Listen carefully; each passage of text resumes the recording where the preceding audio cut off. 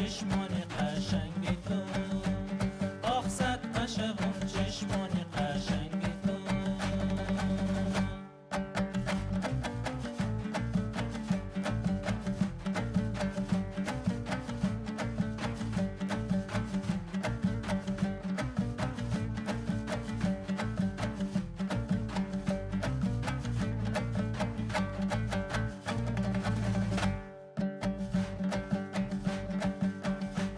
هر جا روم یاد تو در خاطر من است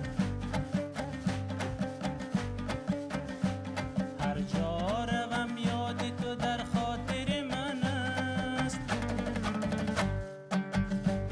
ای وای دلم افتاده در چنگ تو ای وای دلم افتاده در چنگ تو جان کشته مرا زلفان چنگ چنگ تو آخ صد عاشقم چشمان قشنگ تو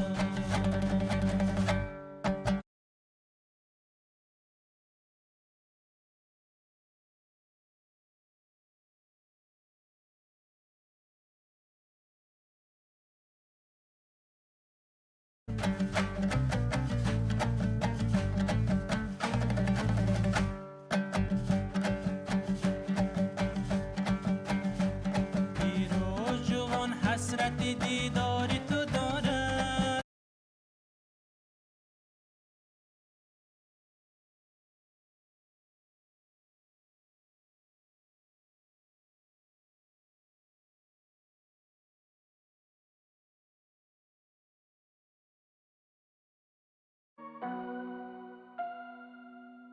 I'm trying to touch the states this time.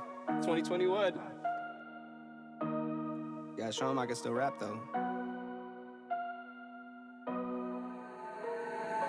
Now I'm in the game, I was on the bench. First I was renting, now I'm collecting rent. First it with the Beamer, now I want the Benz. Spending all the bag like here I go again. Outside says chirp, now the camera phone. Told you I'ma make, keep the channels on. Why you acting different when the camera's on? Why you acting different like your paper long?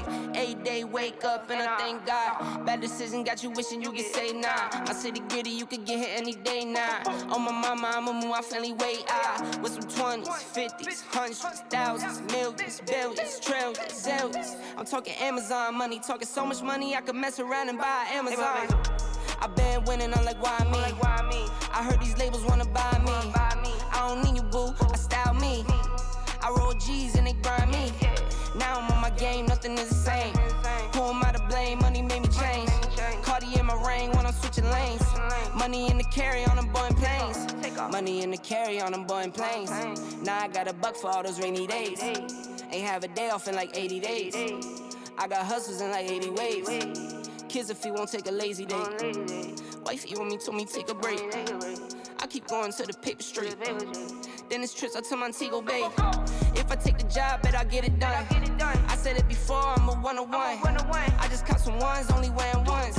Fornicate the funds, money made me calm. Diamonds on your neck, bet they on your neck. You want that watch, you better rock a tech. You want that chain, you better cop a vest. You want the check, but can you make it stretch?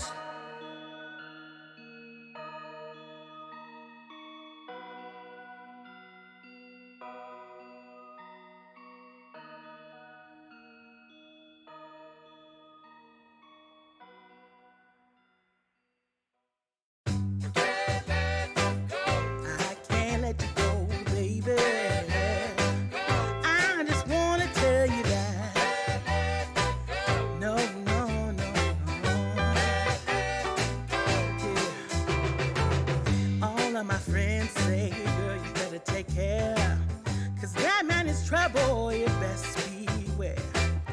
And though deep down I know I might be headed for teardrops, now that you got me started, I just can't stop. No, no. 'Cause I love you, baby. I can't let you go, baby. I gotta tell you that I won't. I've been looking for love so true. When I was down and out, along came you. Though you might be a liar and a cheat too, I just can't quit you now 'cause I love you.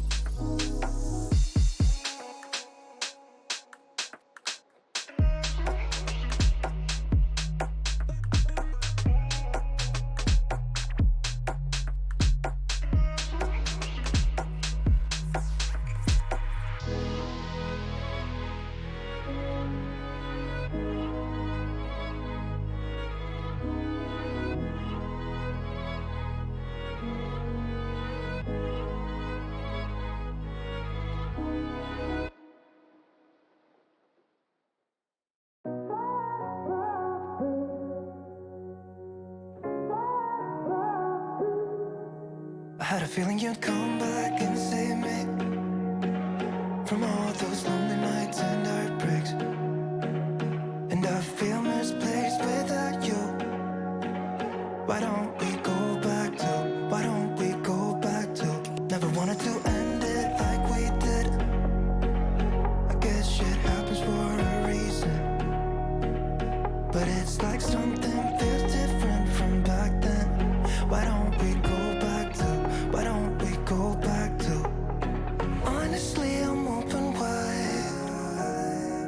I don't feel like waking up without you by my side. I still see your silhouette. Why don't we go back to, why don't we go back to your bedroom?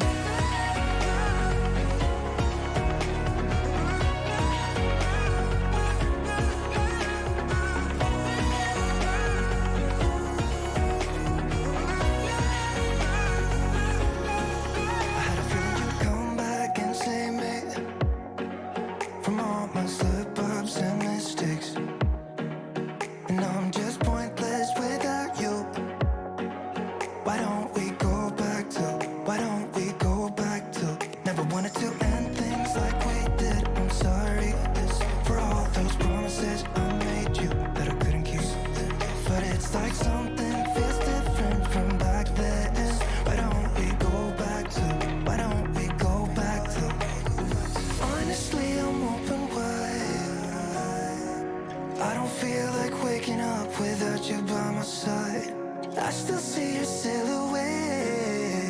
Why don't we go back to, why don't we go back to your bedroom?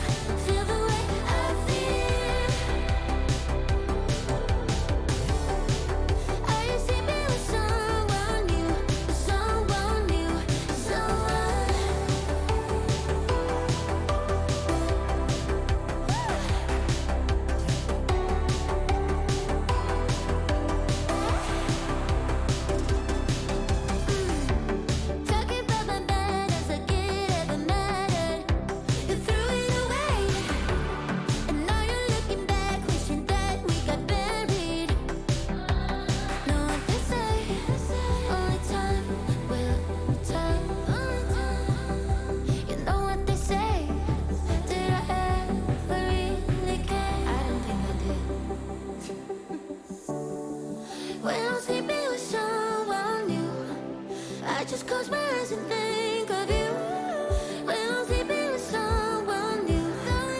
I can't help myself, I wanna get you. Still feel the way I feel when somebody calls you mine. Are you sleeping with someone new? Someone new,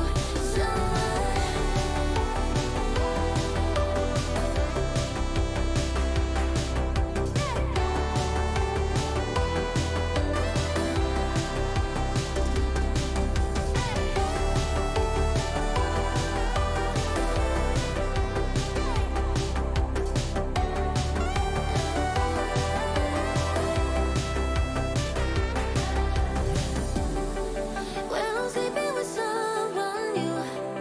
I just close my eyes and think of you when I'm sleeping with someone new.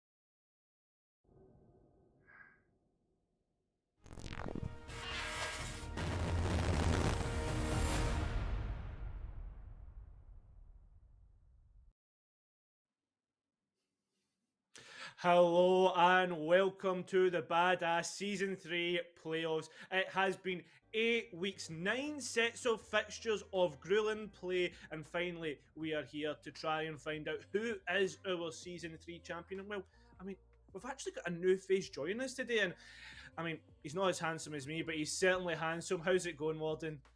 It's great. Great to be here, Caro. It's always lovely having the opportunity to cast with you, you fine Scotsman. Do you know what, Warden? It's been absolutely amazing. I mean, we've only got to cast a few times. I believe I think it was ESA we were casting together on, and it was an absolute blast. Yeah, and I can't wait. We're finally in the playoffs of Season 3, and well, I mean, first match we've got up here. It's Team 9 versus Ludens. Yeah, I think it's going to be a classic battle of loose versus structured. And I think it's going to be a right corker to see who takes it. Yeah, without a doubt. I mean, obviously, 9, they really did have a slow start to the season. I think they got beat twice, and everyone was thinking to themselves, come on, these guys are just not going to live up to the expectation of the roster. And then slowly, as the weeks went on, you slowly started to see that loose style come through, and them actually starting to be a little bit, how would you put it, cohesive in some sense, but at the same time, so you've already said, they're a bit loose in their style. Yes, and then we've got Ludens on the opposite end of the scale, who are obviously a little bit more structured, and it's the same roster. They've been together since season 1 of Bjorn, and the first season they came third, second season they came second, so by escalation, maybe we should see them take first this season. Well, hopefully, we'll need to see anyway, Warden, but something that we do need to see is see those rosters and see who actually is going to be playing in this matchup. Obviously, the two sets of players coming straight up onto your screens here. So I'm just going to talk through Team 9 first. Reich, Aztec, James, Inub, and for sure. Right, Warden, what I need to talk about here, Reich and Aztec, these two players are honestly some of the best that's going about in the uni scene. We've got Reich, who's played with Null. He played in towards the Yukon 2 season last season. Aztec, he's been playing on Neo Citadel, who I think are two-time NSC champs. So obviously they've got a bit of quality in their team.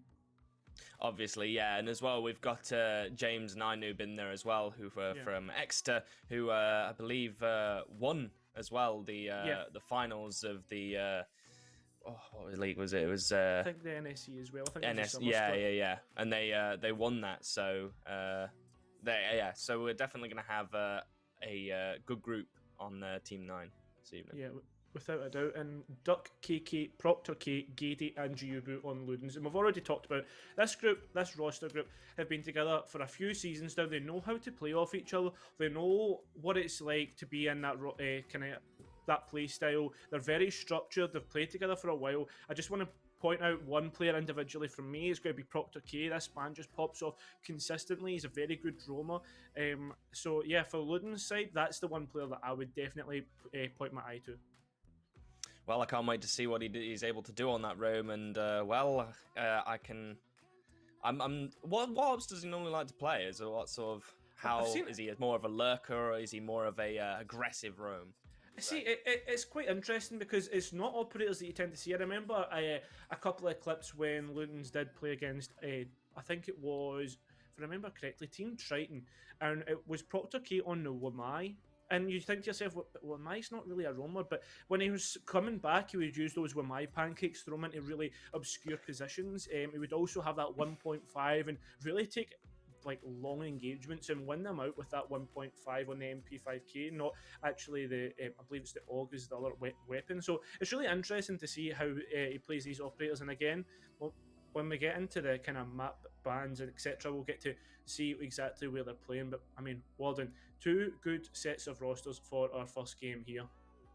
Yes, definitely, and I can't wait to see what they do. One thing I am confused about is pancakes, Cairo.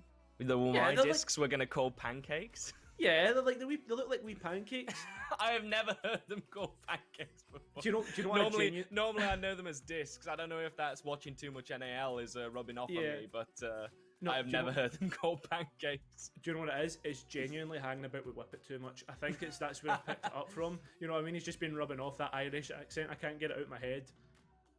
Yes, well, yeah, always has a tendency to do that, doesn't he? Well, enough about Whippet and more about the this game, what's coming up. Well, before we get into the map bans, I had a little look in, obviously, at the history of these two teams, and I wrote down a couple of notes about what they like to play. I mean, I looked at Nine. They've played on like the kind of staples of Oregon, Club, Cafe.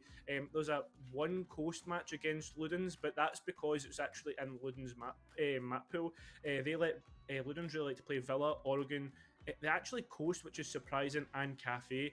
So looking at that, I mean, they do have similar map pools in the fact that they both play Oregon and CAF. So I'll be expecting maybe to see them when we're going into this map bans. But again, one thing that we need to pop out was we did see Nine play Lockdown Ludens yesterday in our final set of fixtures. And it turned out that it was actually Nine that came up on top on 7-5. But again, this comes into that whole argument of loose versus structured, Warden.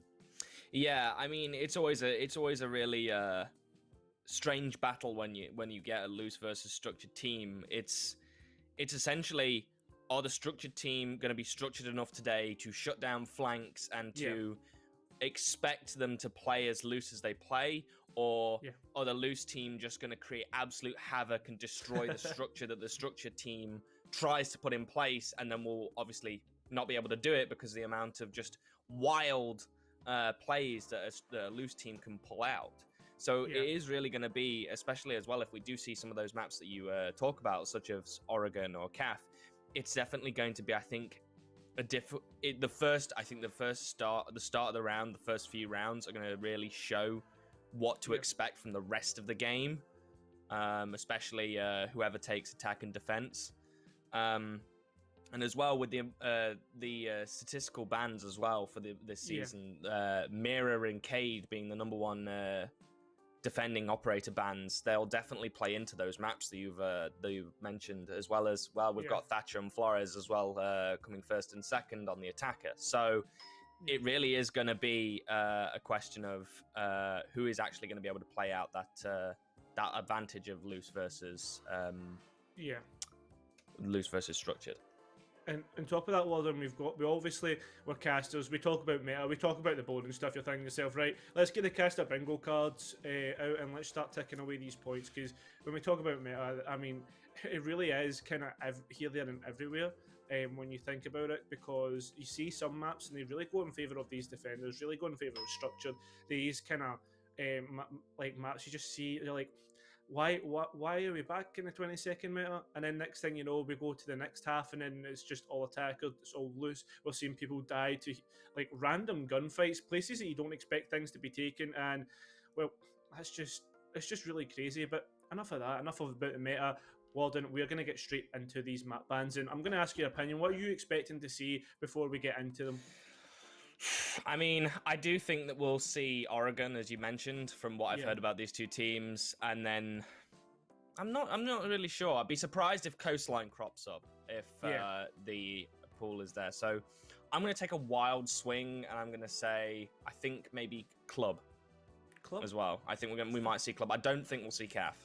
Yeah, see, it's interesting. I was actually expecting maybe a Chalet because it kind of plays into both teams. If you think about it, obviously Ludens are not really wanting to chance it. I think if I remember correctly, they played Triton on this in the kind of final last season, and they didn't do too well. Oregon and CAF coming out as our first two picks. I did identify those as two maps where both teams are quite happy to play on.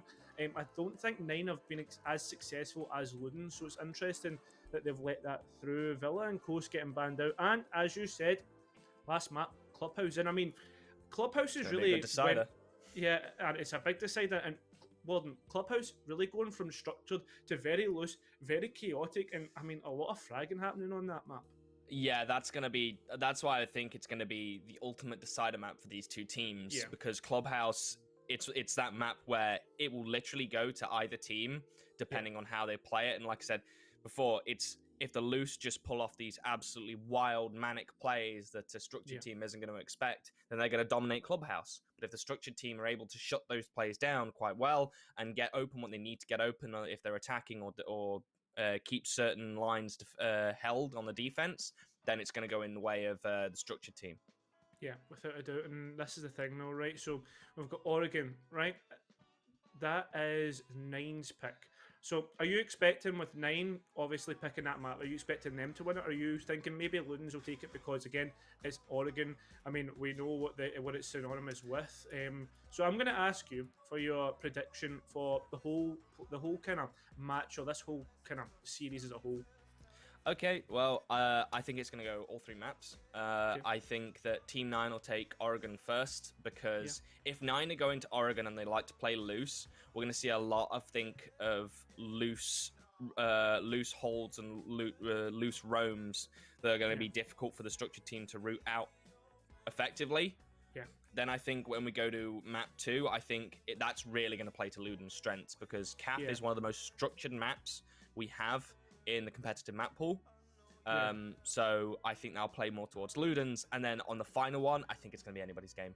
It's really going to be who's going to show up for that final map, who's going to say, I want this more than you. Yeah, exactly. It's really interesting. It's good analysis there, as we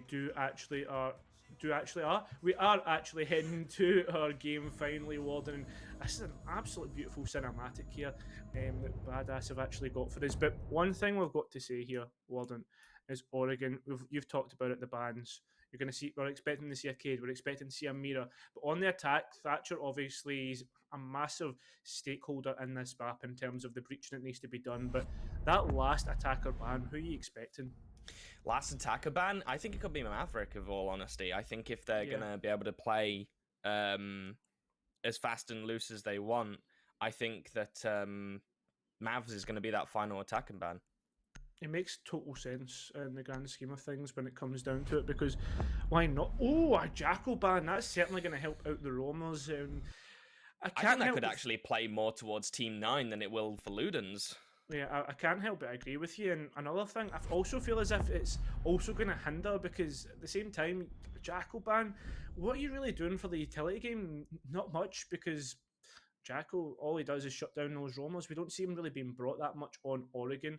Mira, obviously that first ban coming out for the defender, for the attackers.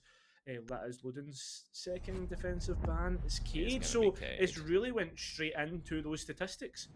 Really has. It's played into them quite well. The only obviously random or sort of off statistical pick there will be the Jackal. He has been. He has got a 12.9% ban on attack, so it's not like too uncommon, but it is more off than the others, obviously, because Mav is third there with 25.8%. Yeah, I know. It's just, I just feel as if it could have been a better banner on the Jackal side of things. There's just so many more operators that can really make a hindrance, but at the same time, Ludens, they are on the attack. They don't want to hinder themselves too much. They want to gain as much as they can on Oregon.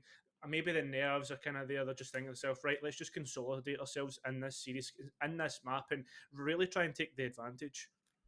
Yeah, we're going to see as well Team 9 choose to go for the sort of more standard approach, and they're going to go to the top floor site to defend first, with the Bandit coming out to be able to trick that Master Wall door as well. Sorry, Master Wall and the attic wall as well. Inoob as well bringing that mute, so he's going to make Intel an absolute hell for the for Ludens to actually be able to pick up any of those positions from 9.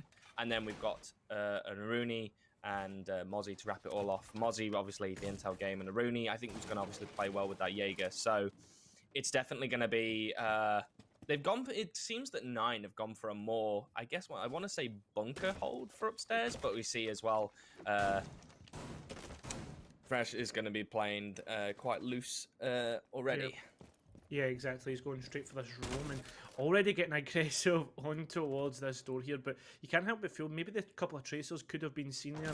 Ludens are really taking their time to kind of scope it out. Unfortunately, not being able to pick up that frag, and already we're seeing signs of 9's aggression. Yeah, he's unfortunate. It was really unlucky for him to not be able to find anything there for sure.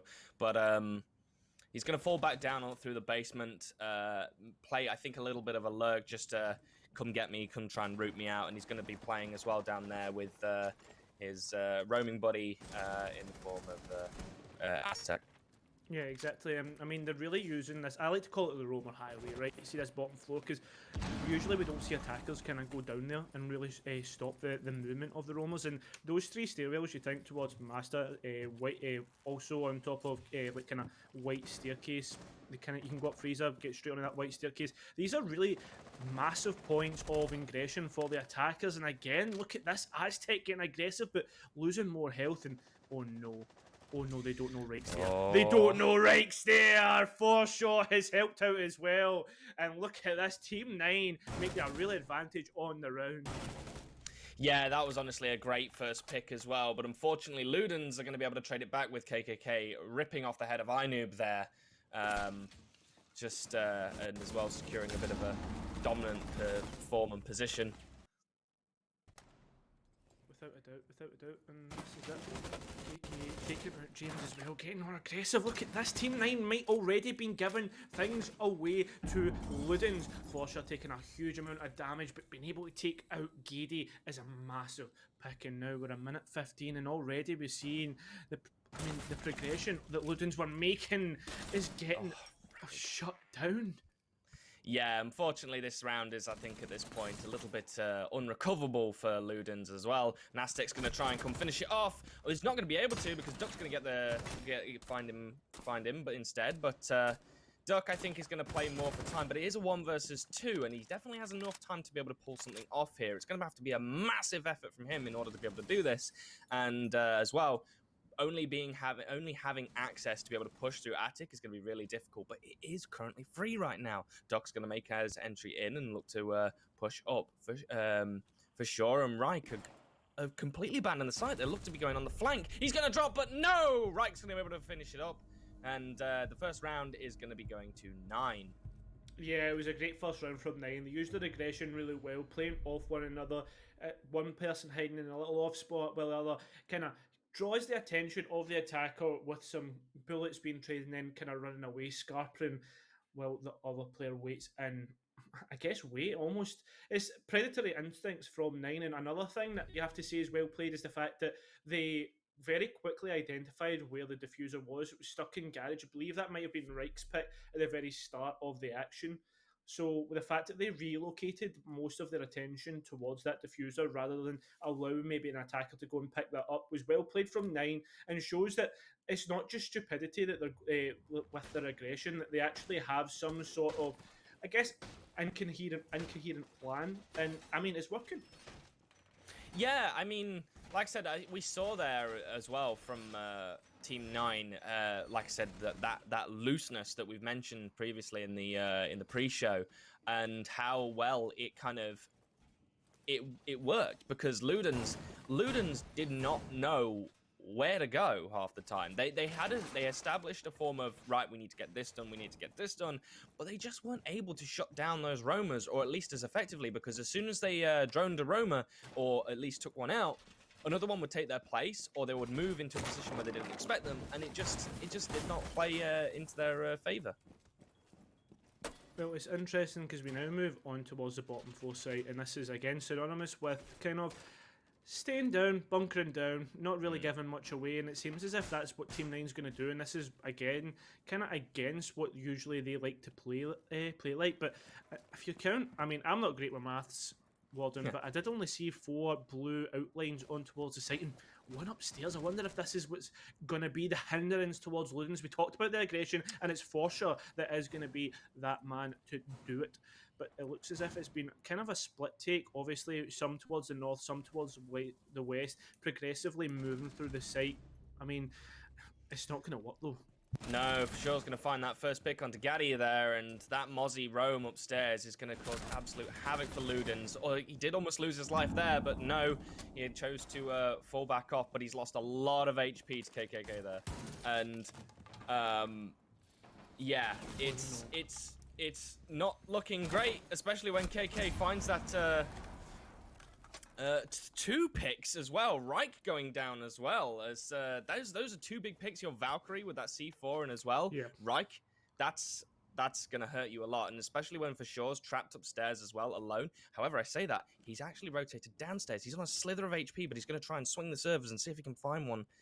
Find anybody. Someone is on the drone though, but do they know that Duck's holding the line? They don't, and Duck's gonna find him for free, and he's gonna get put in the dirt. And it's now for Team 9, a 2 versus 4. So this is going to be really difficult for them to recover. And as well, there's still a minute left on the clock.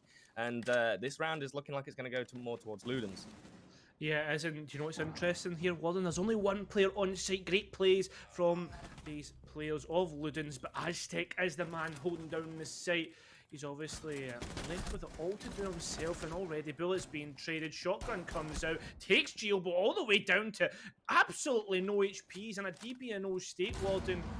And with only 1 HP and a dream, can he win this one out? Nope, Duck will win that, and well played by Ludens. They started doubling up, they didn't give away too many picks. Yes, Forshaw was able to get the first one, but when you start to see these players actually double up and start to play together again, one player droning while the other player holds any sort of entrance, that's where Ludens start to play well, and that was it. They were just almost feeding bodies to these players. A great shot, again, through the barricade to take out the Valkyrie, but I mean, the Mozzie of Forshaw and Reich just giving easy picks away just wasn't the best idea, but they will retry that laundry and supply room site. Yeah, that was, I think, a little bit unfortunate there for Team 9, because I think that their idea was, I think, strong, but I think their over-aggression sort of was their downfall there. And Ludens really showcasing what a structured team can do on a map like Oregon. They cut off that Romo upstairs of, I believe, who was it who was roaming upstairs? Was it Forshaw, wasn't it? Yeah, Forshaw. They cut him off.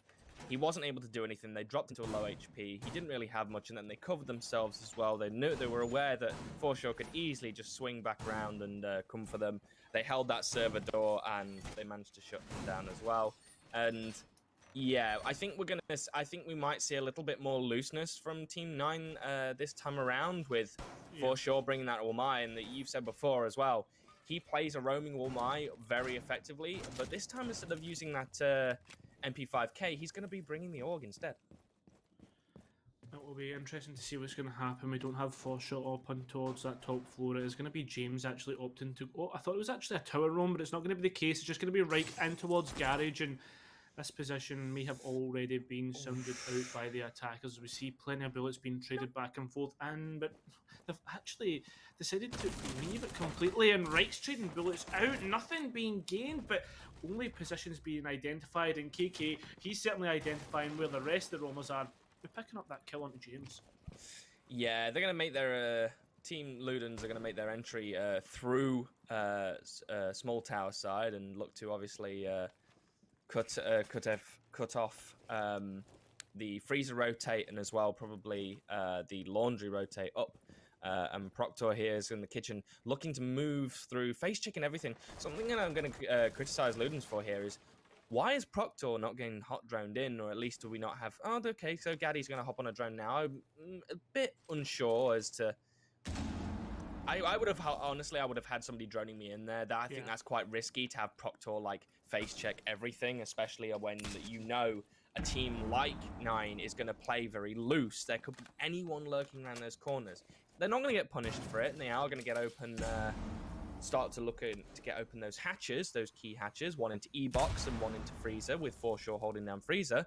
But it's going to be quite a... I think we're going to look at quite a big tower push with maybe someone trying to sweep through Freezer here. Potentially, and this is it. I mean, I don't know if you just noticed, there was actually a Valkyrie camp in towards that meeting area, so obviously it looks as if Nine have the information. They're going to pick up the first frag when the push comes through. Forshaw picking up a double here. That one, really popping off with the AUG, and Flash is being rained out, utility being used, and Ludens are almost looking as if they're a little bit lost. The execution hasn't came through just yet, but with Giobu, with that diffuser, they're going to need to try and get that down. I think that's going to have to be the win condition for this round, especially when you still have Forshaw in this corner and Freezer not getting picked up. Warden not getting picked up. I don't know how Duck. That's really unfortunate that Duck managed to miss those shots onto Forshaw, because, well, he's gonna cause absolute havoc for when they want to drop Freezer. And with only 30 seconds left as well, with Aztec being down, it's very possible that Ludens could flip this round on its head and take it for themselves. Protractor battling desperately with Reich on Pillar. Reich is going to hold it down as long as he can, and he's doing a fabulous job as well, with only 15 seconds now left for Ludens to make their push in. Gio's going to find, for sure, Reich's going to get the trade back onto Proctor. It's 3 versus 2 now. Ludens desperately trying to get onto that site, but no! Reich's going to shut it all down! And able to take them around for 9. Right, really popping off when it needed to, and we could see that Ludens were starting to get back in towards that round, but it was all down to the players on the site. A few big mistakes there from Ludens, though, dropping the hatch when really it wasn't called for. I was really questioning why that was. I didn't want to mention it in the round because, again, maybe they had information that we don't know about, but it really showed that was going to be the hindrance at the end. And, well, Warden, 9 again showing us that they actually can pop off, they can hold down the site, they aren't just these loose kind of, I guess you could almost say, monkey style plays. They actually have an idea of what they want to do, and they're executing it to perfection so far. Yes, we saw them lose that second round when they were defending the bottom floor for the first time, but so far they are doing really well.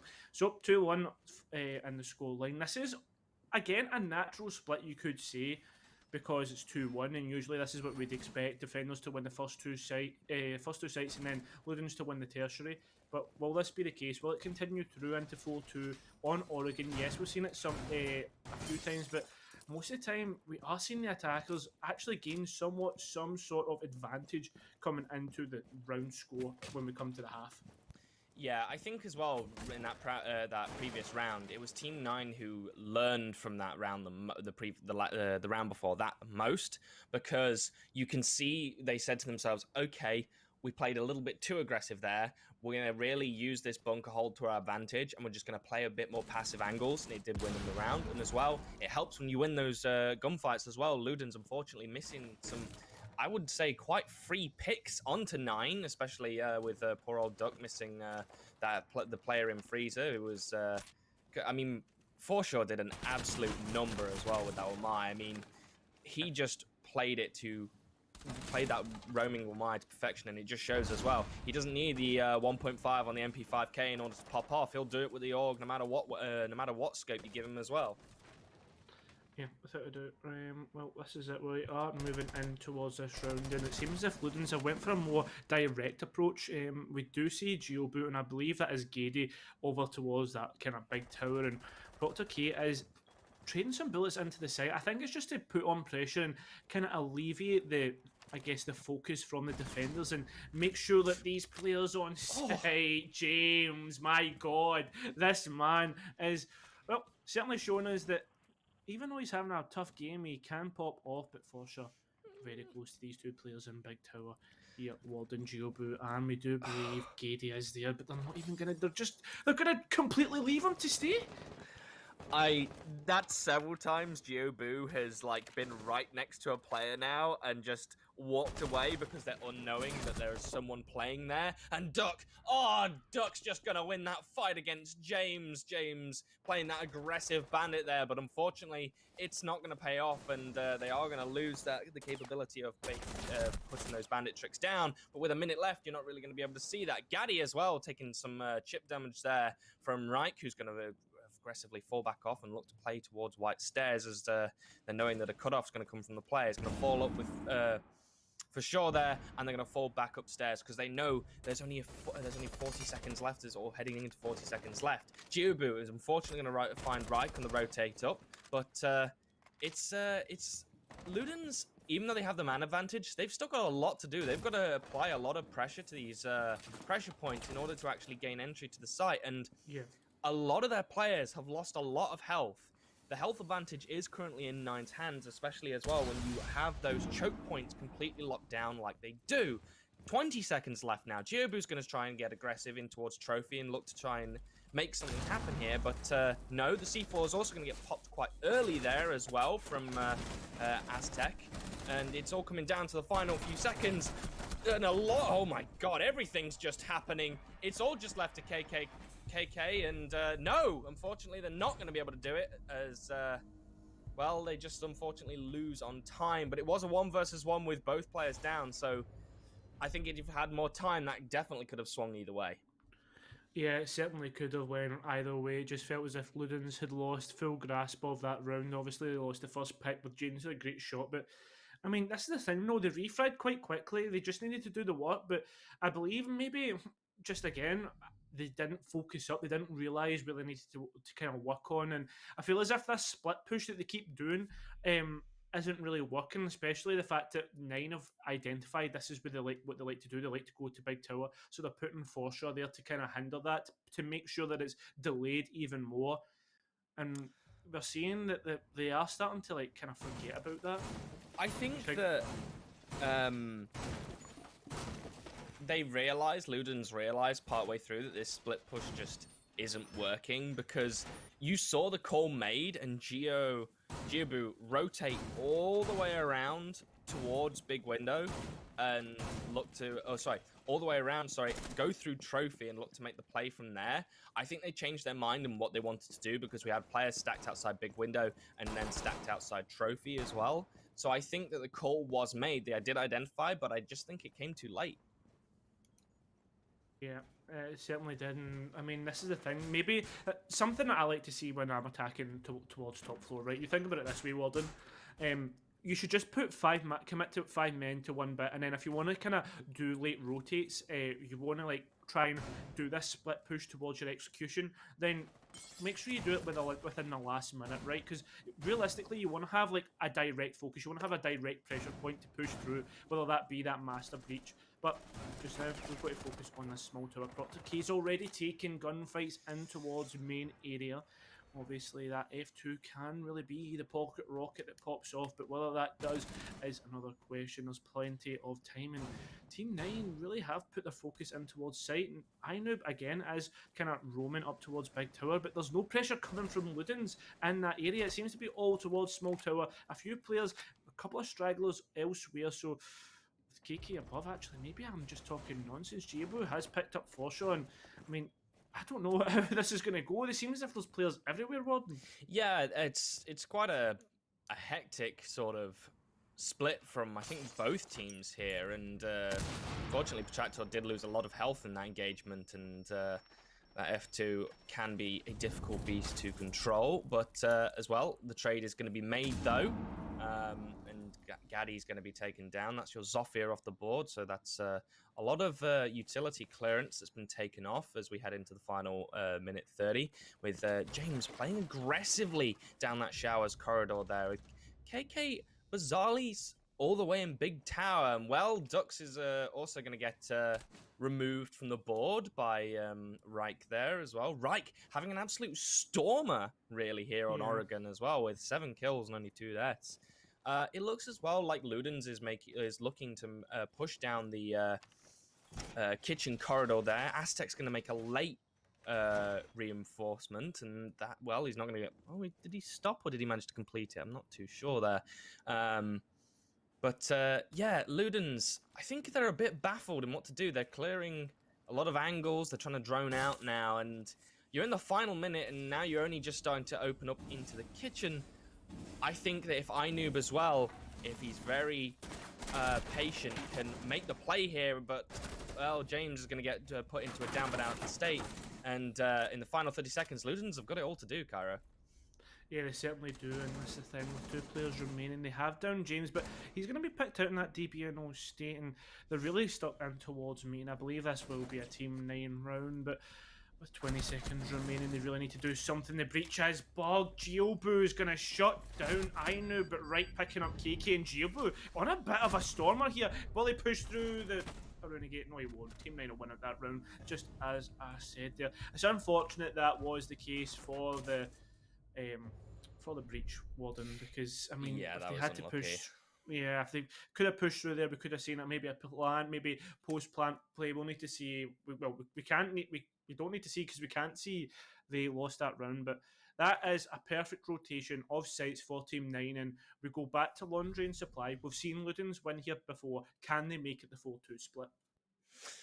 I think they can if they play their cards right, because they've shown that they're able to shut down Team 9 before on this site. They have won it previously.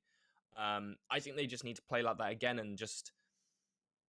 I don't know, I guess they look really confused right now. They're not making, I guess, as structured pushes as you would want them to make for a structured team. I really think that, what we spoke about earlier in the pre-show is starting to occur, because Team 9 are making these wild plays, and their constant movement around the overall map is constantly putting Ludens on edge, and you can see that because they are face-checking everything, regardless of whether it's been droned or not. So it's that fear of, is someone around the corner, because things change really fast, and we know that 9 are capable of getting places before where we just don't expect them. And I think it's really starting to play into Luden's mental, and they've really got to focus down on, okay, we're going to make this push, we're going to push from here, we're going to push from here, we're going to lock everything off and provide a lot of cover. That is how they won previously, and they need to do that again if they're going to take this round. Well, they are very close to making us a 5-1 split here, Warden, and really taking more steps closer to winning this one out. It's 4-1 in favour of Team 9, and Ludens, they're going to be scampering, they're going to be worrying, can we get this round? Can we actually go forward? We have obviously won before, but can we win this one? Because Team 9, they really adjusted to us. Well, it looks as if they're not going to change much up here as they are pushing towards the west. They're watching to see if anyone does push in from Dining. That was previously where Team 9 like to roam, like to put pressure from, but nothing is really being met here. I don't see any blue outlines. Right, again, is up on towards Tower Stairs, but it seems as if 9 have really switched up their focus, really realised what Ludens are all about, and realised that, I mean, I guess Team 9, they're just better to bunker down. Yeah, they've, like I said, they've really kind of played into their mental, and it's definitely shown, but that's going to be a really influential pick, I think, with Proctor finding For Sure there. For Sure, who's played such a great roam game as well with that Wamai, is going to go down. I'm not sure how many discs or pancakes, as you called them earlier, he's going to take with him. But they're going to go down nonetheless, and that's definitely going to be a bit of a confidence booster here for Ludens as they start to do the work that needs to be done. Again, opening those hatches, but they haven't seen Reich yet. Reich's moving up those freezer stairs, and I think as well, they have noticed him. The drone noticed him in the final second. That could have been big from Reich, but unfortunately it took a little bit too long, just because he was very aware of them holding server previously as well, so it's and now he's just scouting at that hatch, but he's not going to be able to find anything. No, none of Luden's players are going to play into it as we enter the final minute. Proctor just holding the angle all the way through Laundry into the site, and as well trying to hold above that shield. Reich is as well holding Freezer, and Proctor again is going to find another, and Reich's going to get the trade back onto him.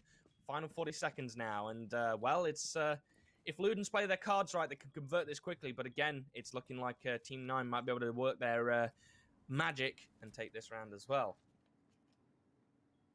Well, we have seen them work the magic so far. It is 25 seconds left and plenty of time for these attackers to actually really manipulate the site. Plenty of bullets being traded back and forth, and I believe Jobu's position has been given away. We did see that in the bottom left corner. Ainoob holding down the entries. That's 2 great kills. Reich's popping off. Lune 9 was ready to take it 2-5-1. They do so just like that, and Ainoob triple on the round. Their Warden, they really popped off when it came down to it. They held down the angles, they played off spots. Ludens didn't check where they needed to check, they didn't drone where they needed to drone, and well, when you allow T9 to manipulate angles like that, then you'll just see stuff like that happen. But now the roles have switched. We now see Ludens move on towards Laundry and Supply for their first round on this split Warden. But can they answer back? Can they actually maybe dislodge 9? Because again, attacking versus defending, it really is completely different, because you need to be more cooperative with your team. You need to be communicating a lot more. You need to really look like a unit. But as we've already said, 9 like to play loose. It's more individualistic. So will those individuals be picked off? Yeah, I mean, it's going to be a difficult one, I think, here as well for Ludens, when you've lost as well to a 5-1 advantage. You on Oregon, you really want to see that 4-2 half come up, and Ainoob just switched on and just had a huge round there. That was in firmly in Ludens' hands, but Ludens just stalled out. They just stalled out when they were doing some of their, like you said, they stopped droning, they stopped doing a lot of the work that needed to be done that could have converted that to an advantage that would allow them to win the round. And I just can't fathom like what's going wrong here. See, the thing is, though, when we look towards previous seasons, Ludens were definitely a very passionate team. They like to scrim a lot. They like to put in a lot of the work, a lot of the hours that we needed to put in as a team. And the question I'm asking is, I'm not too sure, but have they been putting in hours this season? Is this maybe where it's been going wrong? Is this where they're maybe not getting the kind of benefits, the dividends of their practice? Because, I mean, how can you get dividends out of practice if it's just not happening? But we'll need to see how it goes. They have went for the bunker down site. I mean, I guess it's more of the safety option. This is one of the sites that hasn't been affected so much by the meta, where it is somewhat defender-sided. But whether that is the case, we'll need to see. They have set up a lot towards blue, and 9 are playing into that. So we'll need to see if this can hold out against the push that will inevitably come through. But so far, all we've seen is 9 win most of the gunfights, majority of the gunfights, and that's definitely come into it when you look towards the scoreline of 5-1. Yeah, it has, and I think the reason why they've gone down to this side as well is a confidence booster. You really want to get this round now. If it goes to 6-1, then that's going to really hurt you. You definitely want to get that first defensive win, and you want it to be a confident one, and Basement has the capability of doing that. Jobu's going to be playing close to this double door, and well, I think he's going to try swinging it and see if he can find anything, and he is going to swing, and he's going to find 2 as well! That's basically shut down the attack from Team 9 with only 1:30 as well left, and you've lost your your only kind of major hard breach. It's going to take Mav quite a bit of time to open up those hatches as well. That's 2 really big picks there from Gaddy. That was really well done. Yep. Certainly that Jaeger has really popped off, and now we're seeing Reich trying to regain this diffuser, but remember there's lots of crosses, lots of available men looking towards this position, and Ainoob and Aztec could maybe catch a few of them off, but well, we've still got time to see if that comes through. There is a ping coming through towards Gary's position. Jobu close. That maybe their focus has been taken away, and Reich could potentially sneak in there, but doesn't seem as if it's going to be the case. They really are stalling out Warden. and Proctor K will get down by a nade. It's slowly getting worse and worse, but can Nine answer back? This is the thing, they're doing lots of damage towards Gady. Briggs been able to get close to the diffuser, but Giobu with his third on the round. The push needs to come through as Aztec picks up one. Giobu dropping back in towards elbow. And Nine move. What is happening? What is happening? Ludens have just fell apart and KK stuck in towards Jana. 10 seconds for these two players to swing. All the bodies have got. They don't need it because Ainu can come from behind with the SMG-11 and pick up that frag. They knew his position. All the bodies just dropped. It was confusing. I was confused. Everybody was confused on site as Nine just popped off. They just lost all their gunfights. I mean, the work that was being done by the Maverick there was vital. If they hadn't have got open E-Box hatch, because you had Gaddy playing in there really well all round, but unfortunately, I believe it was Aztec who was on the Maverick. Aztec did a really good job there, opening up that hatch and managing to help convert that round. But that is going to be the biggest.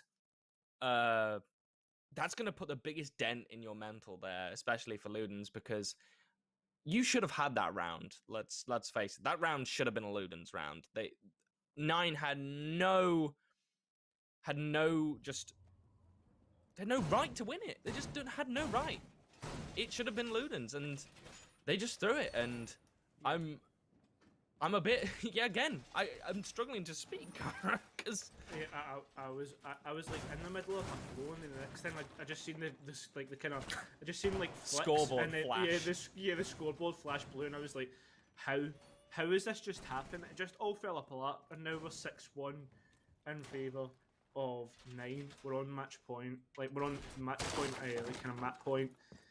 And Ludens, again, especially after the last round, I'm really not confident in them holding this edge, just the sheer fact that literally last round was their round, right? It came down, I think, what was it? I think before the Team 9 kind of backwash was the fact that I think it was 4-2 in favour of Ludens, just before we started to see all the players pop off. That was just before Giobu died. So therefore, you're starting to feel in that case that it should have been Ludens to win, but they just all seem to feed away, give away cheeky 1v1s. Yeah, it was a couple individualistic, brilliant plays, but at the end of the day, Nine you just have to give compliments to Nine at the end of the day, because to pull that back is just crazy. Yeah, it's really big if you're able to pull back rounds like that when you're at such a big man disadvantage as well. And Ainub's going to get really aggressive here down these big tower stairs. He's unfortunately going to get the down but out on Gaddy as well, and he's going to lose a lot of health in the process. But that's a man down there on the board, and Gaddy's had a really struggling game. He hasn't managed to find a single kill this game, and well, if we were on the old scoreboard system, he'd be Mr. Bond himself, being 007, but no, instead he's 070, which is deeply upsetting to see that it's not the old 007. But I digress anyway. That's a big first pick for Team 9, and another big, just crushing blow to Ludens, who... I was going to say previously that they're clearly confident they could have won that last round since they've gone back to this site, but that kind of play there from Gaddy is kind of doesn't really condone to a good one. But well, Proctor's going to get Ainub with a nice little clean headshot there, and they're going to reinforce off elbow, and it's still all to play here for Ludens in the 3 versus 4, but Nine are really clamping down hard here on Ludens. They are starting to lock off a lot of angles. They're getting really aggressive. And with a minute left as well, it's going to be really difficult to be able to hold on to this site. And Duck's going to go down as well. It's up to KK and Proctor in a 2 versus 4, essentially, because there goes Duck. But KK is going to pounce and take down Reich. It's now a 2 versus 2. How have Ludens managed to do this? They brought it back from the brink. Proctor's also helping to bring it back. It's all left to Aztec now. 30 seconds left, and no! KKK is going to wrap it all up. That's brilliant play from Ludens. They really had the confidence there to flip that round on its head. We're going to see it go on a little bit longer, but damn, Ludens. Well done for bringing that back. Yeah, they really did bring that back. And the thing is, though, Nine, they went early with their execution. They went early with their pressure onto site. They went early with everything. And maybe that was what the problem was. Maybe the early pressure, maybe just giving, maybe just not doing the due diligence to actually drone out the site, check positions, and I mean, just make sure that you do all the good things is what really hindered them in that round. Because when they went towards the site, Ludens just started holding down the angles. The last two players remaining were able to win it out, and that's it. Because sometimes all it takes is two players with a great crossfire to win out a round, and that's exactly what we saw. But as you said, Walden, we are a long way away from calling this a comeback because it will go on that tad bit longer. But Ludens, they have no margin for error in this round. They can't make a mistake, Walden. This is the thing. Nine can continuously for 4 rounds straight, I should say, have a chance at winning out this map. And again, with the fact that we will at least go to the tertiary site at least once, you can't help but feel they will eventually win out this map, and it's only an inevitability. But Ludens, I mean, they certainly will not be wanting to give this one away. No, especially I'm a bit surprised as well by Gaddy. Gaddy really shouldn't have played so aggressively on those big tower stairs when I think it's kind of obvious now that they're not really having the best game that they've played, being so low on the scoreboard as well. But I think that Ludens were really lucky there to walk away with that round. I think if you hadn't got the dynamic duo of Proctor and KK in that great position there and just shutting down almost all of Team 9, but they did manage to do it anyway. And as well, Forshaw is going to unfortunately not be able to walk away with any damage onto any of the Ludens players there, but well, they're going to lose some of their own but that could have been really big. Clearly, Ludens not expecting someone to play so aggressive on that kid's window straight away, and especially, well, with it being the Nomad as well there. And, well, maybe if they'd had the ARX, it would have been a different story, but it's not going to be the case. And Reich's going to find Duck as well, and again, we're going to see Ludens give away their first pick. Yeah, and a second as well, just as simple as that. Right, showing his Yukon 2 talent, been able to manipulate Attic angle. You can't help but feel again that Ludens have really hindered themselves, not being aware of the positions of their enemies. And look at this, Reich himself has been able to do so much work just from this one doorway, flinging through frags, using the gun, picking up frags himself. I see two outlining on towards the site. Maybe I'm just looking the wrong way. Right, continues his rampage. Make it 4. Can he find the ace? He looks towards the dorms. Can he find the last player? He knows where Giobu is. He flicks, and it's an ace for Reich. A flawless round on that one, and well, almost flawless on Oregon here, Warden. It was a great contest, but I mean, can you even call it one? Not really. When Reich just whips out an ace and the team get a flawless in that final round, you can tell that they just put the foot down and said, yeah, we've had enough now. We're going to take this. Yeah, well, if you look towards the kind of scoreline or the scores of each player, Reich had a 2.19 rating. You don't see that too often. Yeah, we see like players kind of pop off and maybe drop off towards the kind of later rounds, but Reich just doesn't stop it. And again, like we can see the kind of difference in quality, and I don't mean this any disrespect towards Ludens. They have quality players, but Reich, X Yukon 2 for the moment until we get into the next season. And he just showed why he was in there. Yeah, they really did, because, I mean, he just flicked a switch and just went mental. He just said, okay, I've had enough. I'm just going to show off now, and just shut down so many of Ludens' players there. And, I mean, we've seen it as well, him do it all game. He was playing really off-angle positions with the Aruni, and then just swinging with that Roni and just clicking heads. And, I mean, when you have a player like that decimating the other team. And then unfortunately as well, you've got someone like what was it, Giddens as well, who was Yeah. struggling so much to even find a kill. That's Yeah. kind of big.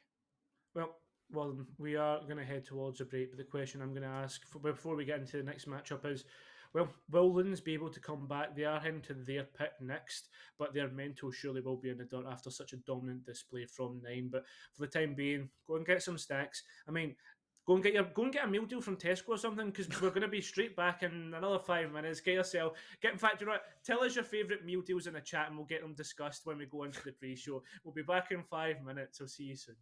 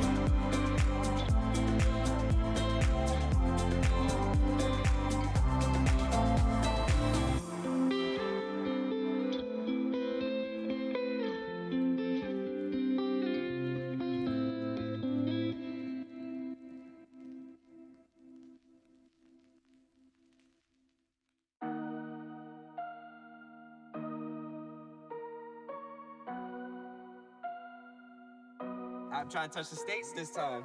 2021. Gotta show him I can still rap though. Now I'm in the game, I was on the bench. First I was renting, now I'm collecting rent. First it with the Beamer, now I want the Benz. Spending all the back like here I go again. Outside says the chirp, now the camera phone. Told you I'ma make, keep the channels on. Why you acting different when the camera's on? Why you acting different like your paper long? 8 day wake up and I thank God. Bad decision got you wishing you could say nah. My city gritty, you could get hit any day now. On my mama, I'ma move my family way out. With some 20s, 50s, hundreds, thousands, millions, billions, trillions, zillions. I'm talking Amazon money, talking so much money I could mess around and buy Amazon. I been winning, I'm like, why me? I heard these labels wanna buy me. I don't need you, boo, I style me. I roll G's and they grind me. Now I'm on my game, nothing is the same. Who am I to blame? Money made me change. Cardi in my ring when I'm switching lanes. Money in the carry on them Boeing planes. They got money.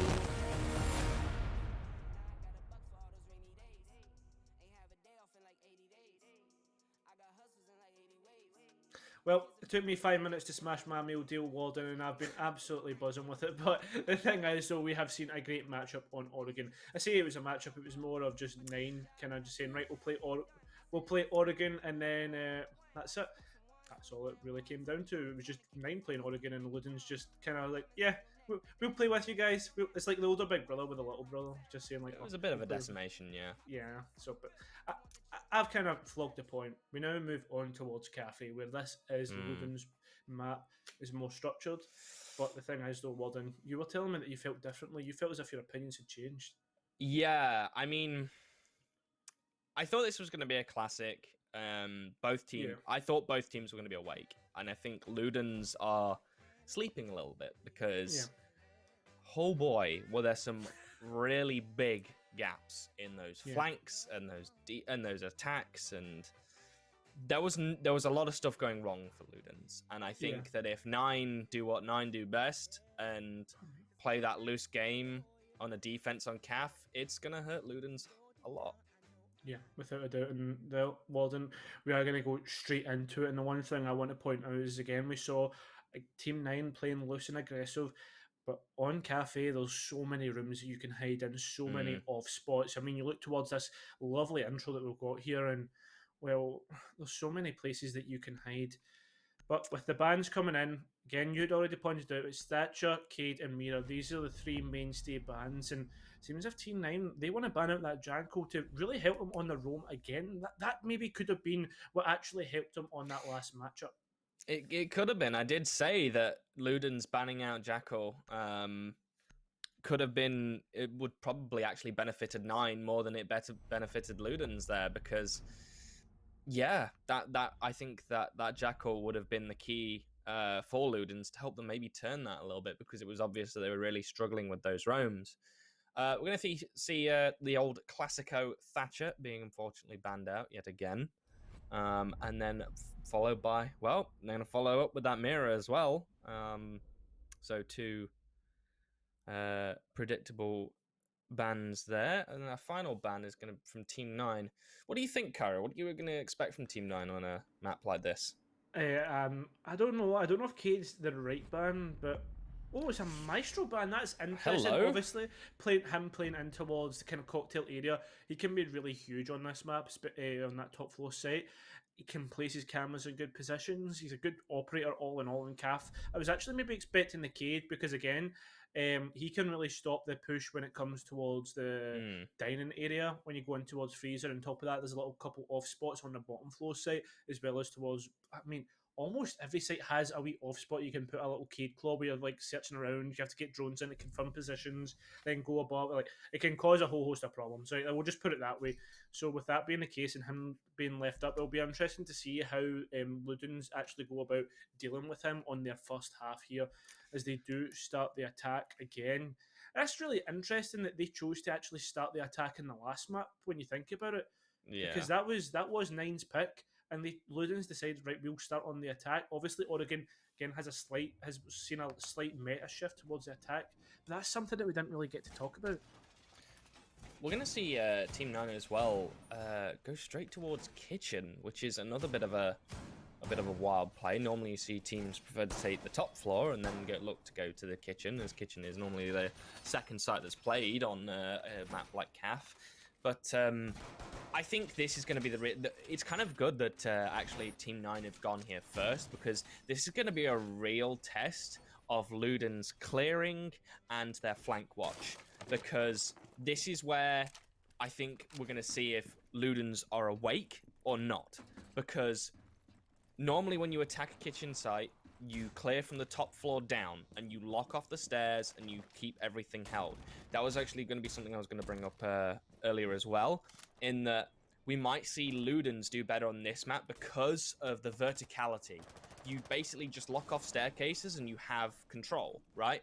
Whereas Oregon, it's a little bit more difficult to do that. We're going to see Reich as well, getting quite aggressive, as he usually does with that Rooney from the window. But unfortunately, Luden, he's not going to be able to find any of Luden's players as they make their way up to the top floor to start clearing. And as well, Tractor as well, going straight in through White. This is a ballsy play.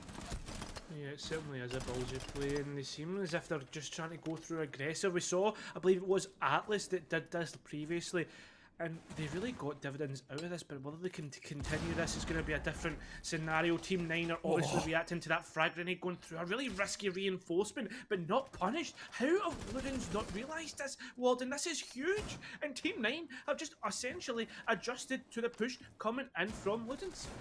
They did it really quickly as well. They were able to lock that off quite so rapid. Like, Ludens, I don't think, can believe what's just happened, because they've been completely shut off and locked out as well. And now they're starting to go, okay, now we've got to readjust our plan. I think the plan was to make a fast push through and see what they can find, and then take some verticality as well. Gaddy's going to have a really intense firefight with Inoob inside walk in there, and desperately going to switch the utility to see if they can flash him out. No, that is the wrong time, because Inoob's just going to swing in and find the kill, and Reich's going to be able to find one as well as James. It's all going wrong as well for Ludens. Reich's going to get air jabbed out, and he's going to lose his life, unfortunately. And Geobu, well, he's going to quickly switch that pistol to see if he can find a kill back onto Inoob, but no, it's now down to a 3 versus 2 with only a minute left, and well, 9 are in full control again. However, Ludens still have some really good operators left on their side, but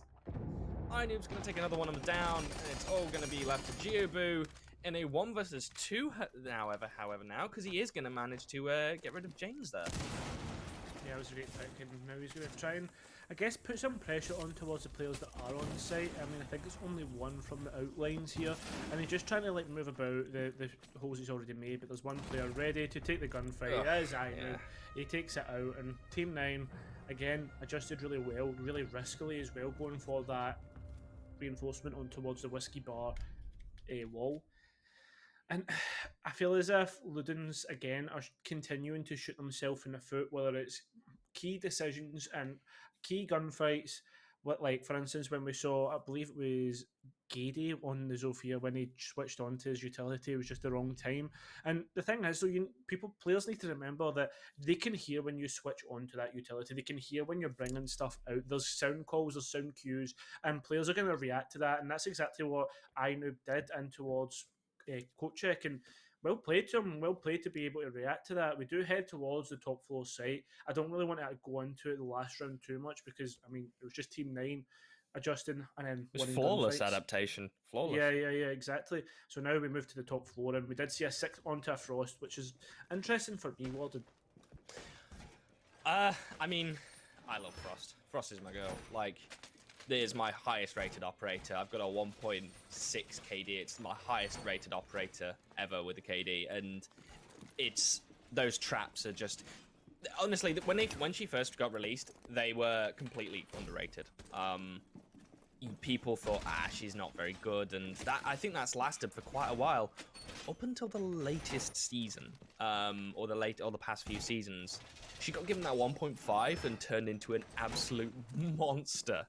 And the way those traps as well were used, because you're forced between a rock and a hard place. You either have to take a gunfight and try and win it before you fall to a frost mat, or get rid of the frost mat, pray the other opponent misses their shots, and then quickly flick to try and deal with the person who's trying to shoot you. And as well, a lot of people just forget that the frost mats are even there. It's actually a really easy thing to do. I do it really often, and as well, the statistic proves as well. Frost mats actually work better on plat players than gold players, because plat players just simply, I think they forget about them more because of the amount of stuff that's going on, or you have to be aware of in Siege. Yep, well, Benji was aware of that run out coming from James, and this is the thing, you're totally right, it is like a U-shape when you look towards the effectiveness of a frost mat. Towards the lower players like your coppers, etc., they don't really know where to look, so again they get taken out by those frost mats. And well, when you look towards the plat players, they've got too much to look at sometimes, and that was a questionable decision from me. Proctor K just destroying hatches, but Ace had already used up the impact. I don't know what was happening there, but well, it seems as if Ludens have decided that they are going to finally go towards this top floor, drone it out, and I mean, guess they're going to have to try and open up towards the Cigar from red. Aztec picking up Gady, a great frag from him. And is that a run out? It must have been a run out to pick up that frag. Yeah, because he's on the bottom floor outside. One thing as well here, I'm really actually concerned about is I don't think Luton saw the frost mats on the drops in. I'm not sure if they've droned them out yet, and well, speaking of not being droned out yet, Aztec is just still down on that bottom floor. He has Benji. Benji was looking for them, but because they were aware. Aztec's going to go for another one. Not going to be able to find it, as well as Reich.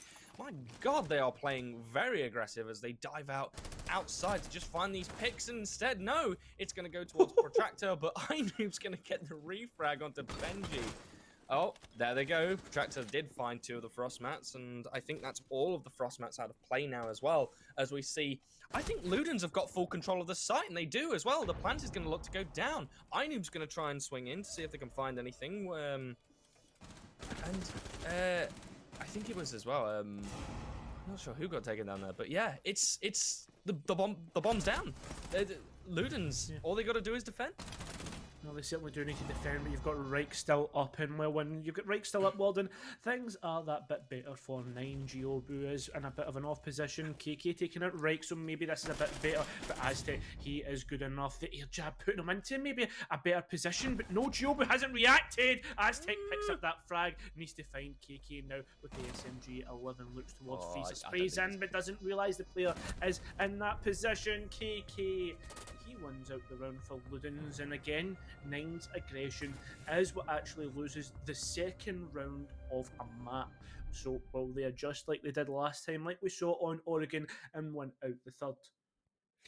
Yeah, but even then, that was really close. We've seen 9 before, like you said a second ago, play really aggressive and then go, okay, that was a bit too aggressive, and then tone it down.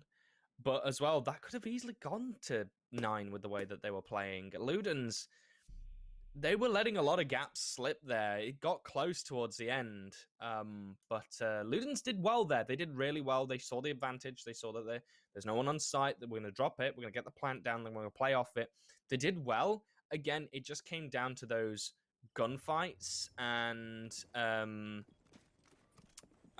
just them not working with each other. I think before as well, we've seen it from Ludens where they're maybe not playing off of each other as much as they should be to deal with these gunfights, because Team 9 are just winning them, and Ludens are struggling with them. But again, time and time again, we see Ludens players just go, I'm going to take a 1v1, and we see them lose it. Time to start playing together, boys. If you're losing that many 1 versus 1s, you need to start looking to use angles and pinches and start locking down those high value players on the side of 9. It's really a weird or interesting when you look towards Ludens, because they were characteristically as a team very structured. We've said it in the build-up, etc., for this game, that we expect Ludens to, if they can, lock down players and really manipulate the aggression. Because if you think about it, right, say for instance you had one dedicated flank watch player, and he was able to pick up the players that were jumping out of windows, then 9 really slowly start to run out of options.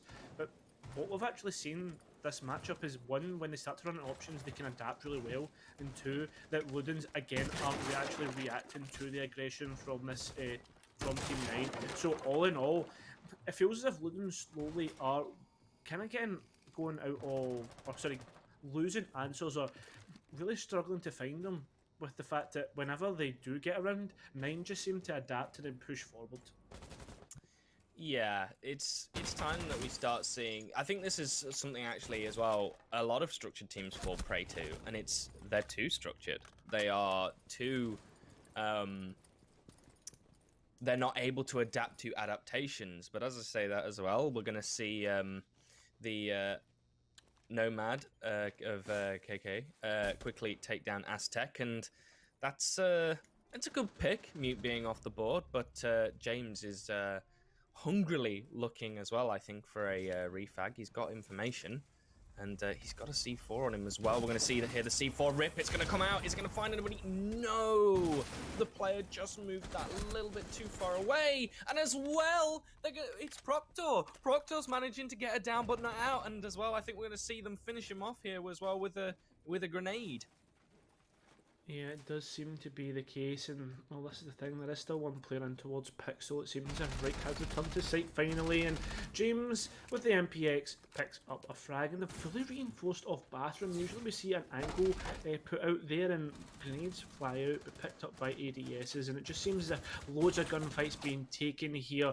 Benji, on towards New Hatch, does have information on where he is because of that black eye that was shot out. But that information has gone old.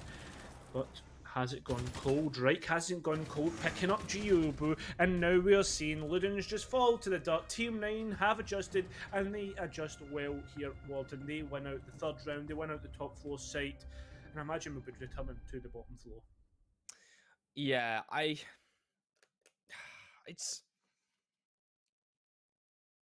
we're just seeing Ludens, I think, move just too slowly. I think that's basically what it is, because Team 9 are being given so much room to either adapt or move. It's one or the other. And if you're going to play as structured as Ludens want to play, you have to also be oppressive in that you have to squeeze and put a lot of pressure on a fast and loose team like this. You've got to force them into making mistakes. And we're seeing Ludens just not do it because they're giving them so much room. So it's like you're closing a net around. I think the best way to describe it. Have you ever tried where you cup your hands and you try and cup something out of water, right? Yeah. And then just as you go sweep under it, it moves out the way. You try and pick it up, it moves. That's exactly what's happening every single time. Ludens are cupping their hands around 9, and as they pick it up, 9 just leap out of the sides, and they just get away with it because they're just giving them too much room. They've got to close it down. They've got to cup their hands a little bit tighter and put some pressure on them, force those mistakes. Otherwise, this type of play just isn't going to work. Yeah, this is the thing, though. Like, they're not making it claustrophobic for Ludens on this map, right? And you think towards it. You think towards Cafe as a map when it comes to like a horizontal kind of push. It's not a massive map. It's not like Villa. It's not like Clubhouse where there's like really big horizontal takes. And when you look towards that, you're thinking, well, you can very easily make it claustrophobic with your repels, etc. On top of that, it's more a verticality map, so you should be really procedurally going down. And they're just the procedures that are normal on this map aren't being taken. Yeah, they're finally starting to do it now on the bottom floor site. Maybe they've actually finally made adjustments, as we do see James slowly retreat after getting a little initial pressure. But the thing is, though, Ludens can't take their time because what we've seen is them stall out very quickly, and I can see this being the case, especially with the roam clear coming out. Yeah, and again, we're seeing Ludens just face checking a lot of stuff that they should have droned out and know is clear. Look, again, people are just face checking stuff, and I think that's where Ludens are wasting a lot of time, and why 9 keeps slipping the net, because they'll drone something out and then face check it all the way through. And it's just like, if you've done your due diligence on your drone work, you should know it's clear. And you should also be in a position where you should have locked everything off anyway, so no one can sweep through unexpectedly. And that's where Ludens are starting to fall down, because I think it's just down to their communication. It's just maybe not as good as it should be. Oh no. And we're going to see a C4 as well from James to pick up Gaddy. Or down but not out them. Yeah, definitely. And not only that, it actually picked up the Cade Claw. So again, that means that Ludens may be able to actually maybe do something here. No! Surely not! Get that clipped. Someone clip that. Ludens haven't just done... They have actually managed to impact charge their own player, and then Reich continuing the hut, picking up another player. Oh, Walden, it just gets worse and worse. I mean, that's a perfect demonstration of what I'm saying here, and why Ludens are losing. Your communication. There was no communication of, stand back, I'm gonna blow this. I mean, as well, you've got a sledge. Why are you using a breach? Like, let Sledge rip up the floor, go breach charge somewhere else, put pressure somewhere else. Stop, don't just cluster around a Sledge. You know they've got C4s, and they're gonna play them to their advantage. And, well, Aztec's going to put us in a 1 versus 5 now. And with 2 seconds left on the board, KK's not going to be able to do anything, and it's going to go towards Team 9, and that's a flawless as well. So, some really now massive mistakes starting to be committed by Ludens. Their players gone from good, and now it's just, their comms must be in absolute disarray. The frustration is starting to show now. Yeah, not only that, though, Walden, right, we've got to think about it from this perspective. On Oregon, you have been slammed 7-2. There's been rounds where it looks as if it's all Ludens, and then somehow Team 9 come out of nowhere and they win the rounds, right? So you're thinking to yourself, right, that's really asking questions of the mentality of your opposition, because you're thinking to yourself, how can you come back from that? How can you really, reset into the next map? And then fair enough, right, we're going into the next map. They've just been beat 7-2. They've got to find the reset. They win the second round, and then blah, blah, blah. We go on and we go forth. Ludens continuously are making simple mistakes.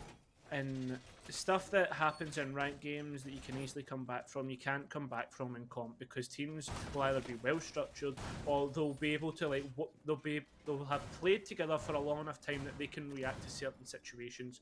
Ludens just aren't showing that for me today. They just seem lackluster. Fair enough, they do have a second life almost in the lower bracket, but the thing is though, Warden, from what I'm seeing so far, it's looking very worrying for this matchup at least. Yeah, it's starting to turn into a bit of a field day for 9, in that they're playing so many. Well, they're just, like we've spoken previously. They're just playing their own game. They are controlling the pace here. They have controlled the pace since Oregon. They know exactly what they want to do. They are, instead of, it's turning into the hunter is being the hunted, because. Again, we've seen just Ludens time and time again look to hunt down Team 9, 9 escape, and then they go on the hunt for Ludens.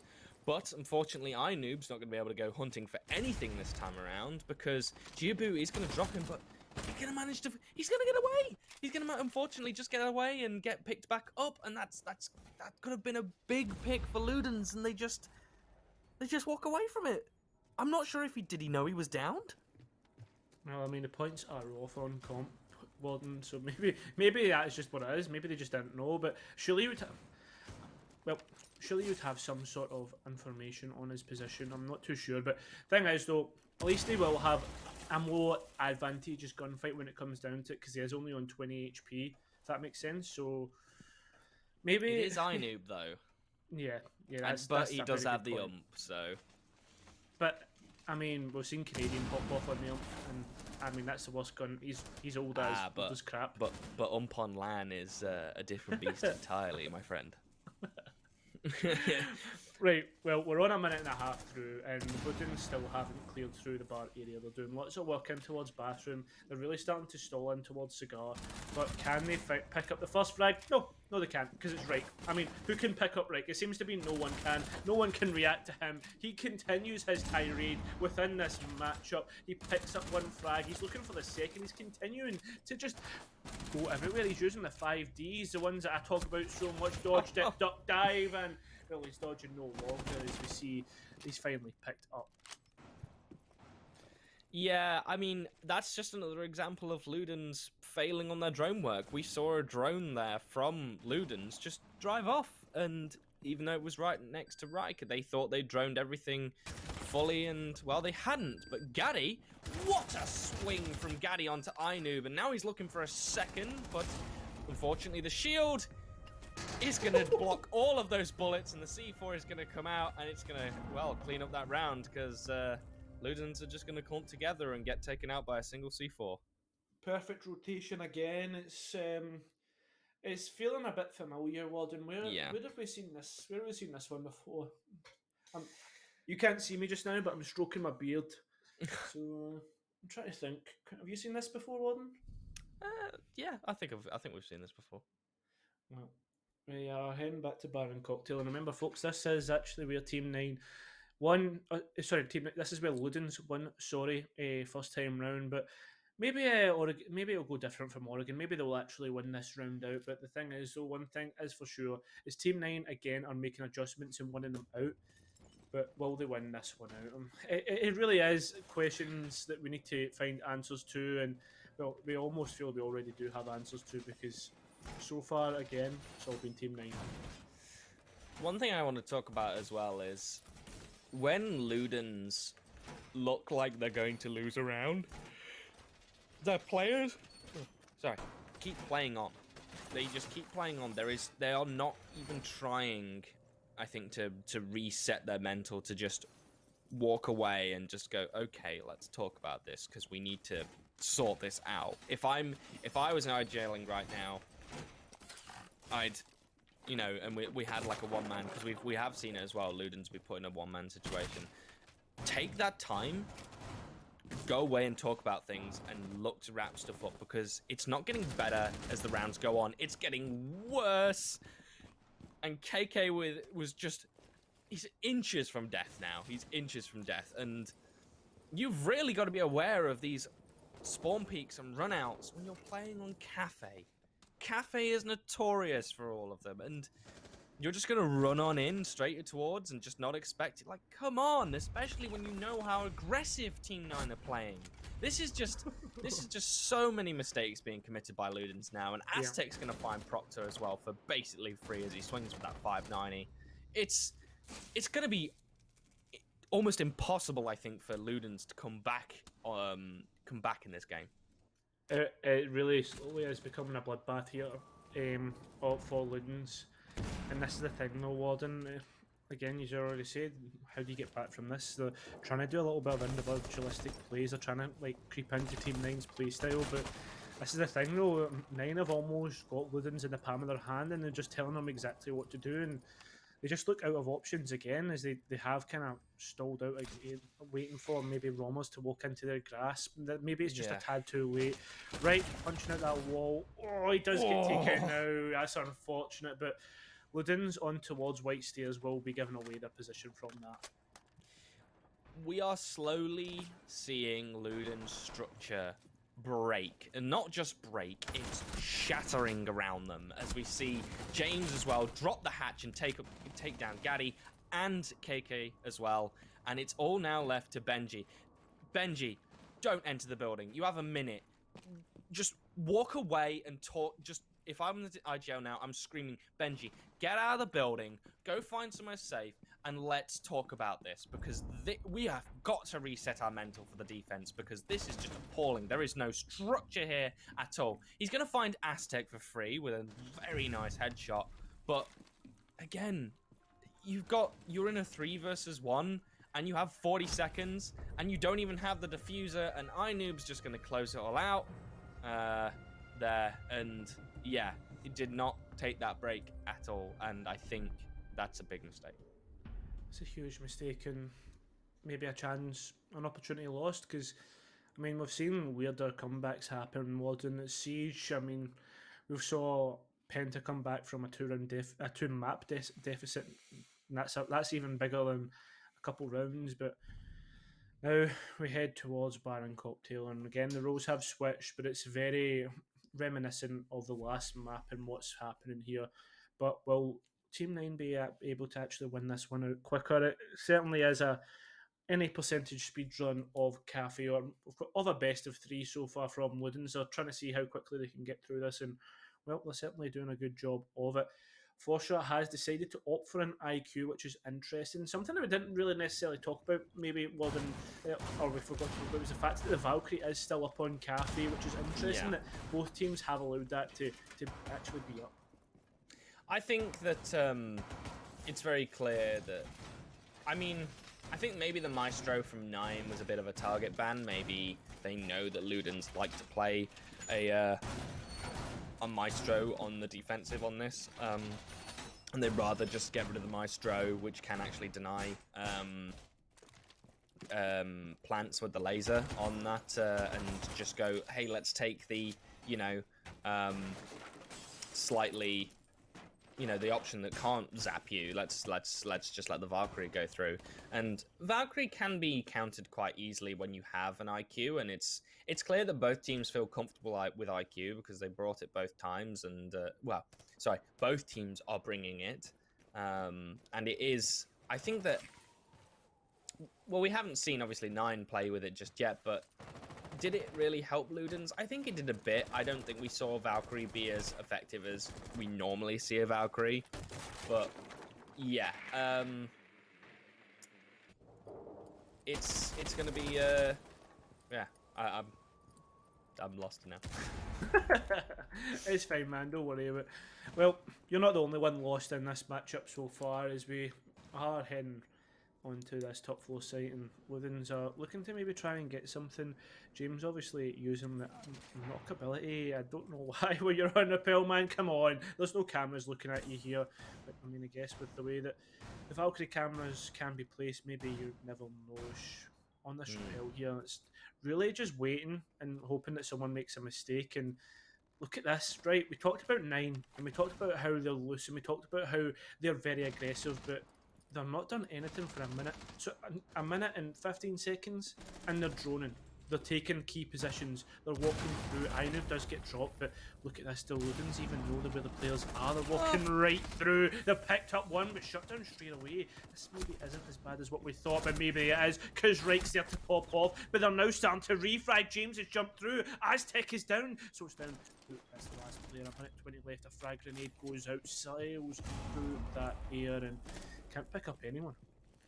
No, unfortunately, James has not been able to find anyone as of just yet, but we have KK and Proctor, and we've seen these two pull it off before in a clutch situation before. Can they do it again? The diffuser is down, so James does have to go recover it. He does have a minute, but those smoke babes are going to come out, and, well, KK has one more left to play as well, and he's not aware of Proctor, who's over on the balcony, who's just going to pick him up and manage to convert the round for Ludens, and that was a lot more confident round from Ludens. That was really good to see, but there was a lot of there was a really massive flurry of trades that came out from both teams there. That was quite impressive. Yeah, well, this is the thing though. Ludens actually played pretty well in that, and they played in twos. Again, I gave them compliments for them doing this last time when they attacked the bottom floor site and they picked up that first round on Oregon when they were on the attack, was the fact that they started playing in twos, they started playing together, working as a team. And, I mean, that's what we saw in the defence there. They were able to win that one out through trading with a man advantage, and at the end of the day, that's what's going to win you the round when it's a 2 versus 1 situation. It didn't allow James to pop off, and fair enough. But we now head to bottom floor, and this is a totally different matter from the last round, because when you look towards the top floor, very intense site, because all the action happens straight away. There's no procedure of having to roam clear as such. Obviously, you can have players working below, but it's not as kind of required to work below, etc. Whereas this round, or this kind of site, is completely different. We need to see how Ludens actually react on the roam, whether they just go for a luck horizontally, or if they actually go for an extended roam all the way upstairs, something similar to an SSG style on towards Clubhouse here, Warden.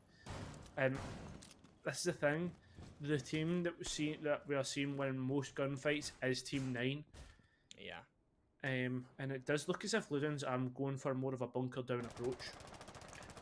Well, another thing to just say as well is Gaddy has finally got some kills on the board, and wow, what a fast push! But it's going to be shut down fairly effectively by Gaddy. But Team 9 are in the building, and they're looking to clean out bottom floor really quickly as James finds Gaddy as well. Another one, a 3 versus 3 already, and we're only 30 seconds into the round, Cairo. This is really fast from 9. Yeah, it's really fast, and you know another thing, they've slowed the pace again. They're really manipulating this to their advantage. C4 ringing out, but gaining absolutely nothing. James still on that 75 HP, and Ludens, they're kind of almost panicking a little bit. They weren't really expecting this. Looks as if grenades are being prepped and nothing going to be netting as it just clips the top of that wall. And again, look at this. Ludens have really taken up key positions here, and will they be able to manipulate this angle here? Players are walking in, and they're walking into the grasp of Proctor. And look at this, Ludens are actually looking alive in this matchup.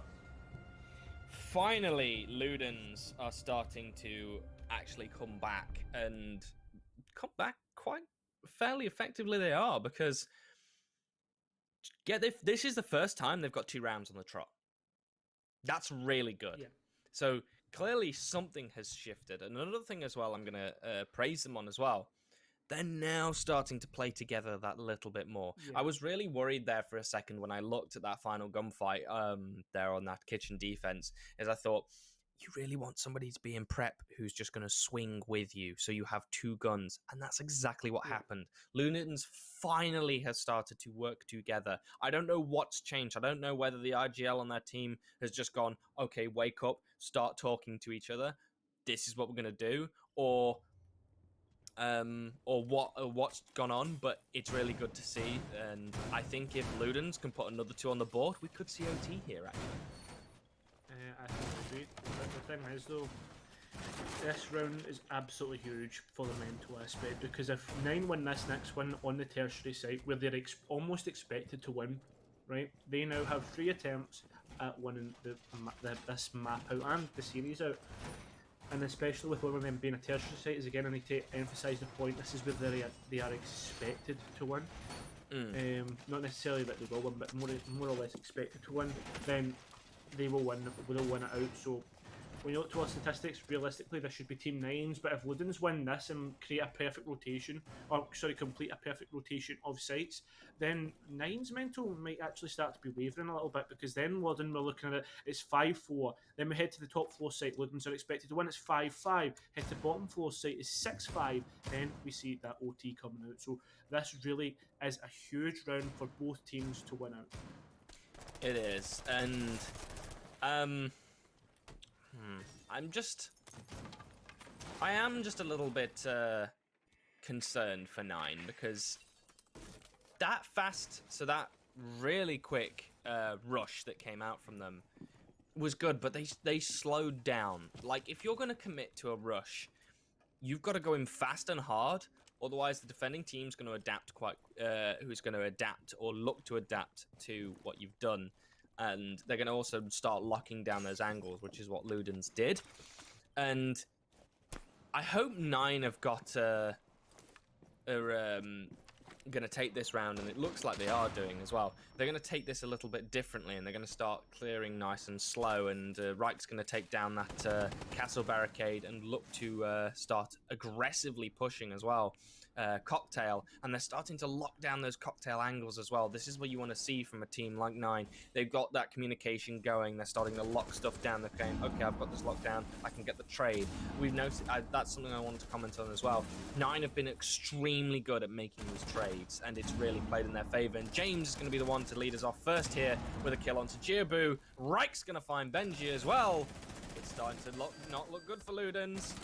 Not looking good at all, but James just jumps in, vaults into sight. That's so questionable. And the fact that the diffuser has been lost, but right, he's going to be able to pick that up. It's down to 2 versus 2, but the 2 players of the attackers are completely disjointed at this moment. They're not together, but finally they meet up. iNoob using the verticality to his advantage. There is a player near, and he'll be identified by those tracers.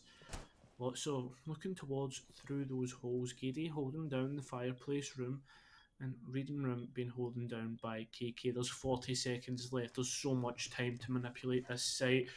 And well, the question is who is going to be able to manipulate it first? So who's going to be able to win this one out? The two G36s are looking towards, and they have information on where one of the players are, and they're able to pick it up. That opens up the site completely. KK swings, but Reich, he wins it out, and now we see Team 9, they move on to match point. 3 attempts at winning this series out before we get pushed to OT. But the thing is, though, Ludens, they are down, but they are certainly not out yet. No, they're not out just yet, and that was actually a closer round than it actually looked. I think that Ludens could have easily converted that there. Unfortunately, just the information game from 9 was just better. That last pick was solely down to intel, and unfortunately Ludens didn't have anything to go off. Like I said previously, I've mentioned that Ludens weren't very good at playing together. What I will say there is in that final round, they did actually, both of them holding a position instead of looking to take 1 versus 1s. They were looking to refrag each other. That was really good. It's just unfortunate that 9 had the information to give a call and say, hey, we can swing this person here. They're alone. They did that, and then they just managed to convert the round from there. So that was actually really good play from 9 there, managing to salvage a round that could have been absolutely disastrous if they'd lost it. This is another thing, Walden, that we need to kind of point out is the fact that, the fact that the Ludens decided, right, you hold down this site, the other person holds down the other site, really is what kind of lost them around. I mean, it's not necessarily a bad idea to do that, but it really does leave you at a man disadvantage, and really hoping that you do win out your first initial gunfight. And Ludens, again, as we said before, they work better when they do better when they work as a team. So this is the thing, that they're trying to play the individualistic lifestyle, and it's just not working for them. No, it's not. And one thing I'm going to mention as well here, from 9, is they've gone for an Aruni. They have opted to bring the Aruni Forshaw, bringing it out and using that grapple hook straight away. Are we going to see another sort of rush and just see Forshaw just dive straight down in the sky? Like, no, they're going to look for picks from the rotations from Ludens and see if they can find anybody just completely unaware that they're there and just going to just like pick them off for free. Unfortunately, we're not see anything come out from it, but from the Garahuk play there. But I reckon there could have something could have happened there if it had been another. If he'd maybe been a bit faster on there. So now 9 are going to start looking to clear out the utility that Ludens have placed. They've already sent out those pings to get rid of those Goyo shields, and there goes one, used from Flores, who is manned by James there, and now they're going to start to look at entering the building itself. Well, this is it. This is the round, potentially. We're 9-1 it all out, but we'll need to see if that's the case. They are doing the work, as you've already said, and, well, utility has been answered with utilities. We see the smoke babes coming out. Something that I need to point out is the fact that they can deny areas for 10 seconds at a time, but there is still 1:30 left. So there's only 20 seconds left in the pocket of Ludens to deny a certain area, but it's not as if it's denying, for instance, a hatch that needs to get reinforced, or denying a certain area where you need to get through. All they're doing is denying a doorway where you can get an angle onto, and it's not great, especially when you've got Wright popping off, Forshaw down in players, Brigade answering back. It's technically a glorified 3 versus 3. Gyobu has been almost forced into the pixel area, but retreats fairly quickly. A minute left here, Warden, and 9, they don't actually have a lot to do because they've already done all the work needed. Yeah, they don't actually have much to do. It's just clear out those last few defenders from the back of site that were playing towards Cocktail. Proctor is going to manage to get back up, and, well, the trade's going to come out from Inoob's going to take down Gyobu, but Benji's also going to remove Inoob from the equation, so it's all left to James and Aztec now in a 2 versus 3. With the health advantage, it's kind of evenly split. Proctor doesn't have much left. He just needs someone to kind of sneeze on him and he'll go down, and James, well, as I say that, he's going to take a lot of damage there as we enter the final 20 seconds. Team 9 either have to go for kills at this point or look to get the plant down, and they're also split here. They're not playing together, so... And there goes James. Proctor just picking out that head from among the debris, and Gaddy's going to lock it all up, and we're going to see Ludens rebuff the attack from 9 and bring it back. Well, they have brought it back, and well, then this is the thing. We said that Team 9 have 3 attempts at winning this map out, and the time that they're expected to win it is on this last tertiary site. So here we could expect Ludens to actually win this out, but realistically they don't have much information on the way that Team 9 like to attack it. As 9 went to actually go for a rush, and almost worked out, but this time I can expect them to go for a more procedural and structured take. I know they're the loose team, but I can see them being willing to maybe change that up for just this site anyways. They have opted for 2 soft breaches, and the fact of they've got a Sledge and a Buck here of Forsha and James. So again, I'm expecting them to go top down, drone it all out, and actually kind of manipulate the site and get picks and then go for the execute this time with a man advantage, especially with the fact that Ludens don't really like to go for this vertical roam. This can mean that Team 9 could have so much time when they do eventually go for the vertical pressure. They've also brought that Buck and Sledge as well, so they have got all the vertical utility players that they need to make a play like this. As well, you've got iNoob as well bringing out a Maverick, so they've got a backup sort of. They've got an aggressive operator because Maverick is a 3-speed and can play really fast and aggressive towards those sites. And I think that the idea is they're going to use Aztec to get most of the reinforcements open they need, and iNoob just to play that kind of use those frags and maybe use that torch there to open up the hatch and go from there. And as well, unfortunately, we're going to see for sure get picked off and taken down. And there goes your Sledge. So now it's all left to James to do all the vertical rework. Yep, that was a great spawn pick there, and it seems as if potentially Team 9 have recognised that Ludens don't go for this roam. They've kind of locked down all the areas, and already they're doing work on towards this upstairs pressure on mining and dining. But whether they can actually pick that one up, maybe a little bit of panic there from Rai, because he saw that grenade just stop right in front of him, but he takes a step back. He doesn't need to worry about anything. It's all kind of wait for players to do their work. Proctor K just shutting right down, and well, again, this could be a Ludens round straight off the bat, and us going to that tertiary site. Yeah, the nice shot coming in chat there as well from Rai, because that was an awesome shot from Proctor there, and we're going to see now 9 start to stall out. They're starting to look at getting open these vertical angles, and now that iNoob's done his job opening up that hatch, he's going to start to lurk and down brown stairs and see if he can find any picks and just shut down any rotations that could come up from Ludens. But I don't think we're going to see Eddie, as they're just going to patiently wait on the site, and we're going to see as well Benji playing Christmas Tree, but Aztec is going to pick him up as we enter towards the final minute. iNoob's also going to start to get aggressive and look towards to go into coat check. He's going to lose half of his HP there, as 2 of the players from Ludens are going to start playing aggressive. He's going to pull the pin on that nade. He's going to throw it out, but no! Proctor's going to take him out, but he does get the nade kill anyway! Oh, that's so... Oh, God. It's all left to a 3 versus 1 now for Aztec, and Aztec has it all to do as we enter the final 40 seconds, but it's going to be a really big ask for him to be able to pull out this round. Yeah, it certainly is, and with 35 seconds remaining, there's plenty of people to find, and well, we've already got the breach open, so maybe Aztec could just actually avoid all this kind of players on the opposite side in towards coat check, etc., and just go for sight. He does have a lot of time. He's got little time as he does hit that Legion mine, and we see Gady Swing winning this round out, and finally we see Ludens move to this 6-5er.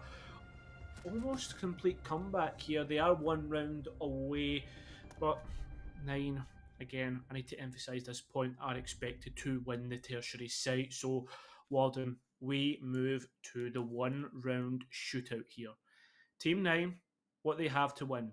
They have the map, they have the series, they have the potential to move through to our upper bracket final, and then into potentially the grand final. Just like that, just in 2 matches. But long way away from that. They need to win this round right here. Ludens, what do they win from this? They win a lifeline for this matchup. They win overtime. They win a 3-round shootout. And if they win that, well, they win Clubhouse. They win the chance to play in that map. They'll go to Germany, enjoy themselves, and potentially maybe even upset Team 9, as Team 9 have been very, I guess, dominant in this matchup so far. But can they do it? Can they win this round? Can they move into overtime? It may be an uphill battle here, Warden. Yeah, Team 9 are definitely starting to, I think, slack off a little bit. Their plays have not been as... I want to say that they haven't been as coordinated this time around. They're starting to lose a lot of those gunfights, and Ludens have just woken up as starting to play together. And now that those individual plays from Team 9 are just getting shut down or traded out, it's one or the other. And it seems that the defense is played really well into Ludens' hands, and maybe that was what they were going for. Maybe that's what they wanted to do. Maybe they wanted to give 9 a false sense of security and think, yeah, but we're going to win the defense. Because 9 have only actually won 1 defense so far, and I want to say it wasn't even a confident win either. It went down to a 2 versus 2, and it could have easily gone in the way of Ludens. So, what do you think, Kara? What do you think? Do you think we're going to see overtime, or do you think we're going to see 9 just close it out and go, right, we've had enough?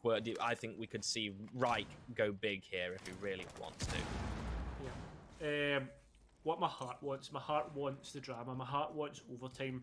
I want to see Team 9 get upset here. But what my brain's thinking is Team 9's going to win this one out. Yeah, they've been kind of... The thing is, though, they've been kind of careless with certain rounds and just almost being complacent in the fact that they know they can win out the gunfights and just rushing, etc. But Ludens have been surprising them, using little like spawn peaks, for instance, to upset Team 9. So with this being the case, and Team 9 like procedurally going through what they need to do and taking their time here, I can easily see them winning this one out. It is the tertiary site after all, and statistics state that Team 9 should win this one out. Yeah, and as well, this was actually the site that they Team 9 got their win on, their only attacking win on, as we enter this final minute 30. And we've seen now Ludens completely give up that top floor control. It is owned by Team 9. Now the real question is, can Team 9 keep it secured and from those flanks? And can Ludens just lock them out and just stall them out in this final minute to hopefully give them the time they need into overtime?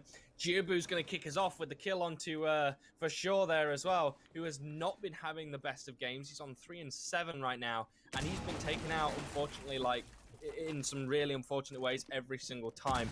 It's now left to iNoob to start doing the destruction, the vertical destruction that the Team 9 are going to need in order to convert this round. A lot of vertical destruction has been made though already, but as we enter the last 40 seconds, it's go time, boys. Team 9, they have to start pushing towards the site and looking to make a play here, because all 5 of Ludens' members are still alive and on the table and able to play. The plant, it's going down inside reading. Are Ludens aware? 9 have got perfectly locked off where they need to lock off. However, flurry of kills come out from Ludens.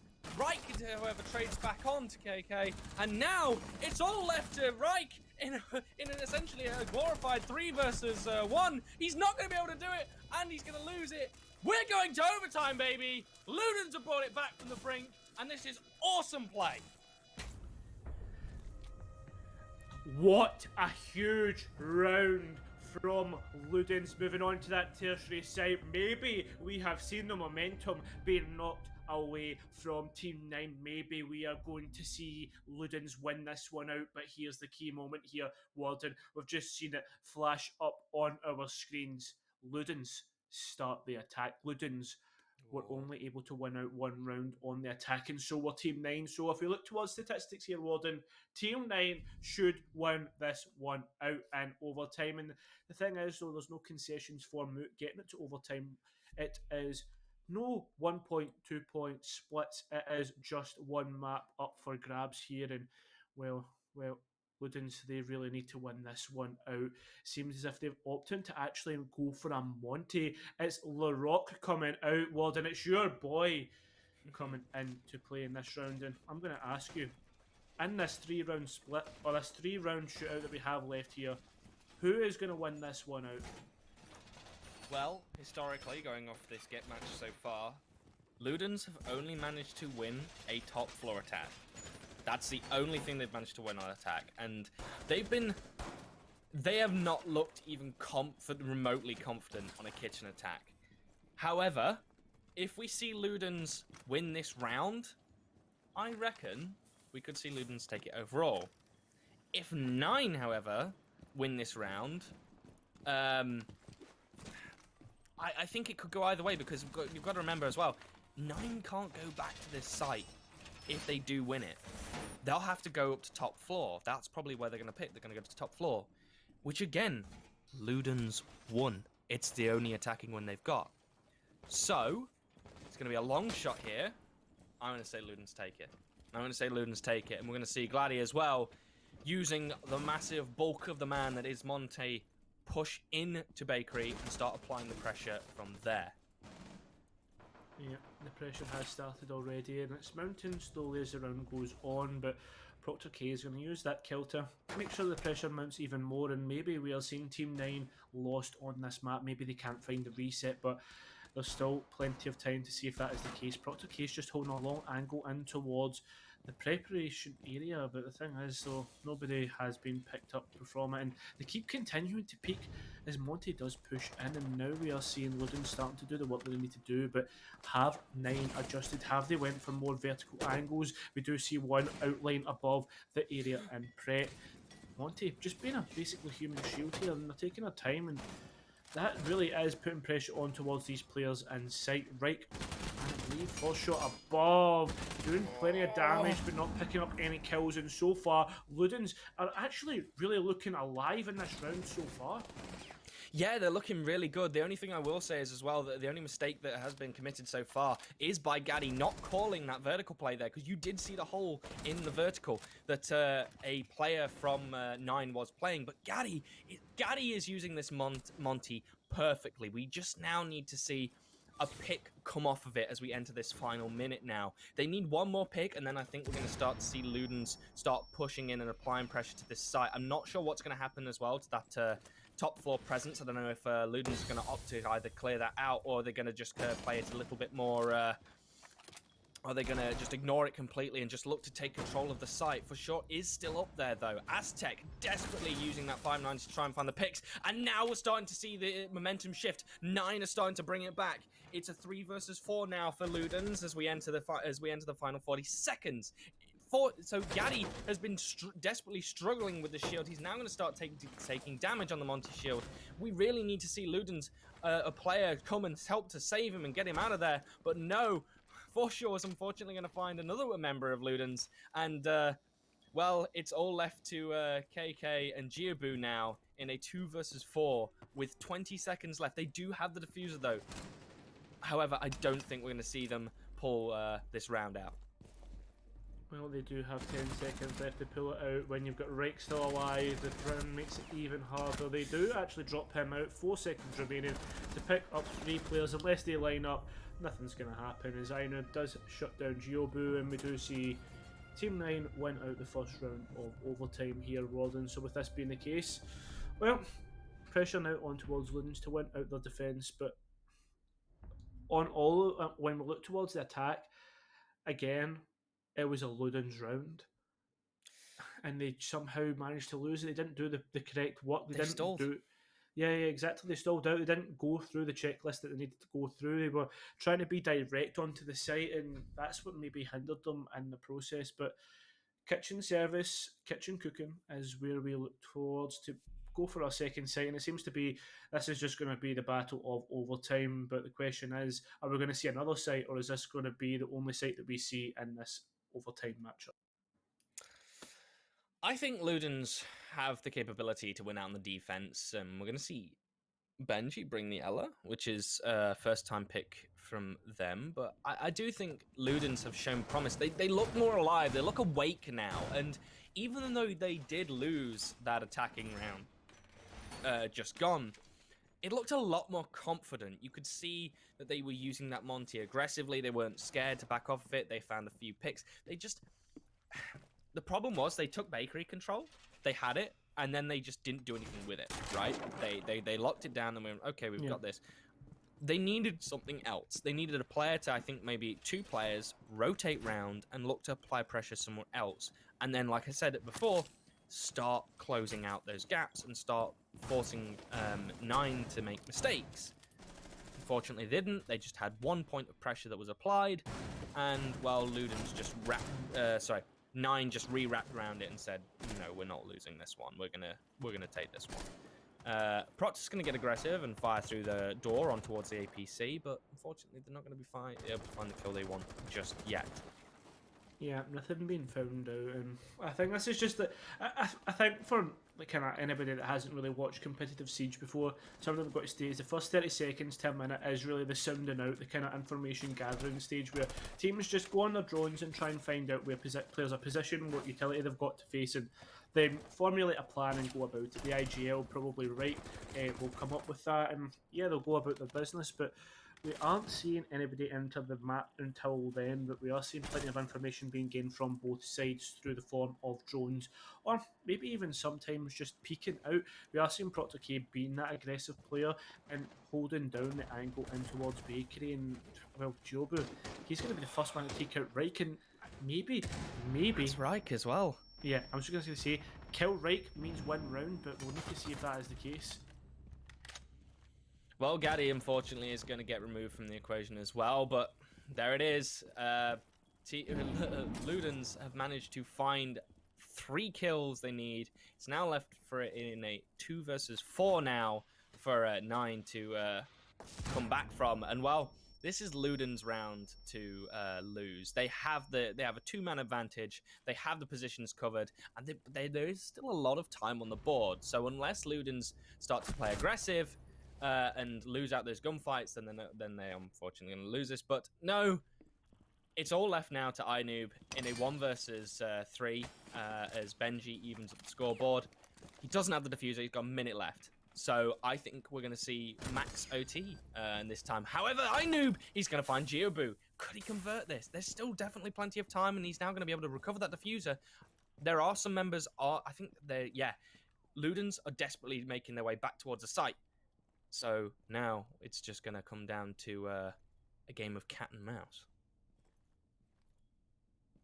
Cat and mouse is what we've seen as we see the cat. Oh, moving up to the mouse, but it's no mouse as we do see a triumphant roar of the Scorpion being able to take out that sledge just like that. And well, Team 9, they're forced to max overtime after being 5-1 up on their half. 7-7 all in here, Warden.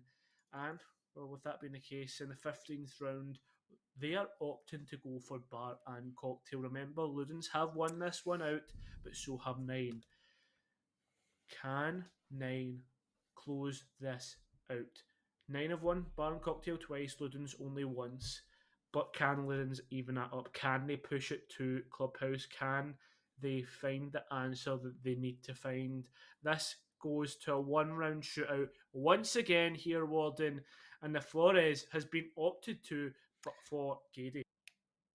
Took the words right out of my mouth. I was just about to say that is a brilliant 6-pick from Ludens. That is exactly the sort of play that you'd want to see. Like, we have seen as well time and time again that 9 have brought those ADSs and those, well, my discs or pancakes, as you always like to refer to them as, that have locked down a lot of the utility clearance that you Ludens want to bring. They've now opted to bring those Boombot drones, and, well, there's nothing stopping them but bullets. And unfortunately, those like I said again, those ADSs and, well, my discs can't do that, so it's going to be left to 9 to hold those angles and shut down those drones. And it's actually a lot difficult.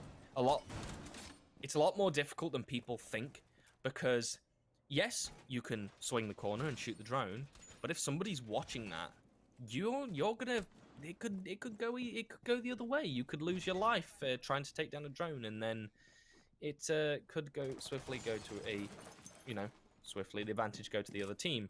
We're going to see Reich as well play downstairs and look to be a menace again. So, yeah, Ludens are definitely going to have to do their due diligence for the drone work there. But that is the pick that you want to see for Ludens as they take Ainoob out of the equation. They do take out Ainoob, but remember, Peak, oh my god, I've just had an absolute brain fart. You're not Peak, you're Warden, but remember, Warden, is the fact that the win condition... Peak's producing, by the way, and he just came into my ear saying he loves me, so I love you too, Peak. But the point that I wanted to make is the win condition hasn't been met for the round. Reich is still alive. Reich can pop off at any moment, but will he pop off in this round is a question that we will be asking. And remember, there is still lots of work that Ludens need to do. They are known for stalling out, especially on this top floor site. Pre-placed have gone out, and that'll be holding down this new hatch position. They have finally opened up hand towards Cigar, a key position that they need to gain control of, but will they, as we see Reich slithering on towards Cigar's shop? They haven't cleared this out just yet, or maybe they already have. He's going to get aggressive. He sees the ping, he knows the information, he picks up the Flores, he gets the second, and that is too late. Picks up Nine in a great position, puts them in a man advantage, and Ludens, they may scramble, they may try to find this player, but they won't be able to, as he has already retreated. That's not great, especially for when KK is up there. KK should have really been holding that down, because that is the only place they would have been able to swing from. The Nomad charge should have gone down on red stairs, and they should have been holding that doorway to make sure that no player did what Reich was just able to do and just swing through and essentially stall out again the attack for Ludens. It's looking already like it's going to be a Team 9 round, because now Ludens have got to retake the space that they have lost with 30 seconds left and look to either get the diffuser down or wrap up all the kills on. And when Reich is still on the board and they are playing, when Reich is still on the board and for sure is playing aggressive towards that red hatch, it's going to be really difficult for Ludens to come back from this now, for sure. Playing around near that hatch there. The ping has come out. They are aware of where the players from Ludens are playing. He looks away, but he flicks back and finds Jiubu. It's now all left to KK. It's not going to happen with 5 seconds left. They aren't going to have enough time. There's still 3 members of 9 left on the board, and that's going to be it. 9 are going to take this best of 3, 2-0.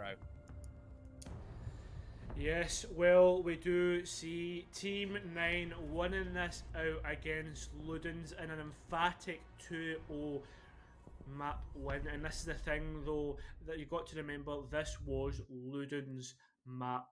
And unfortunately, they managed to bring it all the way through to overtime match point for both teams. And, well, after all 15 rounds, 9 managed to win this out. And what a game we actually managed to see on our second match. Yeah, it was nice to see Ludens come alive, but again, those just small little mistakes coming out from them is what ultimately cost them. And yeah, it was a really nice comeback to see. They really kind of stepped it up when they flicked onto that defense. They just know how to. I think it was just obvious that 9 were not as great in attacking as they were defending, and Ludens just came alive. They just started to work together, and I think as well on the attacks that Ludens were showing themselves come back. They were like, those attacks started to look better. There were still little holes that unfortunately 9 were just able to take advantage of, but it was a lot closer, and I think regardless of the scoreline tonight, I think Ludens should walk away proud in that last match. Yeah, definitely. Well, it's now going to be Ludens dropping down into a lower bracket, which they will play later in the week. But for now, we have another match coming up here, Warden. We are going to see IOM, and they're going to be playing against Veggie Patch, and that's another big game that we'll get to talk about in the next pre-match build-up. But for now, again, we're going to take another break. We're going to get straight back into it, and, well, don't go far.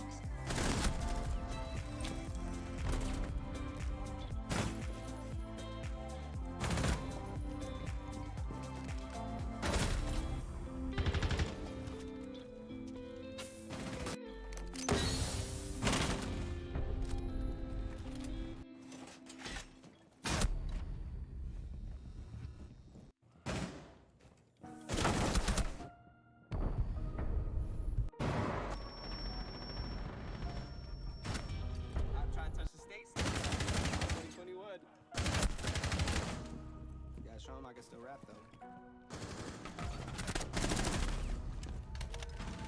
Now I'm in the game, I was on the bench. First I was renting, now I'm collecting rent. Run it up. First it with the Beamer, now I want the Benz. Spending all the back, yeah, I go again. Outside since the church, now the camera phone. So down the make the marathon. Why you acting different when the camera's on? Why you acting different like the paper long? 8-day wake up and I thank God. Bad decision got you wishing you could say nah. Yeah, you could get it any day now. On my mama, I'ma move my family way out. What's the 20s, 50s, 100s, thousands, billions, trillions, zillions.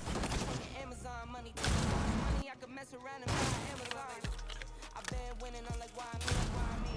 I heard these labels wanna buy me. I don't need you, boo, without me. I roll G's and they grind me. Now I'm on my game, nothing is the same. Who am I to blame? Money made me change. Cardi in my rain when I'm switching lanes. Money in the carry on them bun things. Money in the carry on them bun things. Now I got a buck for all those rainy days. Ain't have a day off in like 80 days. I got hustles in like 80 ways. Kids if he won't take a lazy day. Wifey on me told me take a break. I keep going to the paper straight. Then it's trips out to Montego Bay. If I take the job, bet I get it done. I said it before, I'm a one-on-one. I just caught some ones, only wearing ones. Fornicate the funds, money made me calm. Diamonds on your neck, bet they on your neck. You want that watch, you better rock a tech. You want that chain, you better cop a vest. You want the check, but can you make it stretch?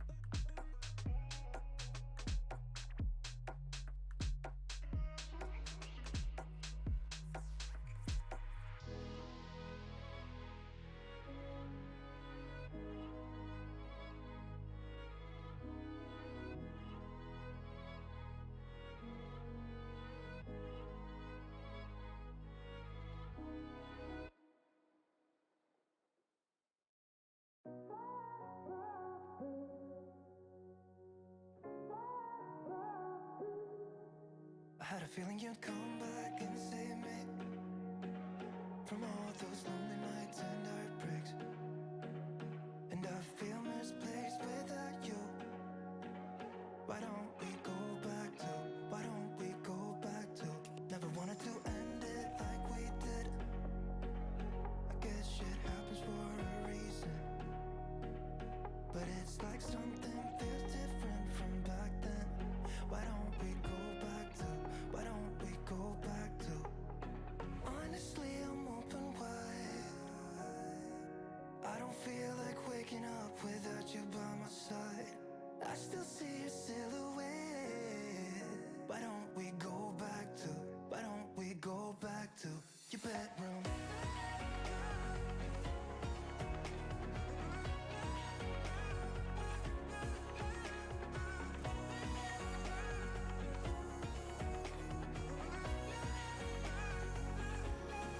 I had a feeling you'd come back and save me from all my slip-ups and mistakes. And I'm just pointless without you. Why don't we go back to, why don't we go back to? Never wanted to end things like we did. I'm sorry for all those promises I made you that I couldn't keep. But it's like something feels different from back then. Why don't we go back to, why don't we go back to? Honestly, I'm open wide.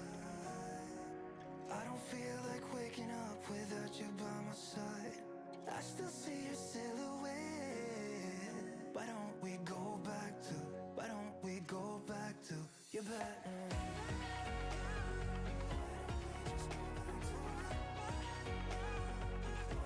Just take me back to you. Wanna go back to you. Baby, take me back to you. I just wanna go back to you.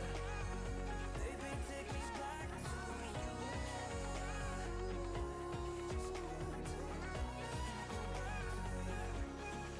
Your bedroom.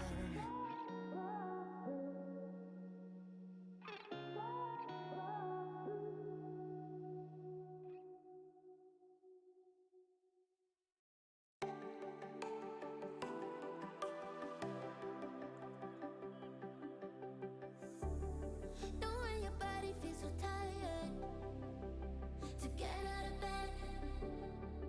You put your heart on a letter to chase it away. 'Cause and it's all because of you. Hey, what's gonna give you more time forever?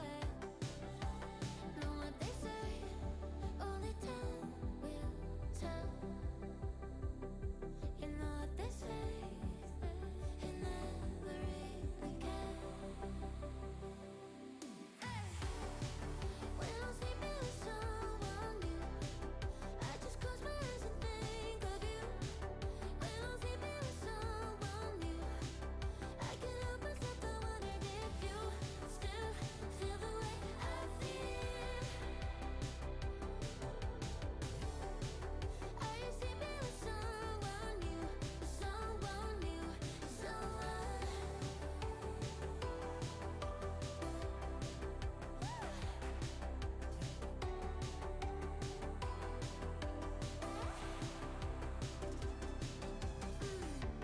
Talking about my bed as like it ever mattered. You threw it away, and now you're looking back, wishing that we got buried. Know what they say, only time will tell. You know what they say, did I ever really care? I don't think I did.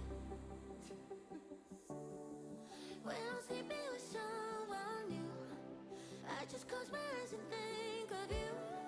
When I'm sleeping with someone new, I can't help myself but wonder if you still feel the way I feel. When somebody calls you out, are you sleeping with someone new? Someone new, someone.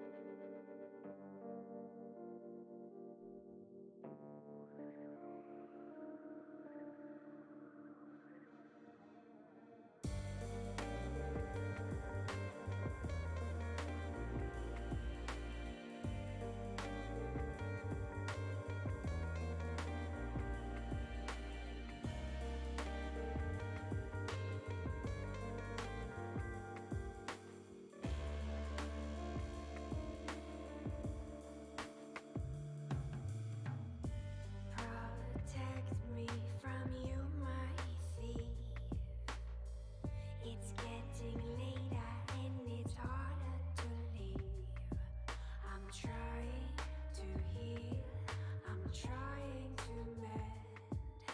Someone please come to my defense. Or will you sweeten upon your return? Silly baby, will I ever learn? I come down for you from heaven above. Take me back, I can't get enough. Send a signal from the little room. The moon is big, the night will fall soon. And you try to remember, you run it through your mind. It feels like forever since the last time.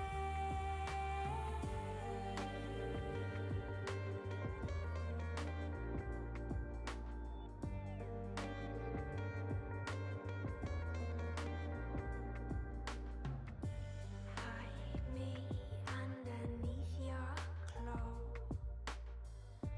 Let me be your compass rose. Through a storm, I follow wherever you go. I'm breaking all my promises now. Send a signal from the little room. The moon is big, the night will fall soon. And you try to remember, you run it through your mind. It feels like forever since the last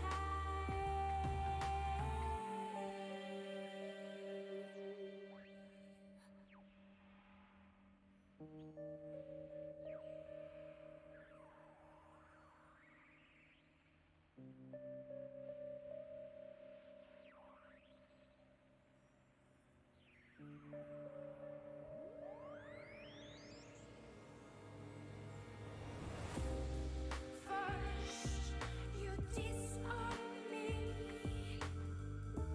Second chances will not be free. And third, you better find your prayer.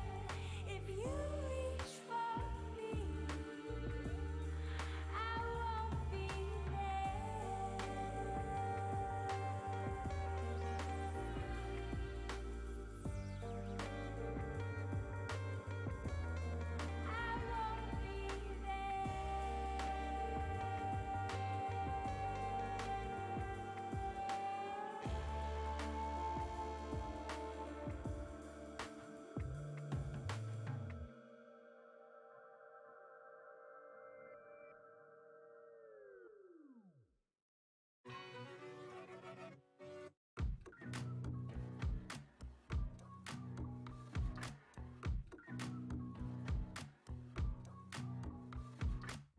Cutting the power lines, we're done talking about it. A spark turns into fire, and we're not sorry about it. If you're not sleeping tight, you know we're onto something. You hear the streets are crying, ocean turns into fighting.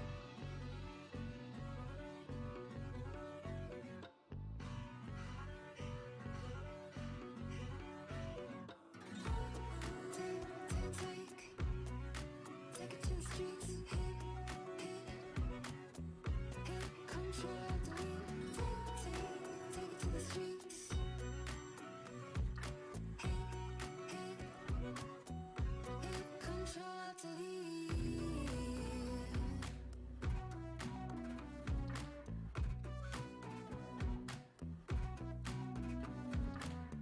Warning's been spread wide, you can't do none to stop it. Posing is bound to fight, but you're only causing riots. Words move from mouth to mouth. Justice is also troubling, all the way from north to south. It's been a long time coming.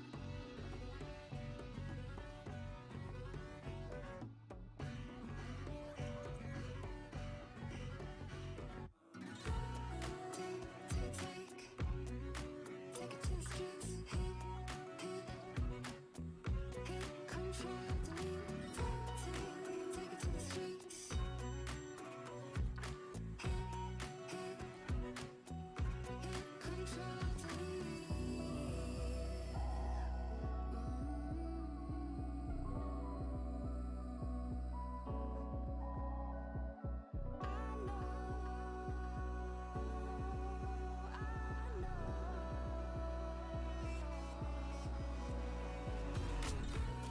Take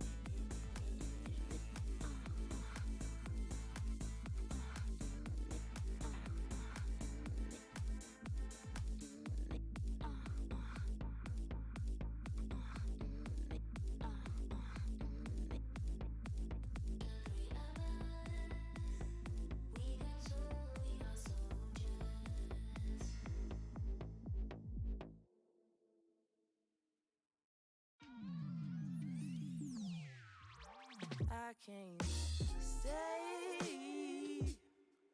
No, I always gotta go. Playing house, this ain't a home with my soul. On the road, I can't stay. No, I always gotta go.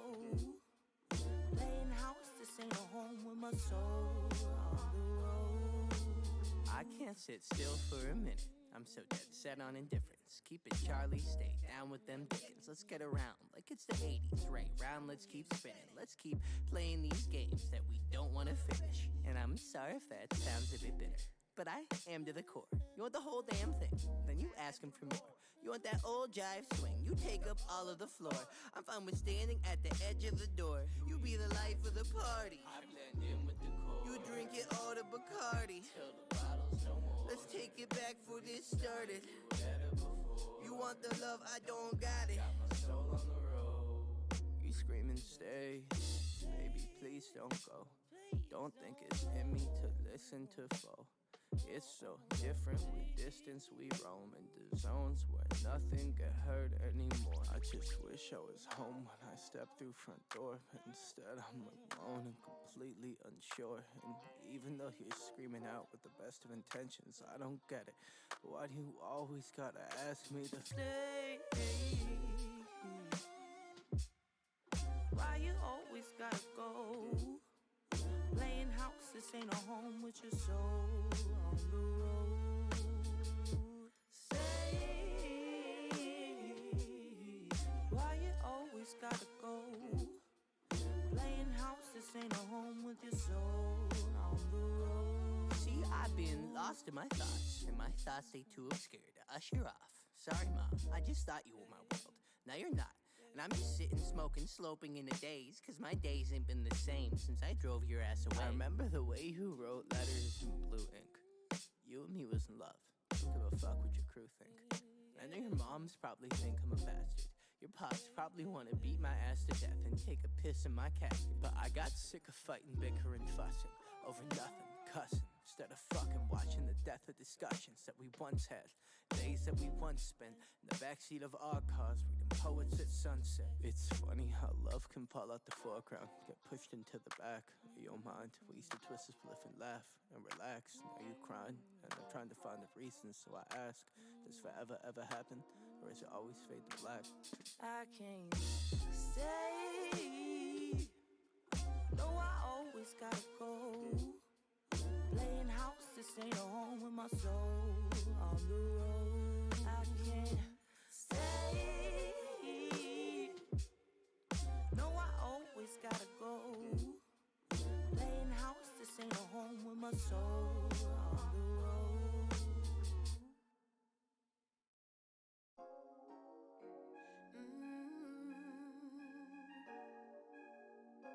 Yeah.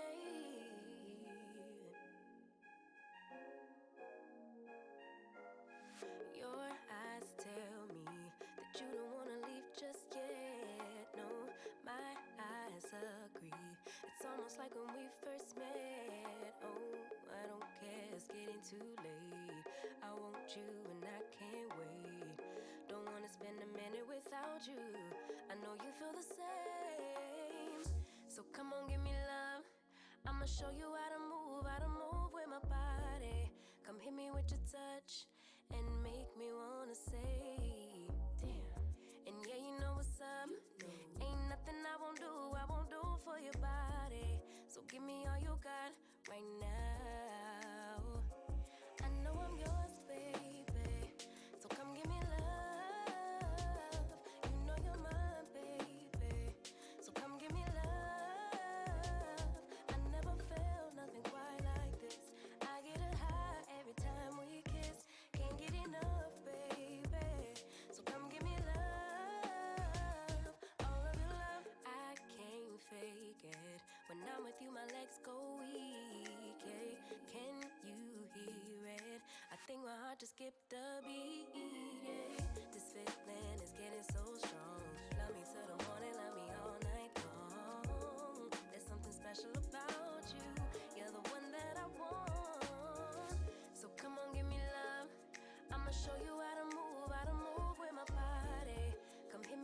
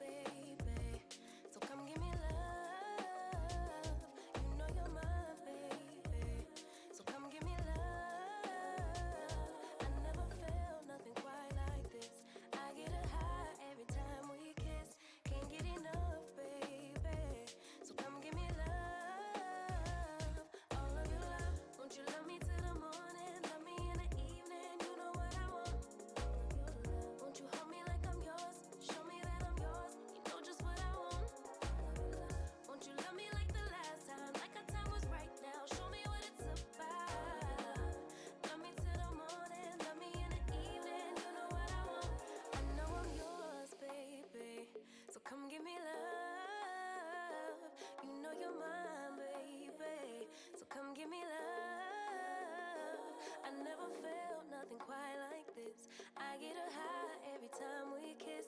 Can't get enough, babe. So come give me love, all of your love. Won't you love me till the morning? Love me in the evening, you know what I want. Won't you hold me like I'm yours? Show me that I'm yours, you know just what I want. Won't you love me like the last time? Like our time was right now. Show me what it's about. Love me till the morning. Love me in the evening. You know what I want.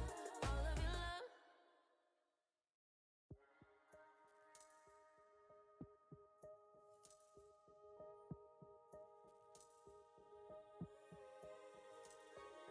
Finally don't get no fuss. Finally be riding on my way. Finally woke up with some luck in the book. I don't give a what someone say. Finally got my friends in the back of my roller. We gon' make it big one day. We gon' make it big, I say. We gon' make it big, just stay in there. Stay in the moment. Stay in the moment with me. Give you a moment. Give you a moment with me. Smell all the roses. Smell all the roses with me. Just give you a moment. Stay in the moment with me. You woke up from a while. Haven't seen you smile since December. Ripped your heart, got a brand new one. Since you got lost in November. See it in your eyes when we leave for the night. Way too many heartbreaks still on your mind. Let the flame burn down for a while. Let the flame blur out for a while. Stay in the moment. Stay in the moment with me. Give you a moment. Give you a moment with me. Smell all the roses. Smell all the roses with me. Just give you a moment. Stay in the moment with me.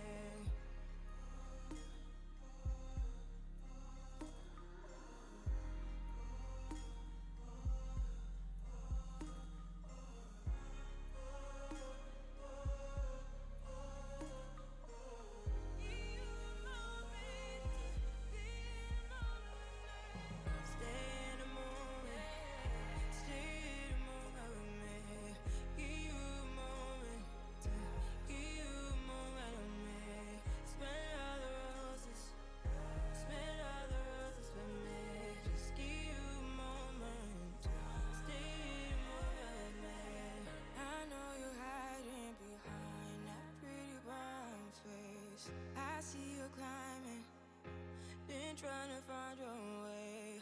Let's see you smiling. Since we were stuck in LA, babe, come jump the rooftop and come watch the skyline with me.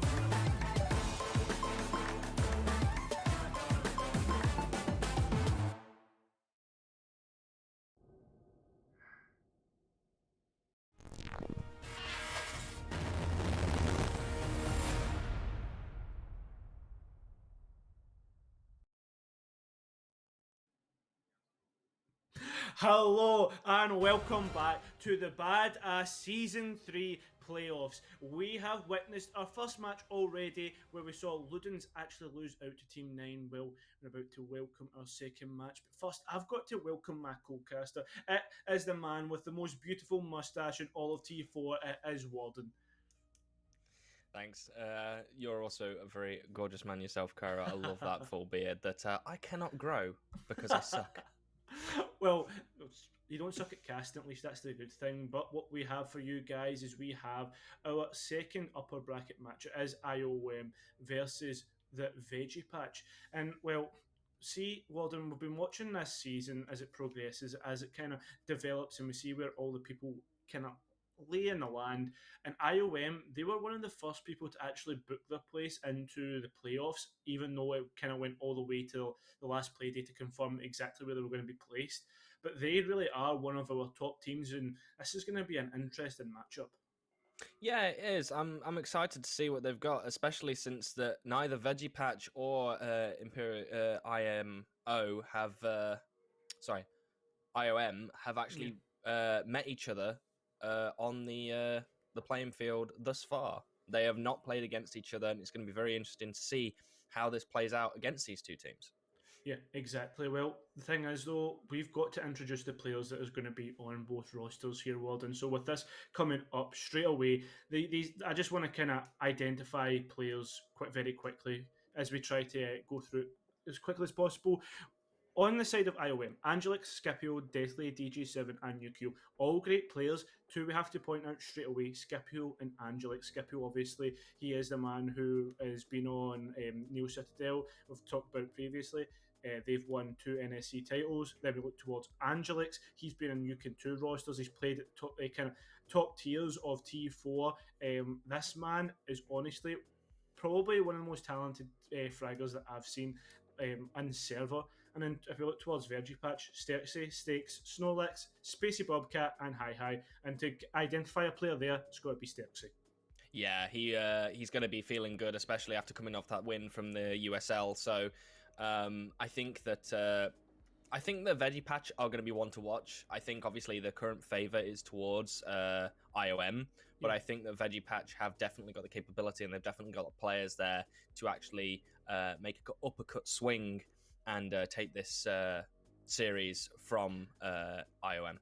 Yeah, definitely. So we're just going to quickly get into map bans and try and get quickly into this match so you guys can see, and they're just going to come up on the screen. But before we get into that, I just want to say, is IOM really like Villa, Club, Oregon, and CAF and Veggie Patch? They're actually really flexible on all types of maps. I know IOM, they don't really like your consulates, your chalets, those kind of maps that are kind of chaotic. So interesting to see that they've banned out consulates straight away. CAF also another favourable ban. I think that's a really good ban, especially because of the amount of hectic plays we've seen in it tonight. We're going to get some new plays. We are going to see Villa get picked, so obviously that's going to go. That's going to be IOM's pick, and Oregon's second for Veggie Patch, and then the decider is going to be. I think that's Coastline. Yeah, it's going to be Coastline. Yeah, I was going to say Villa twice. Yeah, so I think. I think the graphics just were a little bugged there, but I think what to see.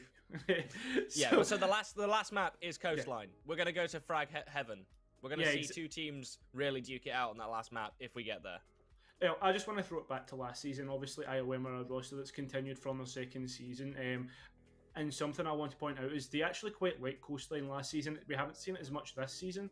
So with that being in mind, it'll be interesting to see how this kind of continues and form into this season, considering we've not seen them play on it. Yeah, I mean, I really hope we do see a map 3. I really do want to see a Coastline show up. I think with the amount of how effective IOM have been on Villa, I think we're going to see them take the first map. Second map, I think it's going to be all to play for. I think I've seen Sterksy play Oregon previously. I haven't seen a few of the other players, but I think that with Sterksy, I'm assuming he's going to be doing most of the calling on that. I think that I think it's highly probable that Veggie Patch can put up a good fight against IOM on the map and possibility of them taking it. So, but yes, I think that map 3 could be on the line tonight. Yeah, I without doubt agree, and it's interesting when I think of ILM and Villa, I just think of really measured aggression. It's not like what we've seen with Team 9, where while they are a great team and they can get really caught out with their aggression, ILM, it seems to be they attack the players, they get their fries, and they just drop off. And like, as a caster, IOM are my favourite team to watch, and I don't mean that as disrespect to any other team. I just feel as if they do things the best. And well, it'll be interesting to see how they come up against Veggie Patch, where they actually don't have the kind of the key fragger or the key man that was on the team. It was Errol Grey, so it'll be interesting to see how that goes. But Stixie's just disconnected. Hopefully, we can get him back in through the before the bans are done, and then we don't need to rehost. But Thatcher and Jackal coming out straight away. This is not deviating from what we've seen in the last matchup. No, not at all. And it doesn't surprise me on a map as big as Villa, the amount of rotation room that you need on a map like Villa. Jackal is always a great pick to take off the board. And then we're going to see Veggie Patch complete their banning phase with Valkyrie. And again, I think those are two really favourable bans from Veggie Patch for saying they're attacking first. I think that's both going to help them on the defense and on their attack. So I think those bans are just good overall. And then finally, we're going to see Cade banned out from IOM. And honestly, I think that's a really good, favorable banning phase from both teams. I think that it's entirely possible that we can see them both use those bans to their advantage in order to take this map. Yeah, definitely. Well, we are going to get a pause out straight away. So this is going to give us plenty of time to really delve into this. And this is something that I like to do before we get into the matchup, and it gives us plenty of time to do so. Well, actually, you're going to be able to see our beautiful faces, and I mean, why else? Oh, sorry, what else would you like to look at than our faces while we break this down? So, Warden, we've got Thatcher, we've got Jackal, we've got Valkyrie, we've got Cade. We're on a map like Villa, where there's a lot of destructibility on this second floor. So I'm going to ask you, how do you think this matchup's going to go? How do you think Veggie Patch are going to look to attack this? I think Veggie Patch, so far from what I'm looking at, they're bringing 2 hard breaches already. It's highly possible that they're just waiting for those final few seconds, just click an operator and, maybe delve into their enemy's mental a little bit there. But I think that we're going to see a sort of very standard sort of push come out from them. I think that if they're going to go with AVG, we're going to see them push in from maybe Master side, using that Nomad to obviously block off those rotates from up. I think we're going to see Zofia. Maybe we might see a main stairs pressure applied, but I think it's more we're going to see Master side, and then Ace looking to open up into that vault, and they'll go from there. Yeah. On the defending, I think the Legion is obviously going to be the biggest player there on the time delay. Not sure if Ela will be a possible 6 pick. Just speculating on that. But I think the Legion is going to play heavy into this first starting round. Yeah, without a doubt. And something that kind of gives us a hint towards this Master side is obviously the fact that there is a Nomad there. She's obviously great for closing off flanks, the 3 stairwells. We can kind of break that down in that aspect. But something that I would like to break down on IOM side, right? I've not really seen much of Veggie Patch on Villa, but from what I've seen and what I've casted, IOM really like a roam game. They like Scipio, they like, and he's called Cute Machine in the server, but I know him as Angelix. He really likes to go off and almost like an island, they two can really play together and almost create like a second tier attack. It's really weird seeing them, even if the 2 roamers go, then you've got these 3 site players of DG7, you've got Yukio, obviously Deathly as well. So honestly, I feel as if like IOM just have this really good balance between the being aggressive and obviously having their site play. And the thing is, though, well, until we get step 7, we can't really, we'll need to wait and see, but it really is interesting to see. But, I mean, we've got plenty of other maps to break down. We've got the fact that there's Oregon and Coastline coming up, and you can't help but feel that coming into this map ban phase with how comfortable Veggie Patch is with playing any other team, that they really took advantage of that, banning out the likes of Clubhouse, etc. Yeah, I think that with what you've been hyping up IOM, I think that the final deciding match, taking it to Coastline, I think that definitely could be. I mean, I think it could be the right move for if you get. Thing is, if you get that far to that final map, Yeah. it's anyone's game at that point. I think Yeah. I always think that the final map is where you can break momentum Yeah. for either team, because if it's gotten to that point where one team's 1-1 and the other team's 1-1, the momentum can shift into either direction. And I think if you're feeling good, especially on the night, then you take them to coastline and you can obviously use that frag heavy map to your own advantage, then I think that it could really swing in favor of Veggie Patch. But yeah, the Veggie Patch have got to take Imperial Mandem to that point. I feel as if I'm being quite disrespectful because I'm hyping up IOM so much due to like what I've said already. But Veggie Patch, again, as you've already said, are a good team and they really can thrive on these kind of chaotic maps like Consulate, like Coastline, like I guess you could say it's Chalet, but it's not so much. We're seeing a kind of structure coming to that now due to it being in the map pool a little bit longer. But these are maps that IOM don't like, and the fact that we're now getting into the best of 3 / best of 5, where these maps are starting to creep in and people can really manipulate that, then that just means that IOM are showing a weakness in that point. So it'll be interesting to see if that does come through in that last map. Because, I mean, when you go into best of 3s, usually what people do in terms of mindset is we win our pick, then we win the third map. That's usually what it is. Yeah.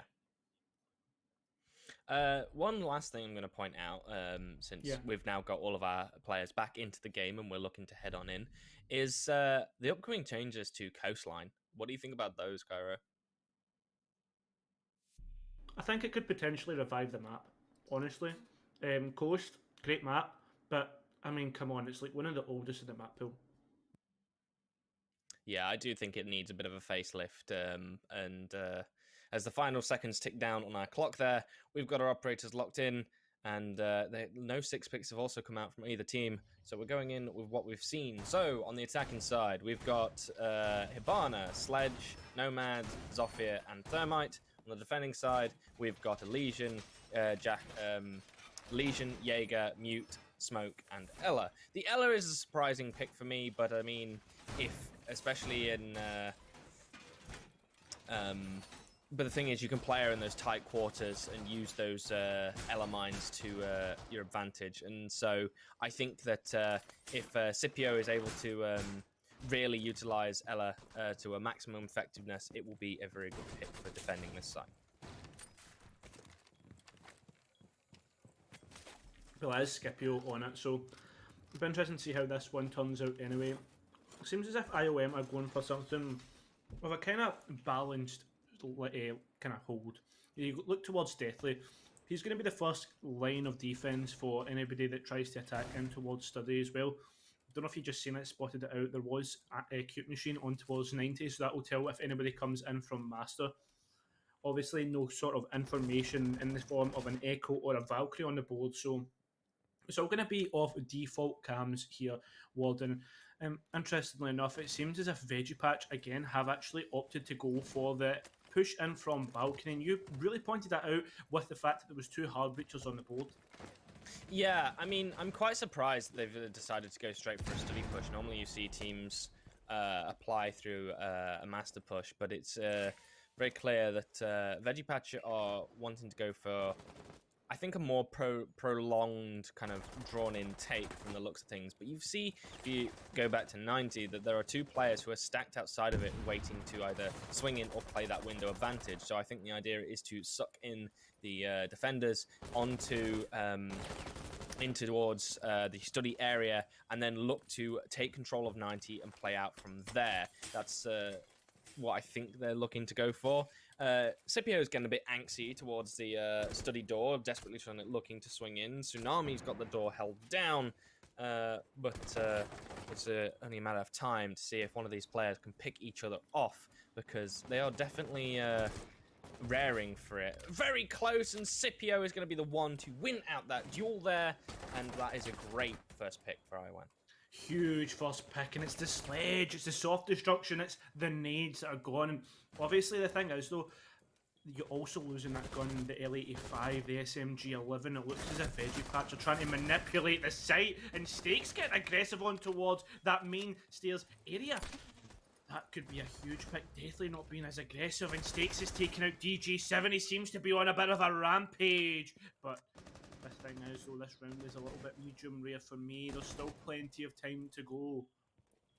I think now we're going to have to, if I'm Veggiepatch, I'm calling Hibana needs to swing in and look to open up that vault door. The trade, some shots are going to come out, and Cute Machine, fortunately, is going to get dropped to essentially almost no HP at all. And it looks, and with as we enter the final 30 seconds, it looks like it could go in towards the favor of Veggiepatch. But they're going to have to just look to make something happen soon, because the clock is working against them, and it is slowly ticking down. Cutie Machine flicks onto Spacey, a beautiful flick there, and as we enter the final 10 seconds, it's all left to Cutie Machine to hold down this place. They're going to do it. They're going to take down Brendan. It's all left to Sturksy in a 1 versus 3 with 5 seconds left, and no, it's not going to happen, and Scipio wraps it all up with the Evo as they mow down Sturksy. Yeah, Sturksy getting mowed down at the end in a great round from IOM. Looked a bit worrying. His Stakes was really doing what, grilling the players on towards the site. But at the end of the day, IOM were able to clap back. They were able to hold stern. And, well, that's it. That's what happens when you win the first round. And it's really interesting considering the fact that AVG isn't what it was. But we do head to Trophy and Statue. And, well, this is the thing, this is the second mainstay for the defenders when it looks towards the sights. Yukio baiting a bit with that Oryx, kind of hinting maybe they might go for this extended hold in towards AVG if we do see Veggiepatch actually come from the opposite side. But usually if we can draw for anything from the first round is the fact that Veggiepatch are being very direct in their pushes. They are, and I think that switching from the Sledge to the Yana there is actually a really good pick. Yana has seen a massive resurgence in since that the nerfs have come through for both Ashe and now Zofia as well. Yana is now the queen of both entry and clearance, as she's got that Gon 6 and those nades that are able to, so she is able to clear out quite a lot of utility from range as well. They don't have to get up close, they can do it all from range. And not only that, with her gadgets as well being essentially a clone of herself that can drone out other areas and trick your opponents into thinking that you are actually a player, it comes very handily. She has a beautiful utility toolkit at her disposal. And I think that could really influence this round quite a bit if Tsunami is able to not get picked off first this time around. Yeah, without a doubt, and obviously Diana is such a huge operator in terms of info gain and soft destruction. A lot of people kind of really underestimate how good her kit actually is, and obviously with the recent nerfs coming through, it'll be interesting to see how her pick rate comes through. But, well, they're already going to do their work. Veggiepatch doing their due diligence, open up windows, holding angles, not want to get too aggressive. Well, fair play considering how the last round went. Yeah, they're also going for another direct push, as you can see, as they look to take control of Master and then go from there. And Yukio is getting really aggressive from Pottery, but unfortunately they're not going to be able to find anybody onto Veggiepatch there, and no damage was even done to them at all. However, Veggiepatch do need to be aware that there are a lot of angles that can take them out on the balcony where they are currently sitting. Yukio, again, still looking to get a little bit aggressive, but I think they're going to fall back towards Statue. Stakes now is going to try and burn some of that utility and look to get rid of that Goyo shield as the flashes come through to burn those ADSs and zap them off. And now they're looking to get rid of that shield, and it is going to go. And fire is going to leak out of the popped gas canister there, and mean that not many defenders are going to be swinging through that door anytime soon as we enter the final minute. Yeah, there is a final minute left here. Concussion grenade goes off, giving an indication that someone has entered in towards Master, and obviously that key position of holding down that Master door. A Cute Machine with a pre-placed, very key. I wonder if there was some sort of info. I wonder if the concussion grenade that went off was probably key. Scipio with a great kill. Cute Machine getting aggressive. This Master door just seems to be a key, an ingression in towards death, as Cute Machine is still getting aggressive. aggressive. Sturksy holding a long angle, waiting for a swing, but doesn't know that Cute Machine has actually managed to reposition into more aggressive positioning. Sturksy crossing, but it wasn't actually Cute Machine. It was a long angle all the way in towards sight. It was definitely using that MK14 with the 1.5 bullet still going, and now we see Veggiepatch stalling out more and more. Cute Machine entering in towards Master, not being able to finish off Tsunami, but brings out the pistol. A flawless round from IOM, and as you can see, these players that I had mentioned before are popping off. Yeah, they're really finding those frags and doing an absolute number on Veggiepatch as of right now. I'm going to be honest, Veggiepatch are looking very weak already for saying they're just going for direct pushes. They are a lot of time is being wasted by IOM, batting back and forth, and like if you're going to at least go for a master push, you want someone on the window in looking in towards Astro to at least cut off those rotations and look to shut them down, or at least start clearing people out so you can then take control of Toilet and maybe look to go through bathroom and toilet area all the way through into Astro, and then you can go from there. We didn't see any of that from Veggiepatch, and that's kind of a little bit concerning, because it's you're just going to meet a brick wall every single time you go for that sort of direct push. We're now going to see IOM go to the tertiary site, which is going to be kitchen. And normally on a site like this, you're going to see a lot of top floor control being held. So what we would need to look for Veggiepatch here is we need to look at them confidently taking top floor control, and I mean confidently, not this. Oh, we've got top floor control with a minute left to go. We need to see them take it. Yeah. And then utilize it to their own advantage and start ripping up that floor. Stakes needs to hammer away at that floor, rip up all those boards, and start playing those vertical advantages. Yeah, this is it. And the key point you said there was the fact that they need to take the top floor control, right? None of this wishy-washy stuff with a minute to go. They need to have a convincing amount of time left so that they can go and do the work that they need to do to manipulate the players on the bottom floor. But this is the thing, though. We need to talk about the fact that there's players lying in wait. Players that, can really pop off, and we've already seen this. They are hot droning. They are making sure that they do drone out these roamers, but Scipio already holding a long angle and is getting aggressive. He picks up the first frag. Spacey Bobcat goes, and there goes your hard breacher. But at least they have Sturksy on the thermite to, potentially pick up any slack that comes through.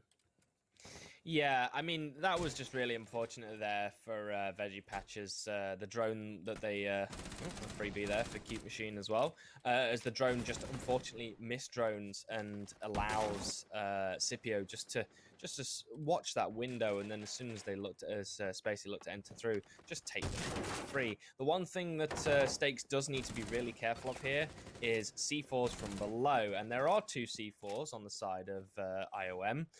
Cute Machine has either pre-placed one or burnt it already, and then DJ7 has the other lying in pocket, so it's looking to save it for a later round usage, I'm pretty assuredly. Stakes is now doing his main task of ripping up that floor so that Veggiepatch can look to play those vertical angles, and Tsunami is is desperately trying to seek out anyone that those angles, that the created angles are made. Stakes is going to drop straight down into Laundry. Might have been a bit of a misplay, not sure, as he looks to get out of there sharpish. And Scipio almost taking off Stakes, but missing that first shot with a little bit of overconfidence there, as he could have taken out a really big and key player for Veggiepatch, but instead isn't able to.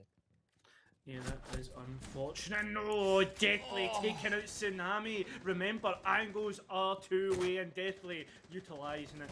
And that aspect, Cute Machine obviously on the downstairs roam potentially could go up those Astro stairs, but have the air jabs been placed? There's none in pocket, so they must be in key positions. And Yukio, he gets taken out by Stakes, and there goes the air jab.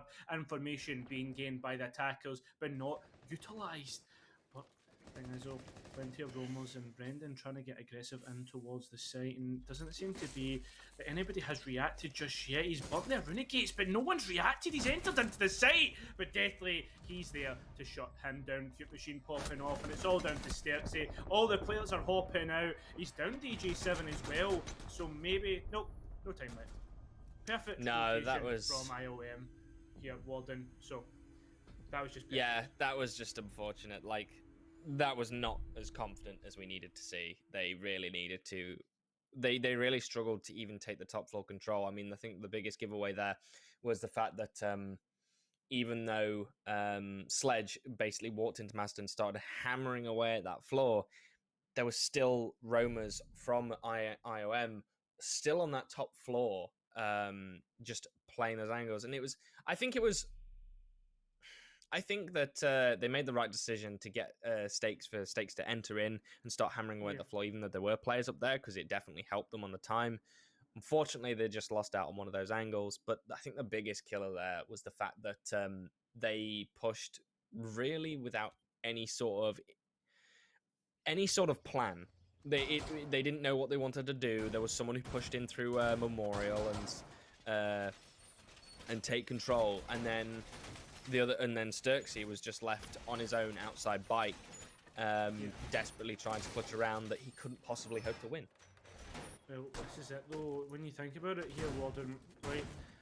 I was hyping out IOM. The 3-0 up, and it just looks unfortunate for Veggiepatch. They were trying to be direct, and everything about the pushes was lackluster, and it's just unfortunate because I know the players are good. I know the players can do great things, but so far, in terms of like the strategy, yeah, it's good, but when it comes to gunfights, it's not great. And this is where IOM are starting to thrive, and I really hope that potentially instead Veggiepatch go for the path of least resistance and actually push from the Master side, and potentially Sterksy can really start to, I guess, IGL and make sure that this team thrives, because, well, they've already got an uphill battle with giving away a perfect rotation.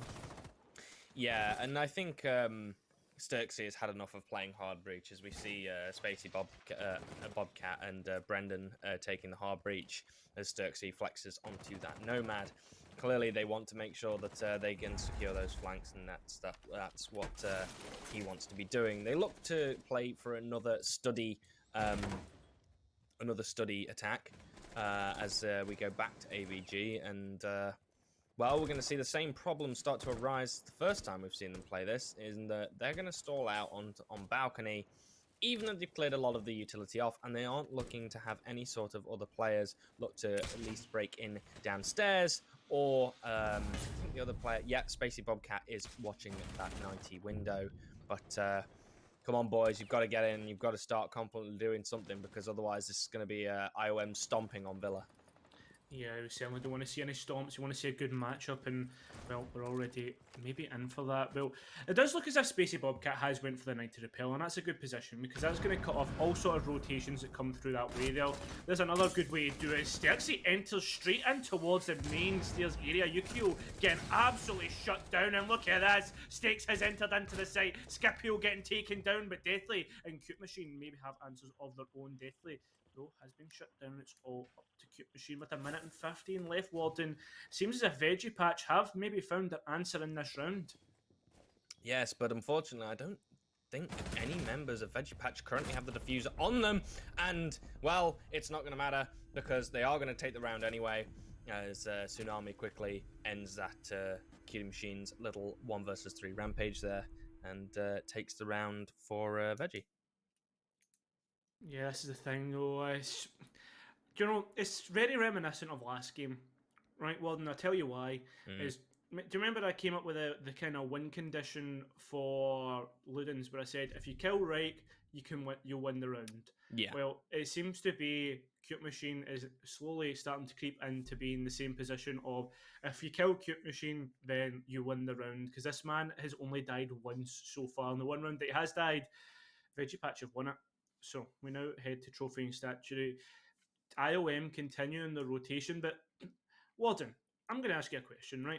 I'm a dumb guy. I'm Scottish. I don't. My education, I'm not that great in that aspect. So why have IOM opted to go for another site rather than stay in the same site where they've got information on how Veggiepatch have pushed it? Quite simply, I think it's just because Statuary is a stronger site, and not only that, sometimes flexing onto a site that you think the team's going to go back to in the first place can force a different operator lineup. I mean, with Villa, it doesn't really matter because your operating lineups are going to be quite similar for either site because of the amount of things that you have to do, the requirements that you have to meet in order to take both sites are eerily similar because they're on that top floor. But I think, honestly, overall, Statue can be a stronger site because you have a lot more angles to watch when you enter in, and I think that it can really be it's always that site, I think, that can be the straw that breaks the camel's back, essentially. We're now going to see Veggiepatch as well look to go for a different approach towards the side as well, as they appear to be making a split push, which is more of what I always like to see teams do, simply because I think it's more effective. We're going to see Sturksy and Stake over by Study looking to enter in and clear out from that side, with the remaining members of Veggiepatch over towards Master. And well, it's going to work out already because Spacey's going to get the first kill onto Yukio and lead us off into this round. However, Scipio's going to trade onto Sturksy and fall back off. That's a huge pick. I don't think that can be understated enough because it's taken out the IGL of Sturksy. He can't do much in the round, and he is really good individualistically, but also it's the flank watch that's gone. Deathly, though, he's going to get taken out, and that's the P10 Ronnie that's going to go, and that's the player that will be kind of taking that position of the Master Door where we saw Cute Machine pop off, so that could be a great pick for Cute Machine. He's, shut down, a great shot by Stakes, and well, I don't know about that. That was just a great shot. Stakes just prepared for it. I was a little bit worried there. I thought Cute Machine was going to absolutely destroy Stakes, but no, it's the other way around. And, well, Stakes is going to bring his metaphorical hammer into play there and use that to bludgeon Cute Machine to death rather than his actual hammer. However, Scipio's going to go for a flank here up red, and it's going to be successful. It's going to get rid of Stakes. Now it's a 2 versus 3 instead of a 2 versus 4. DJ's going to take a lot of damage and not be able to trade much damage back. But he has the 590 shotgun, and that thing is an absolute hammer of its own in close quarters combat against someone like Spacey. Tsunami and Spacey looking to trade up here. He goes for the swing, and unfortunately, and well, no, he does manage to get the kill onto DJ. I thought that was going to go the other way there for a second. It's all left to Scipio now in a 3 versus 1. And Scipio, well, he doesn't exactly have much HP left to play with as the plant starts to go down. 40 seconds remaining. That laser gate opens up and allows him to walk on in, but unfortunately, that's the giveaway that he's entered through the door, and it allows Veggiepatch to know that they've entered the door and take the round instead. Not only that, though, they had so much crossfires. You saw there was one player in towards the trophy area, one on Master, and obviously the player on the bomb. So with so many players in different positions, unless you have aimbot, you are not flicking onto the rest of them. And now we've went from IOM looking like the dominant team, looking like they're going to absolutely smash Veggiepatch on this map, to Veggiepatch now looking as if they're going to take the advantage. If IOM don't win this next round and it doesn't go to the natural 4-2 split that we're expecting, then Veggiepatch could really take confidence from this, can really take confidence the fact that they've bounced back. Maybe it comes down to the IGL and I was just going to explain my point of the fact that, well, you're asking why. I would say that is because they now have the initial information of IOM's setup, and now the 2 times of asking or revisiting sites, they have been able to win it out, and that's because of the initial information that they've gained. Yeah, I mean, I was actually just going to raise that myself. It seems though, yes, Veggiepatch did not have the good first 3 rounds. But again, I'm going to highlight, this is the first time these 2 teams have actually met each other in this overall competition so far. So it wouldn't surprise me if a big brain like Sturksy is trying to instead use these really flat, static, dynamic pushes to work out or lure IOM into a false sense of security and think, oh, this is how they play, this is going to be easy. and then use that information that Sturksy learns into what they like playing and what they want to play, and then flip it on its head. Now, there's every opportunity that I'm wrong and I'm lying through my teeth, and that's not the play. However, I think it's really important when you do first encounter a team that you do sort of work out how they like to play, and it seems like Veggie Patch is really starting to get a grip of how IOM like to play, how they like doing things, because look, we're already going to see an adaptation, I think, this time around from Veggie Patch, in that they're starting to use the windows around Study to their advantage, and they're also again, they've gone up on that 90, but I think they're going to look to clear this out differently. Brandon is going to be on the drone and look to drone it out. Sturks is going to burn those ADSs, and yeah, they now know how they like to set up AVG. Fortunately, Stakes is going to get down from somewhere, but Triple is going to get the trade onto Scipio as we look to open, as the Veggie look to open up this round.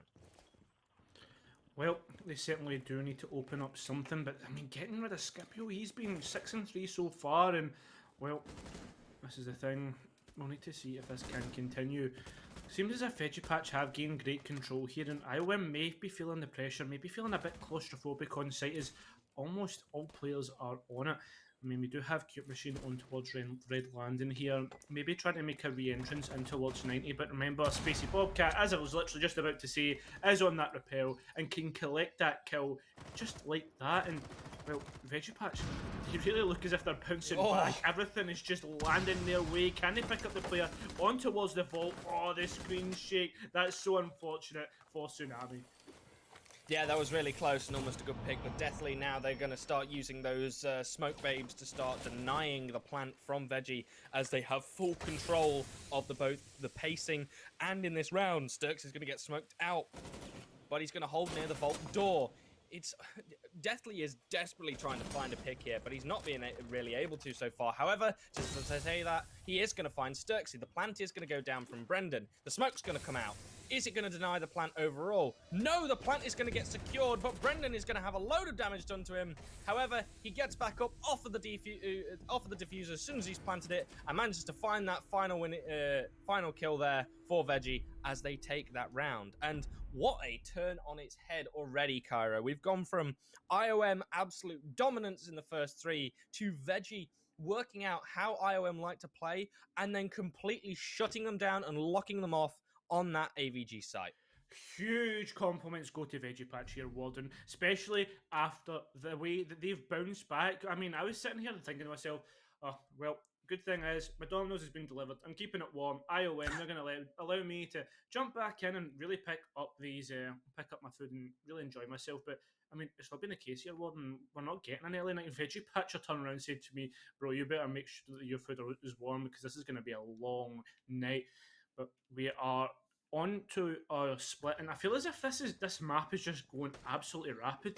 Like, I don't know why, it just feels as if we've just started the matchup, but I think it's because I'm enjoying it so much. I'm enjoying seeing good Siege. I'm enjoying these teams adapting to each other and really starting to do things well, but it's IOM's turn to adapt.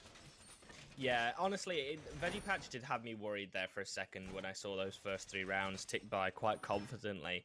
But one thing that but you almost always must be aware of is Sturksy, in a way that he is able to understand the deep understanding he has for this game and how teams like to play. And I think that's really sort of kind of showing its form here and now with how he's chosen to. Okay, I'm going to do these, like I said, these really flat static pushers. I'm going to learn them, and then we're going to adapt. And that adaptation from Veggie was able to take them at 3 rounds on the trot. The question is now, are we going to see a similar thing when we go into defense? Villa is a defender-sided map, or has known to be. Now the question is, how is Sturksy going to get Veggie Patch to adapt to this, these attacks from IOM? Is he going to do very just default defenses, or is he going to look to adapt to IOM's pushes instead, as we look to see IOM take a bit of a page from Veggie Patch's book here and look to push the balcony and look to enter through Study? Well, it's very interesting. I was actually just pulling up the statistics there, Warden, for this season, and the fact that on Villa, Oh, a great shot from Cute Machine to actually go vertically. I was just going to say, Villa is actually very defender-sided in this season so far. Stakes looking to take the initial engagement with Cute Machine, but he's on a rampage below. And, well, he's making sure that Veggie Patch, they're feeling the same pressure that they felt in the last split. And so far, it has been absolutely flawless in this round. It has been, and there's now only 2 defenders left on the side of Veggie Patch as we enter the final minute 30. This is great time made by IOM, as all 5 of the attackers are still left on the board, and it's up to Brendan and Tsunami now to really work together to hold off this push from IOM. And, well, it's going to be really difficult since as the defenders are starting to get really kind of wrapped round, but Brendan's managed to find Deathly, and the Wamai disc is going to save Brandon's life there just for a second, and Brendan's going to find a second and a third, but no! Scipio's going to walk on in and take out the 2 remaining players of Veggie Patch, and that's going to be the round for IOM in the bag. Yeah, great plays there by Scipio to win that out for them. I think, if I remember correctly, that was a triple on the round for him, 2 for Cute Machine, so that just shows you, well, IOM's quality, and unfortunately, we're not actually going to see a revisit. IOM, Veggie Patch are actually going to choose to go to Trophy and Statuary. And I never really got to see this point, but this is something I want to say to you, Walden. IOM, when they usually go for an attack, always go for the opposite side. By that, I mean they go for the path of least resistance. If it's Trophy and Statue, they come from Study. If it's AVG and Bar, what they usually go for is to go towards Master side. So they've actually went against what they're used to doing. So maybe what they're thinking to themselves is, hey, well, we know that Veggie Patch are, like to do their homework. They know they've got Sterksy. So maybe, for instance, what they've done is they've tried to go against the norm of what they normally do and actually catch Veggie Patch off. And that's why that's why they were so kind of successful on their attack. It could be entirely the possibility. I mean, I think Veggie Patch did throw up a few defenses over towards the Master side as they expected it, but I'm very interested to see how they go about defending Trophy Statuary and see if we're going to get any sort of roam presence over from Veggie Patch over towards the Study side, or if they're going to relinquish that control completely and go for a more bunker-sided hold, because we did see quite a bunker sort of hold from Veggie Patch there. And unfortunately it didn't pay off as IOM managed to kind of use that scalpel and just take off all the players that needed to around it before finally using that final crushing blow to finish them off. We're instead going to see IOM, again, as you've said previously, they normally like to go for the opposite side, and there are 2 members of Veggie Patch who are over there, when actually IOM are going for a more master side push and having players go underneath into Kitchen. It's really interesting that, again, they're doing this, and obviously what we're seeing is Veggie Patch initially getting ready to kind of, how would you put it, they're trying to wait and anticipate this attack coming from IOM, and they're going against what they normally do. And Deathly, he's going against the norm right now as he manages to take out Sterksy. So this is the point that I want to make, is IOM obviously have decided, right, we'll put in a practice before the playoffs, and actually we're going to go against everything that we normally do and really adjust before we've even played. Yeah, I mean, if your team is able to do those adaptive sort of plays, then that really speaks and says that you're a good team. If you're going against the way that you normally like to play, and it's panning out for you, then that says a lot about them. And as well, what am I going to say a lot about that is Cute Machine just throws that nade over and just removes Tsunami, unfortunately, as that explosive shrapnel comes out. And Cute Machine, well, they're going to get a second as well, and they are not going to stop there as they're looking to push up Astro and in towards the site. And they are still alive, however. They're still alive, but not for much longer, because Brendan's going to swing in and take off their head. And Deathly is also going to swing in and take away Stakes. It's now all left to Brendan in a 1 versus 4 again. Poor old Brendan, it's all left to them to try and clutch the round out for Veggie Patch. However, with the Diffuser going down, I don't really think it's going to be possible, but he does take them into a 3 versus 1 again, as he desperately is trying to clutch this round out, but he doesn't exactly have much HP left to do it with. And he's not going to be able to, because Deathly is there watching that flank, ready for him to swing that doorway, and die he does. Yes, he certainly does die, and IOM, they continue their tirade on this attack, with Veggie Patch not being able to win out a single defense so far. Well, they're going to try AVG in games, and do you know something, Walden? This is very reminiscent of a game previous that I watched, and it was, I believe, IOM versus Triton in week 1. I'm just going to double check that and just confirm for you. No, it wasn't actually. It was IOM versus Deviants. That's what it was. And what happened was we saw IOM on defense first. And when I was sitting casting, I was thinking to myself, right, IOM, they're looking good, they're attacking well, but they're defending well, but I can see really realistically that Deviants could take this because they've done so well on the attack. And then it flipped. And then we saw IOM on the attack, and we saw them taking the initiative. We saw them really win their gunfights, really close down these defenders, and this is exactly what's happening here. They're adapting, they're adjusting, they're playing well, they're doing the good things, they're winning their gunfights, and Veggie Patch just don't look as if they can get into this. So I'm getting worried again for Veggie Patch, but thing is though, we still have IGL Sturksy, so maybe he's going to adjust again the setup that's coming in this game and potentially actually put more of an emphasis in towards study side, as that's what IOM have been coming from. Yeah, I was just about to say, I wouldn't count your chickens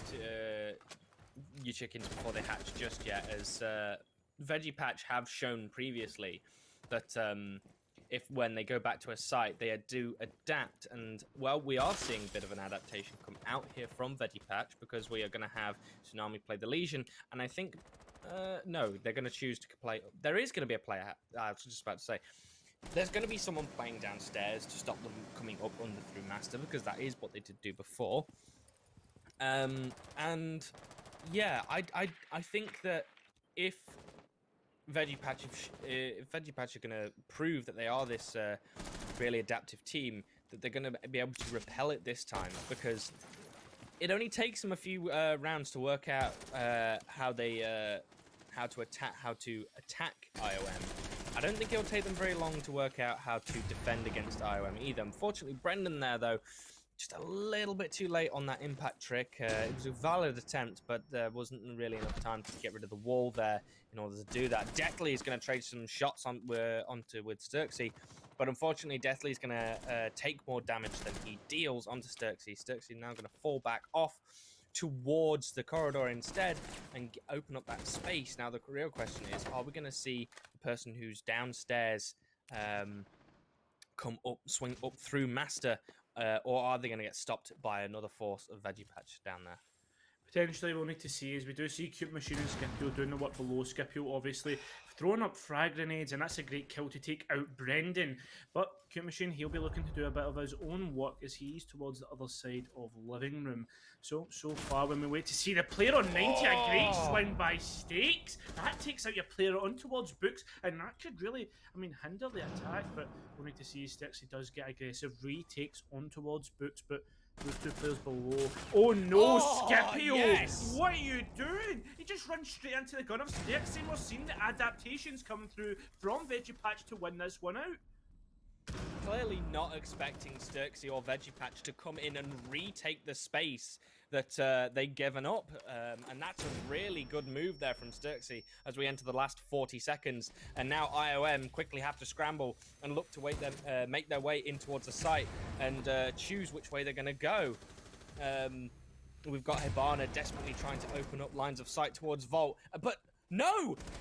Veggie Patch is just going to shut down the push entirely, and it's all left to DJ7 now, with 22 seconds left. Tsunami is desperately playing around. He knows that someone's in study with him. DJ7 is right by that door. He's got 15 seconds left to make something happen, even though he does have the diffuser, and it's not going to happen anyway, because Spacey's just going to swing in with the SMG-11 and quickly murder him.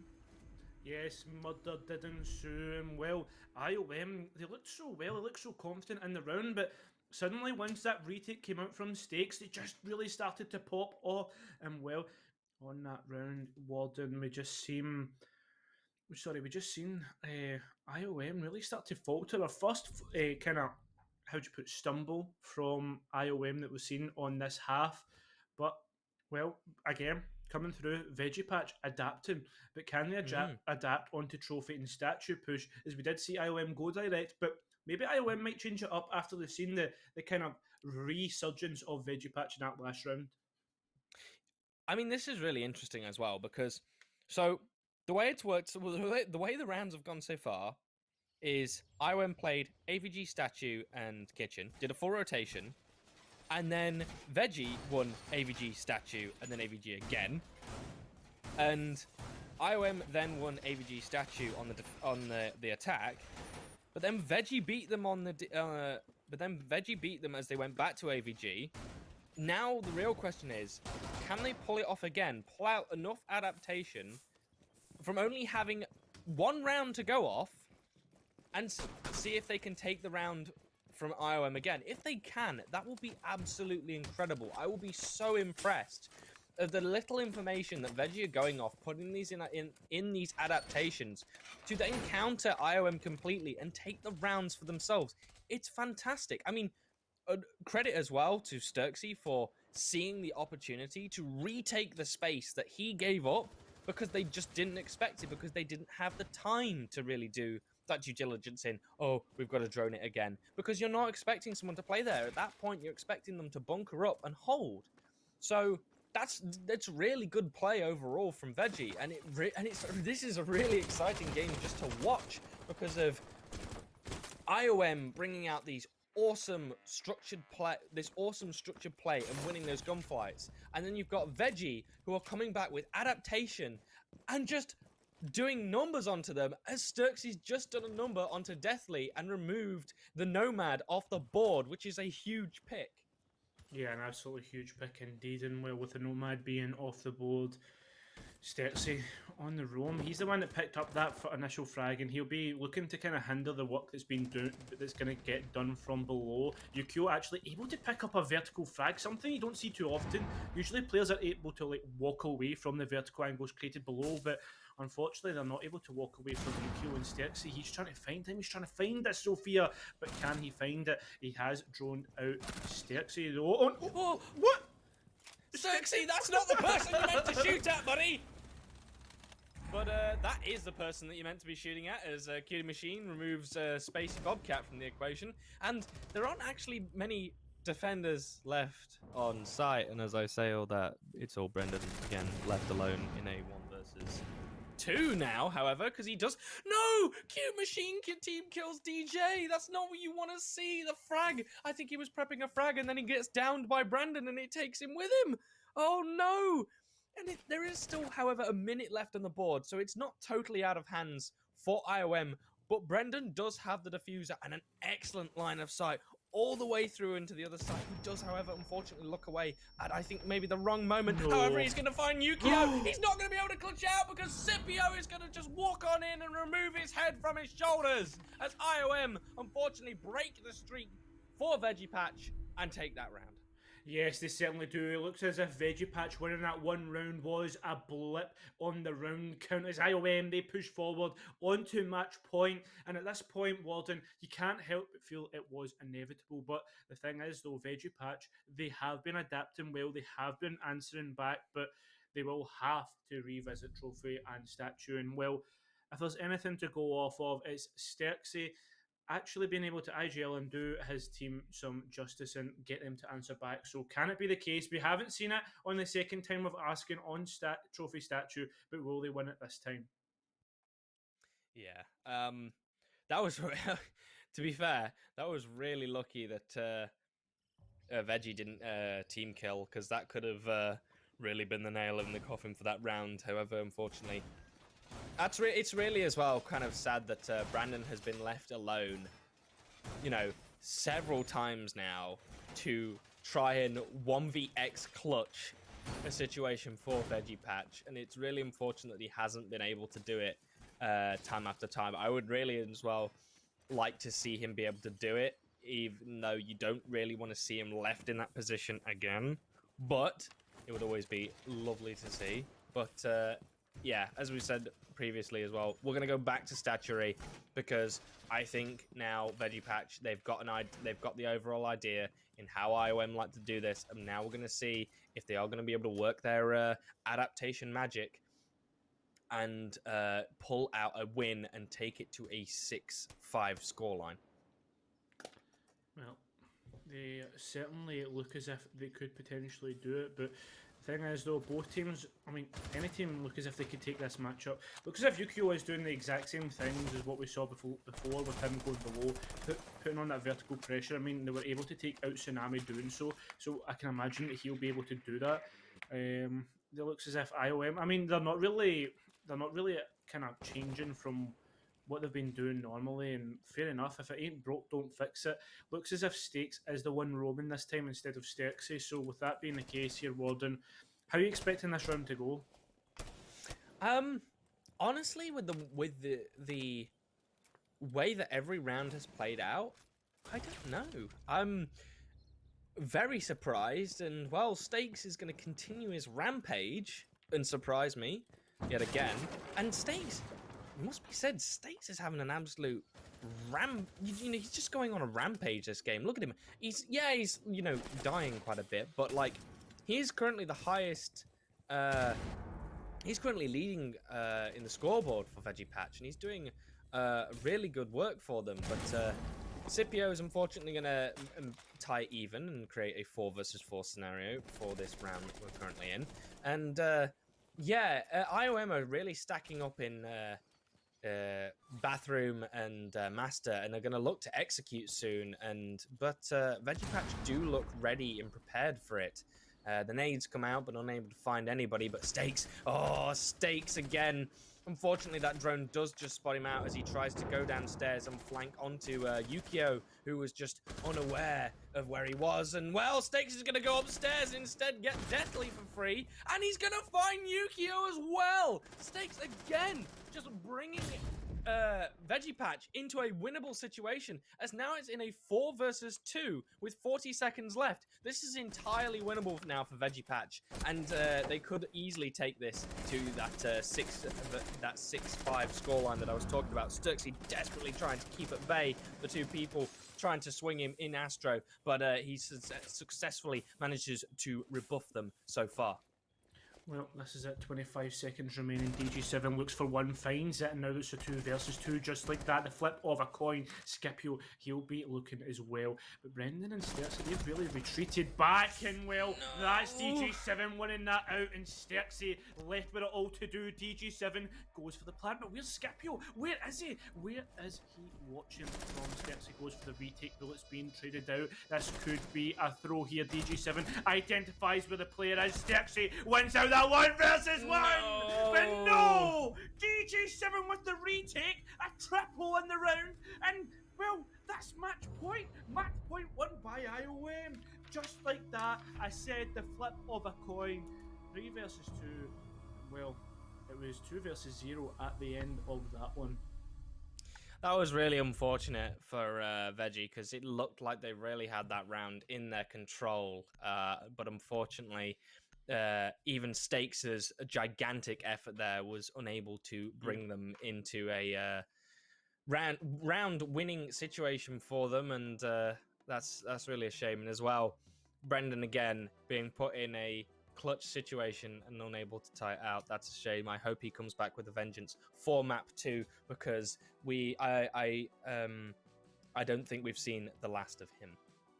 Well, we still have one map to go here, Warden, and well, Villa was an absolute bang, and it was IOM's pick, but we still have to go to Oregon. But in the meantime, we're going to have to get those snacks. We're going to have to get chowing down onto those, and well, we'll be back very shortly.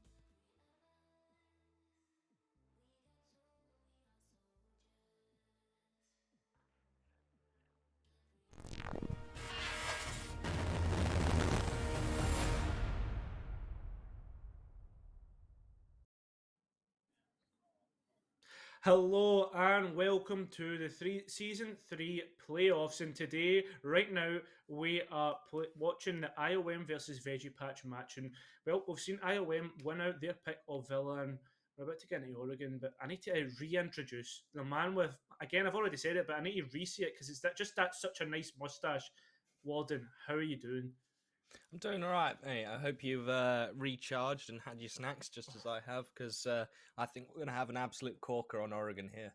Yeah, without a doubt. I mean, I ordered like a load of Domino's sides to get me through this match, and well, I mean, I don't even need them because it's been that great a match. Walden, break it down for us. I mean, we've seen IOM deliver some absolutely flawless play when they do attack and defend, and it's been going really well. They've won a good couple of rounds, but the amount of adaptation that we've seen come from Veggie Patch has been absolutely unreal, and I'm hoping that that's going to continue here onto Oregon, because it's been absolutely fantastic to see, and because Veggie Patch have managed to bring it back every single time. Just having again, this is the first time they've versed IOM, and they've managed to flip it on its head and learn IOM very quickly and take us to it was a 7-4 scoreline respectively, but I don't think the rounds showcase how close it actually has been between these two teams. Yeah, without a doubt. I mean, that last round, that match point, it did come down to what, a 2 versus 3 clutch from DJ7. It's really interesting because DJ7 was a bit of an unknown quantity in a sense for Buell coming into last season, but he's really grown, and it's great to see. I mean, I remember a clutch where he was able to, I can't remember who it was against, but he was able to like vault through white, pick up a frag, and then just prone, and I was actually hilarious to watch, and I was so angry when I saw that clutch came through because I was like, how is the other team throwing it?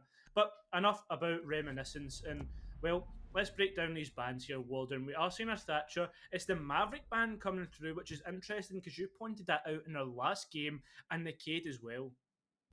Yeah, I mean, there is going to be no way to deal with, or it's going to be very difficult to deal with the amount of wall denial that's probably going to be played on this map, because Mav can't sidestep it, Thatcher can't get rid of it, so you're going to have to rely on players going underneath or above to remove that utility on those reinforced walls in order to be able to get them open for your hard breach to get so the hard breach can open them up and look to get enter in towards the site. We're also going to see our last ban from Veggie Bee or My, and I think that's another good pick as well, because getting rid of another one of the grenade denial twins is always really good. Yeah, without a doubt, getting rid of those catchers. But I was about to highlight the fact that Yukio had went for a Kali. Obviously, the fact that she does get rid of denial, but she's not really a great pick. He's back onto those Zofia. Yukio and Zofia, we never see that. But Deathly has taken the Flores. That's their kind of what would you call it? Yeah, anti-breach denial. Almost, he can get through, destroy the utility, and I mean, he does some great work. So, with that being the case, I think that's a great pick from IOM to bring that out. And obviously, Veggie Patch, they haven't. Oh no, they have. Sorry, I'm just completely blind. Never mind. I was about to say they haven't brought a mute, but no, he's at the bottom of the table. Yeah, I was just about to be fair, I was just about to say the same thing, but then I did spot the mute, and that's going to be definitely a hard denial against that Flores, because it's going to be really difficult for him to get those drones in through really discreet places and able to get rid of that utility he needs to get rid of, because that's his job. What I was going to bring up as well, fair credit to Yukio, who is running who's so far every single time we've seen them, running Zofia's old main gun, the M7, and not running the LMG like the current meta is, because a lot of people really don't like the new recoil change that's happened on that gun, and have instead opted to take the LMG instead. And Yukio, well, he's controlling it fairly well, and he's definitely committed to sticking with that rifle, so fair play to him. But he's now looking to use that deadly weapon in through the window in towards the site, and unfortunately he's not going to able to find anybody just yet, but he's patiently waiting and watching onto that attic window there, waiting for someone to swing him and him to hopefully remove their head. Well, I was just going to say that used to be very close with Yukio, and I can guarantee you this man is like a Zofia main, like out and out. Zofia could like have the worst nerfs done to her, and Yukio would probably still play her. That's just the type of guy he is. And obviously, this recoil doesn't seem to be much of a bother for him because he's still picking her up.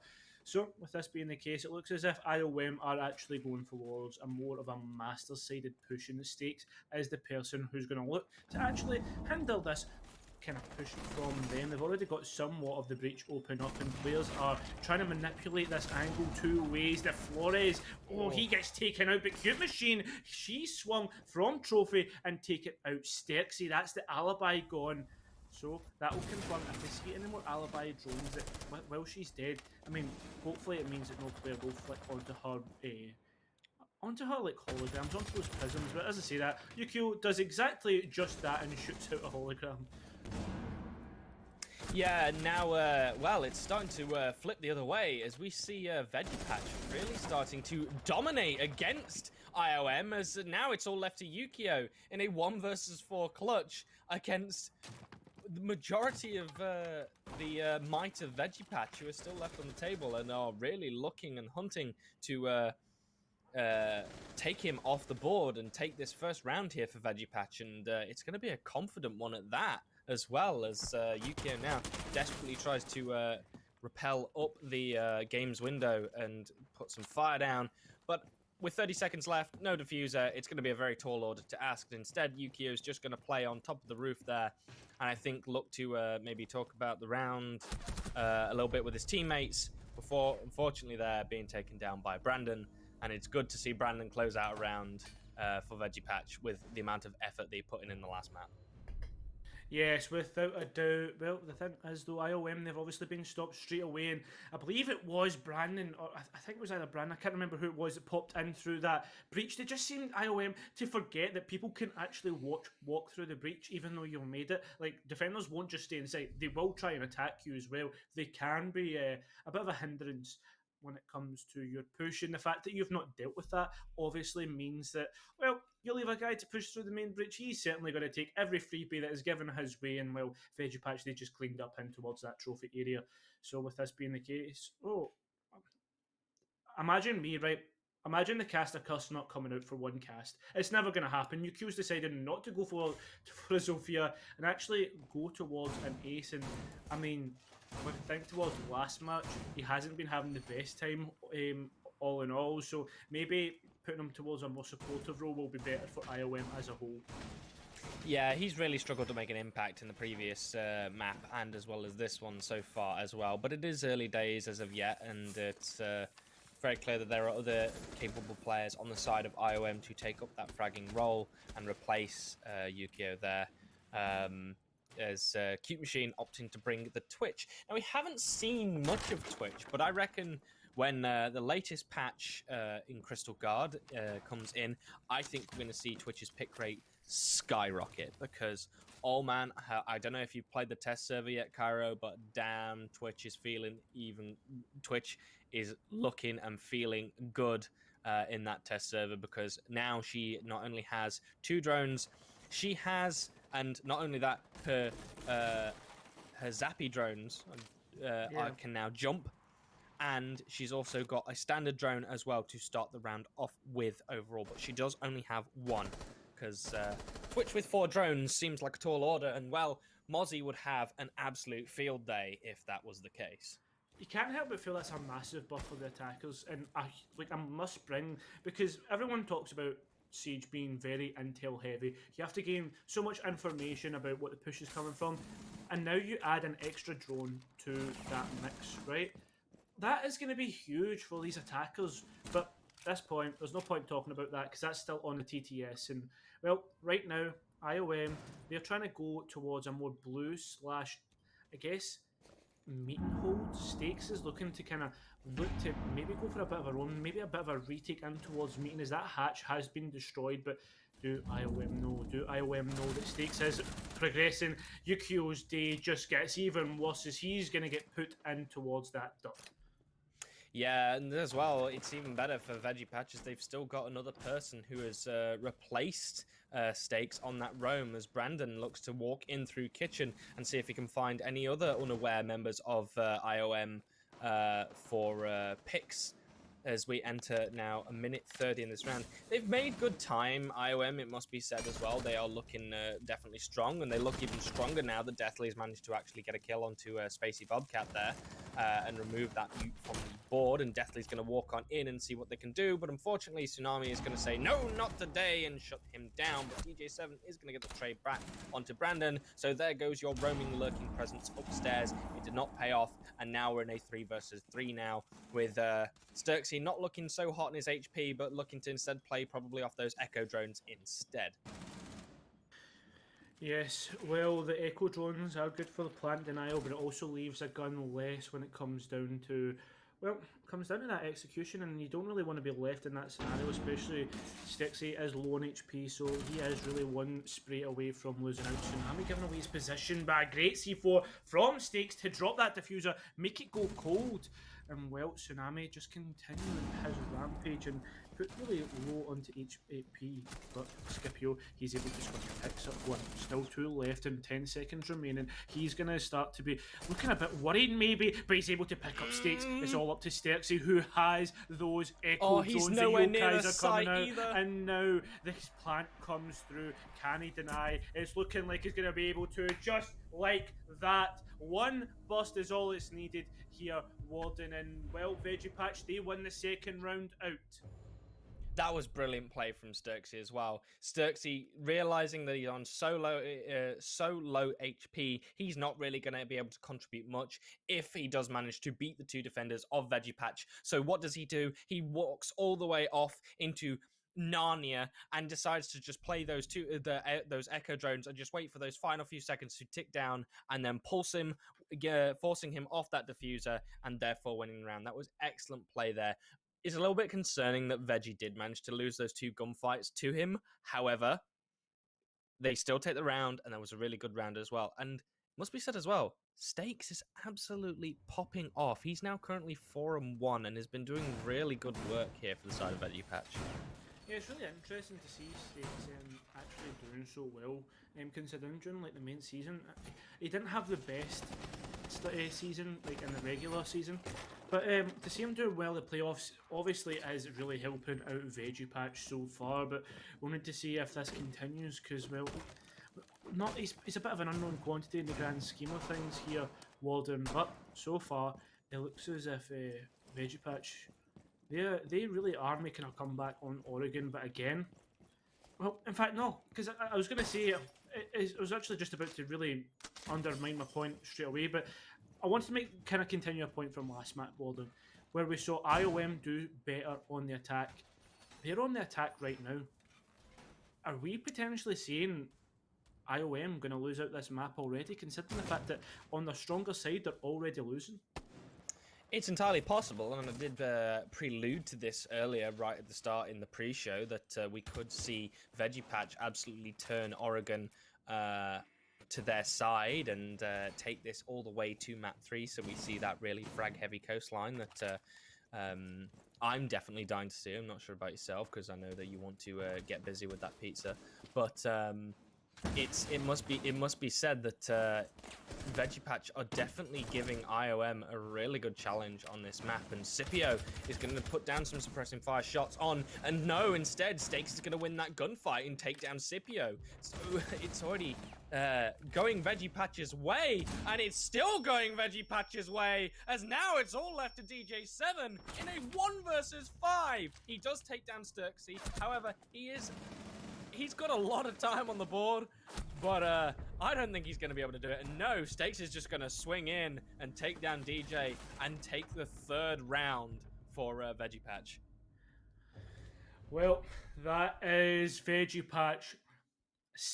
I mean, basically saying to IOM, why even try? Why are you even going to try and attack us?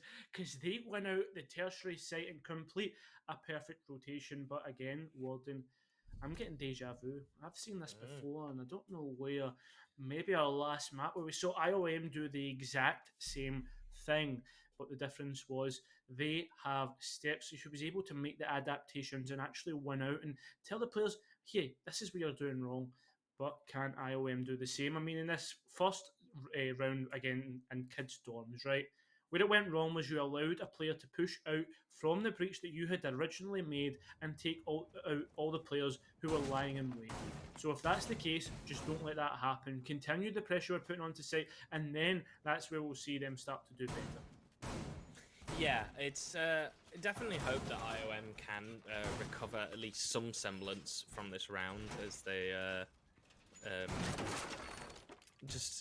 they've really struggled so far on the attack, and it would be nice to see them recover and at least get one round on the board. But Veggie Patch's dominance so far on the Oregon defense has been absolutely assured so far, and yeah, it's been staggering to see just the flip of the coin. They looked strong. They did look strong on Villa, at least in the later stages, and now, well, they're just on fire.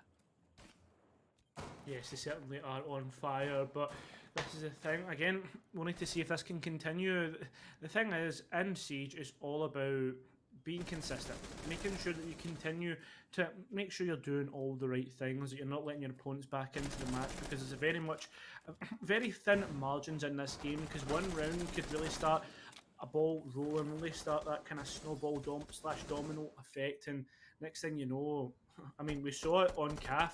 Luckily enough, Nine were able to win it out, but we saw a real comeback come out from Prudence. But again, will this comeback come for IOM? We'll need to see. They are doing the exact same things. They're not doing anything too crazy. They're just going for the exact same clear out the main breach. But maybe this time, actually, there's a bit of a split towards main tower. I just seen that.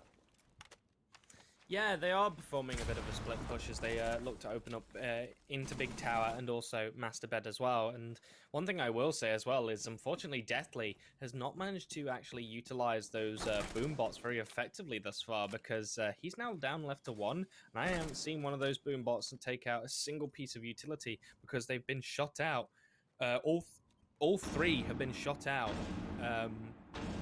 several times by the defenders, so it's not the best place of utility. But the big play here is coming from Stakes as he swung up behind in through Big Tower stairs, and now he's just going to fall back off and claim a kill for free. And Yukio's just scrambling, going, wait, where's he gone? And, well, he's gone all the way back down to the basement. He's looking to pop up somewhere else, like a jack-in-a-box. He's going to pop up through Laundry, and he's going to find a second onto Cute Machine. Stakes is doing absolutely flawless work here for Veggie Patch, and has really sent IOM into complete disarray here in this round.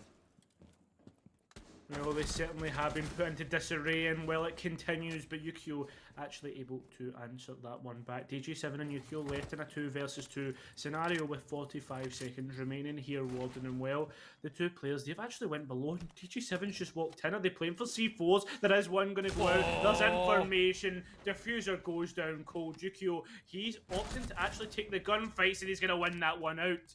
Well, there's still one player remaining. It is Brendan. He doesn't have a C4, but he does have barbed wire for some reason.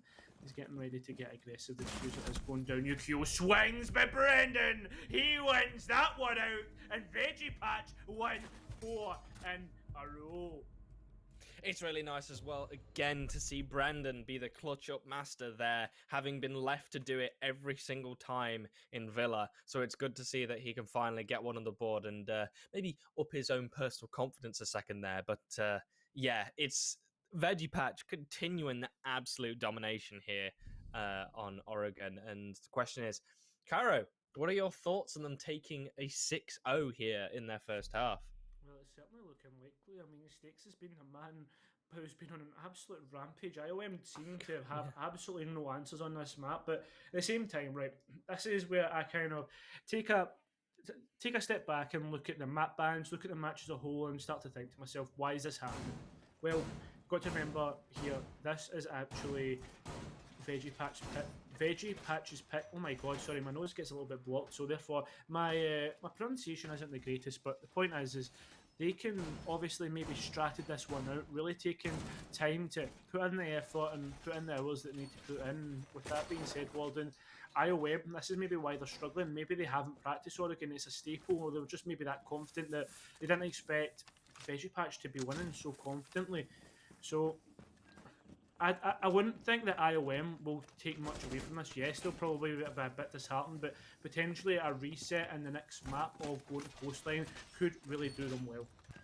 It could, but if Stakes continues his absolute domination onto Coastline, then I would actually be concerned that IOM might not be able to actually take Coastline if it does go into that third map, because look at him, he's currently on 10-2, and it's going to get even bigger as the rounds goes on, and he's going to look for his 11th kill there, but unfortunately he's not going to be able to find it, but he is going to do a hell of a lot of damage onto Yukio there, and that's a good start for this round for Veggie Patch.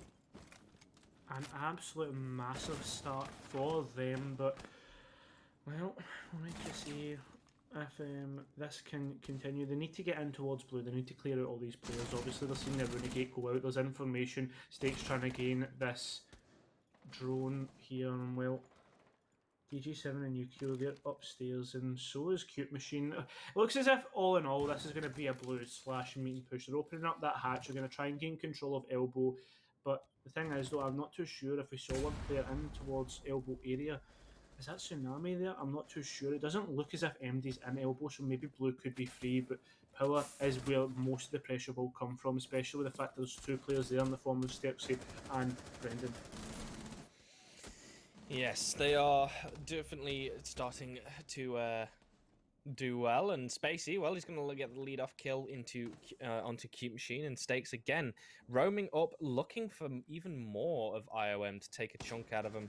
He is going to enter through Split, and the real question is now, is he going to be able to find the players of IOM? And yes, he's going to find two, and also find the diffuser as well, as he removes DJ7 and Yukio from the board, leaving it all up to Scipio and Deathly. Scipio, however, is going to find two of his own onto Tsunami and Brendan, and make it a 3 versus 2 now. However, they do not have the diffuser. It is upstairs with Stakes, and Sturksy's gone up to help him out as well, leaving just Spacey left on the site to defend it alone. And basically, they've left him there to die, as he's on very little HP and is cowering in the corner with a 590 shotgun, hoping that someone swings him and they can at least take them out. But no, Scipio is going to swing him instead and remove him. It's now all left to Stakes and Sturksy upstairs with the diffuser in the final 30 seconds. However, this is going to be a big ask from IOM, as they've now got to retake their diffuser, and they've only got a few separate channels that they can go up against. Stakes is going to hold the angle very aggressively. He's going to take down the Yana clone. He's going to look to find Stu, but he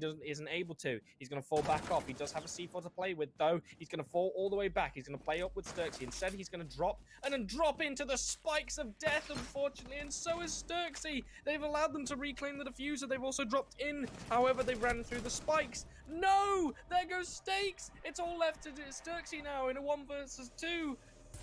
But he's going to play the Maestro cam, but it's not going to be able to because the bubble is not going to be able to do enough damage. However, Sturksy does have the Alder. He is going to swing in and fire a load of rounds off and see if he can find anybody. He's not going to be able to find anybody of yet. He's got 30 seconds. He's going to find Deathly. It's now all left to Scipio in the 1 versus 1. He's going to hold the angle very passively. Sturksy's going to whip out the Bailiff and down him with the Bailiff. All he's going to do is defuse. Sturksy, the absolute clutch master, saves it for Veggie Patch, and well, yeah, is able to take the round from that. Absolutely incredible play as well, resorting to the Bailiff and switching from that Alder. The IGL leads by example. Veggie Patch win their 5th round in a row, and just when you thought it was all over, the Bailiff actually able to clutch that one out. Scipio will be absolutely gutted. They almost clutched it up themselves, but they left it all up to Sterksy, and well, he certainly clutched one around from them, and now Veggie Patch are in with a shout to make a flawless half in this map. And well, I can imagine that IOM may already be saying GG go next, because this has been absolutely emphatic on Oregon. It truly has, and just I have never personally seen anybody clutch with the Bailiff out of all of my time watching competitive Siege, and be it being a short one. However, I still haven't seen it, and honestly, very well done. Did he actually run out of ammunition in the Alder? I didn't see. I thought he had still plenty of ammunition left, and he just chose to play the Bailiff. I'm not too sure. I never saw it. I don't think he had. I still think he had quite a few rounds in that Alder to spray and pray away, and the fact that he just switches to the Bailiff to clutch it out is honestly the shock there for me. And now we've got to see if Veggie are going to continue that absolute stellar performance so far, as they're using the castle barricades to barricade off all the entrances in towards the kitchen and the meeting room site.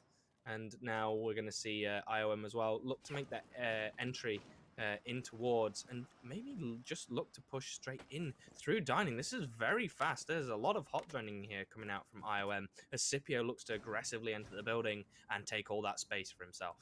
Well, the thing is, though, here, Warden, there's something I need to point out from both teams, or from this round, and why it's so important, is the fact that if IOM are able to pick it up, they give themselves a one-round cushion for mistakes, etc. Well, maybe it's just a defender side and map, and this is just potentially why things are going the way they are, but well, we'll need to see if that is the case, as we did see Spacey Bobcat being the first frag of this round so far. Yeah, very unfortunate that Spacey has been picked off so readily and easily every single round on Oregon, but it doesn't matter when your team is currently in the lead by 5-0 points. And we're going to see IOM as well stall out, as unfortunately Stakes is going to take down Yukio as well. That's not a good. That's not a good.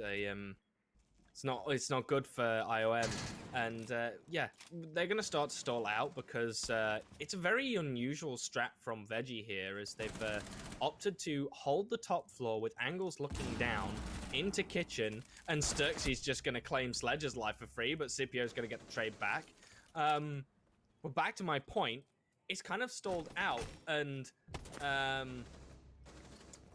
yeah, they've really struggled to. IOM have really struggled to actually gain some semblance of control. However, removing the castle tsunami has opened up the space, and now with 1 minute left to go, it's all left to Stakes and Brandon to keep this site held. And as I say that, Deathly's going to go down to Stakes, and it's all left to Scipio to try and clutch it out again. Yes, it certainly does look as if this is the case, but Scipio, I mean, he's an absolute god sometimes, the way he can pop off, but can he continue? We did see one player drop through that freezer hatch, and well, Scipio, he's gained control of sight, and now it's all up to Brendan.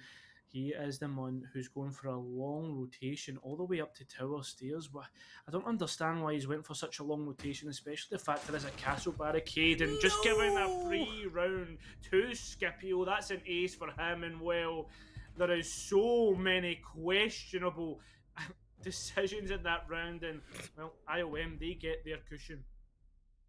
They do get their cushion, but albeit through probably the biggest mistake that Veggie have managed to make in this map so far. Brandon dropping was a very questionable play there, as it just left Stakes all alone to try and hold the site as the rotation came through, and then the castle barricade finally being the nail in the coffin for for the player there, but for Brendan, sorry. But yeah, that was just really unfortunate. That all Scipio needed to do was just waiting for them to break the castle barricade. Do you know something? I was expecting a 6-0. I'm not gonna lie. IOM, I hyped him up, and It should have been a 6-0. It should have been a 6-0. But why did Brendan drop into I don't know. I thought it was honestly happening, right? Honestly, I was like, he's going to drop freezer hatch, he's going to come up freezer stairs, Scipio won't know he's behind him, and then that's it, it's GG's, right? And then he went all the way through, like, the bottom floor to tower stairs, and I was just thinking, why? Maybe he's just going to try and take him off guard with a plan. when he's planting.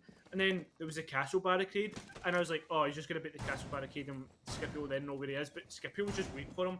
I was just sitting there like, is this a fever dream? The only thing that I can think of is it was a mistake. It was either a mistake on Brandon's half, or just a mistimed play, because we all know siege timing is a thing. It's happened to the best of us, and the only thing that I can think of is it's either siege timing or a mistake drop, because that was not the time to do it. And now we're going to see Veggie Patch instead head onto their attack and see if they can be as dominant as they were on the defense. And well, it's a slow start here. It's a slow burn, as we've got members from IOM playing down below in the basement, and players from Veggie droning out, doing their due diligence, and just droning every inch and corner of this map to make sure that they have a good entry into the site, or into the map in total, and get the leading round that they will need on the attack, and prove the dominance on the attack as well as the defense. Well, with Veggie Patch and IOM switching roles, we'll need to see what is going to happen here, as we see Yukio's already getting pressure put on towards him as well. It looks as if Veggie Patch have just walked into Attic and went in through the window. What the... They've taken it for free. It's just absolutely free. What? What's happening right now? I don't know. Sturksy's trying to reverse open in. They've gone through Attic. They've taken Attic, and now Sturksy's opening from the wrong side to let in Brendan. It's kind of a backwards take here. It's very confusing, but Tsunami's going to get the lead-off kill onto DJ7 anyway, and open up the round for Veggie as they look to make their entry in. But Scipio's going to take down Sturksy as I think they look to drop through the Attic hatch, and now they've got a minute left to do something, and Spacey Bobcat is looking to get the plant down somewhere, and Brendan's just going to walk in and just start dealing death as they just cleaning up every IOM member that he sees. But however, it has gone to a 2 versus 2 now, with Scipio also taking down them. But Stakes is going to drop and find Scipio, and now it's all left to Yukio in a 2 versus 1. Yukio is... No, okay. No. That was the weirdest round. I'm just going to say it. That was so weird. I don't understand. This happened before. IOM did this to me before. Oh, I can't. You know, do you hear that, ladies and gentlemen? That is the sound of Cairo's brain melting out through his ears and onto the floor around him. Oh my goodness gracious me, man. Well, IOM, they've just completely given away their cushion and given away Attic. Well, letting people jump in through a window. I can hear misfiring in that brain of yours. I'm just hearing bangs. It's not. Do you want to take a minute?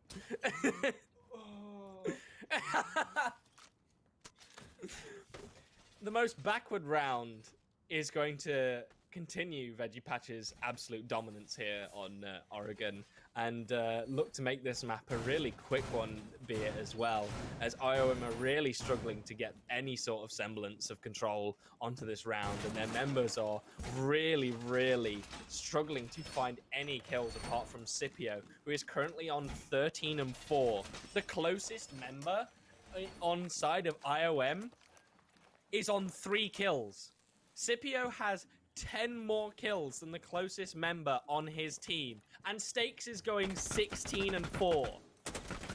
What is going on? What is the Oregon that we're watching? Because this is not how it's meant to go. I am in an absolute fever dream in map number 2. I do not know what is happening here. I don't know if wait a second, I just pinch myself to see if No, this is actually happening. I'm searching the script, Cairo. I'm searching the script desperately. I can't see anything in the paper about this. Peak, you gave us the wrong script. This is last season's script. Come on. Right. Well, we are currently watching Tsunami and Co. actually breach in towards the big window here, and this is going to be a big window jumping. I can already tell. Sterksy's going up to Kids Repel. There's 3 players outside of the main breach as well as Diffuser. This is going to be a big window jumping. Surely not. Brendan has decided to go into small tower. Okay, this is looking a little bit better. The push is looking a bit more better. They have obviously got pings as to where one player is. That is Cute Machine on the white window. He's waiting. Oh no, do they know his position? They know it now as the pings come out. But Scipio, he's picked up one. I believe that was Spacey Bobcat. Below, I'm not too sure. Plenty of bullets are going out. Stakes is taken out as well. So far, IOM, they're actually managing to get somewhat of a resistance against Veggie Patch's push. Yes, they are, and well, IOM have certainly put their foot down and said, you know what, you're going to play funky, we're going to play funky too, and now it's starting to really swing towards IOM instead of Veggie, as Veggie now only have 2 surviving members in that of Spacey and Brendan. Spacey not had the best of games so far on Oregon, but they've definitely got more kills than most of IOM here, as Scipio is the one who's doing all of the work. Brendan desperately sniffing out feet to see if he can find the members of Veggie Patch. Does Scipio know that he's been tracked? He does, and he flicks straight onto Brandon's skull, and Cute Machine closes out the round for IOM, making it 6-2.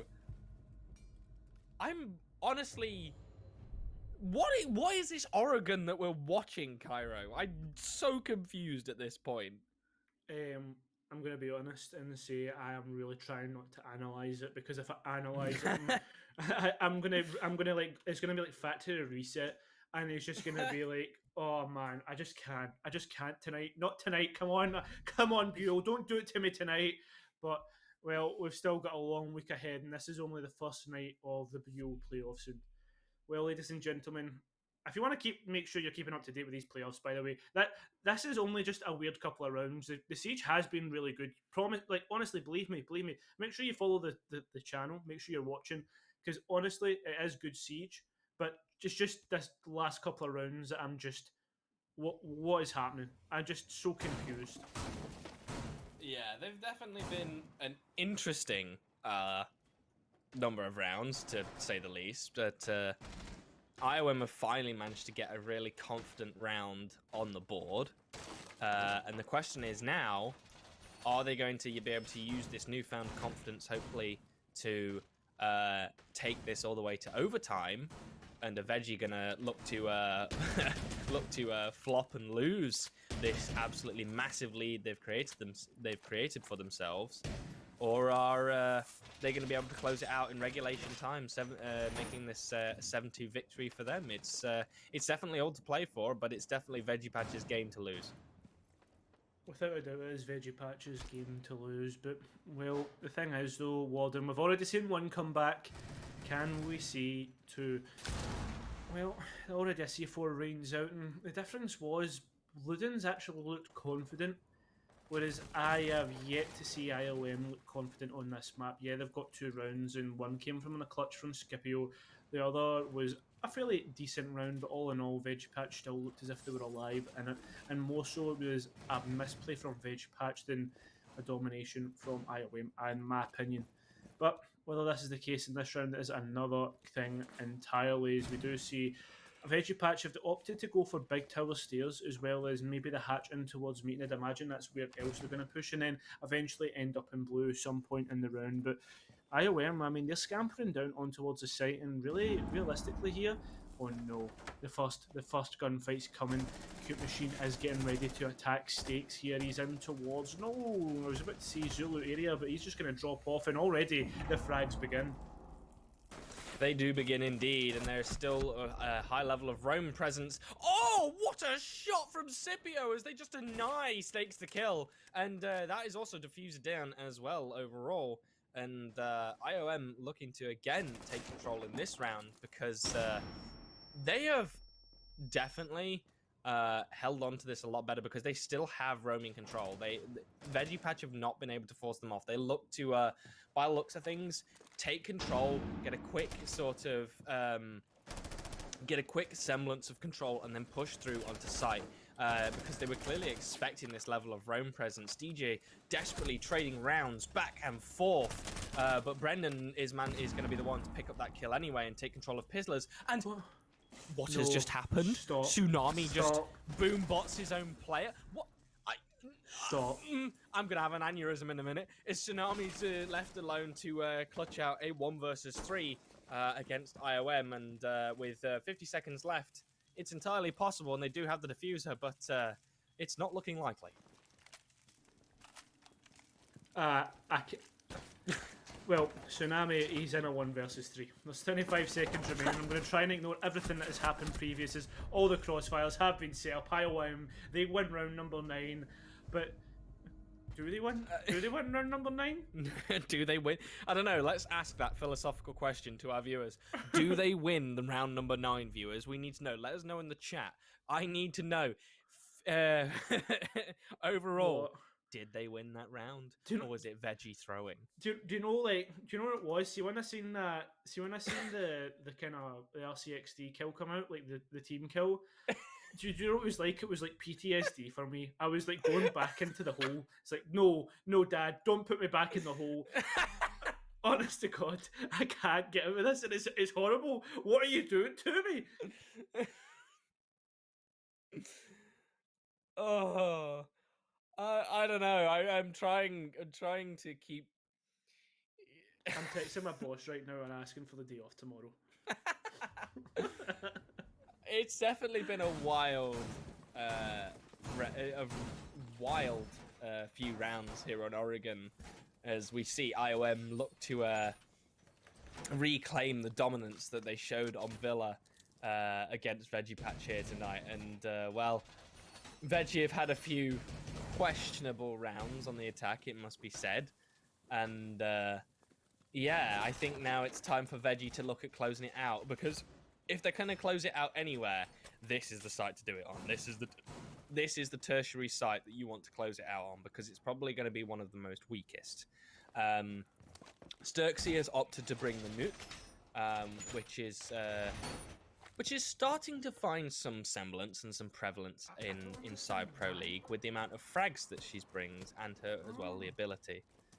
Are you okay there, Kyra?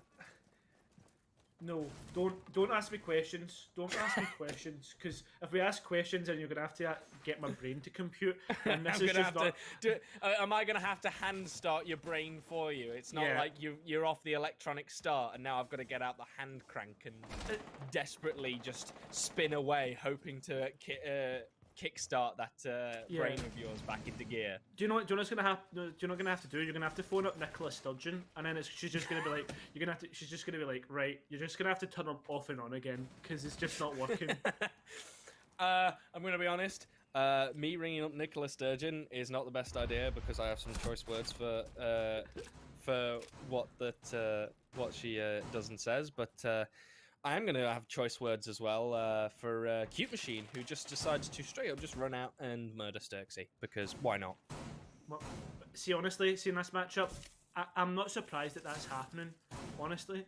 Like, with the way that things are going, but Scipio has decided that he's going to be the man to hold down upstairs, and on that note, decides, like, I'm going to dip, I'm out.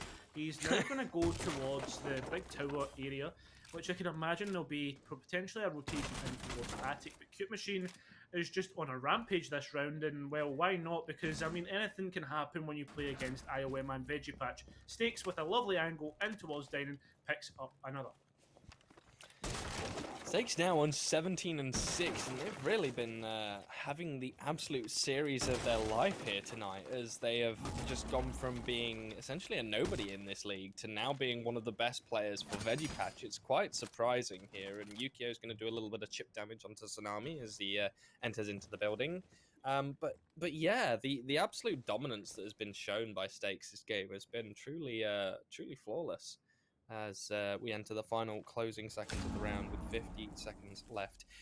Aware that Cute Machine was there, but clearly choosing not to engage and look to move off to try and establish some presence elsewhere so they can look to take the site. But Yukio is going to be finding that kill onto Stakes anyway, and it's all left now with Spacey, and as I say that, Spacey with the diffuser left in a 1 versus 4 with 20 seconds left. I mean, this is a tall order for even a tier 1 pro, and I don't think it's going to pan out the way that Spacey would only dream of it happening, but they're going to give it the old-fashioned try anyway, and they're not going to be able to, because just as they enter their second running animation, a player just walks out in front of them and will swiftly remove their head with that SMG-11.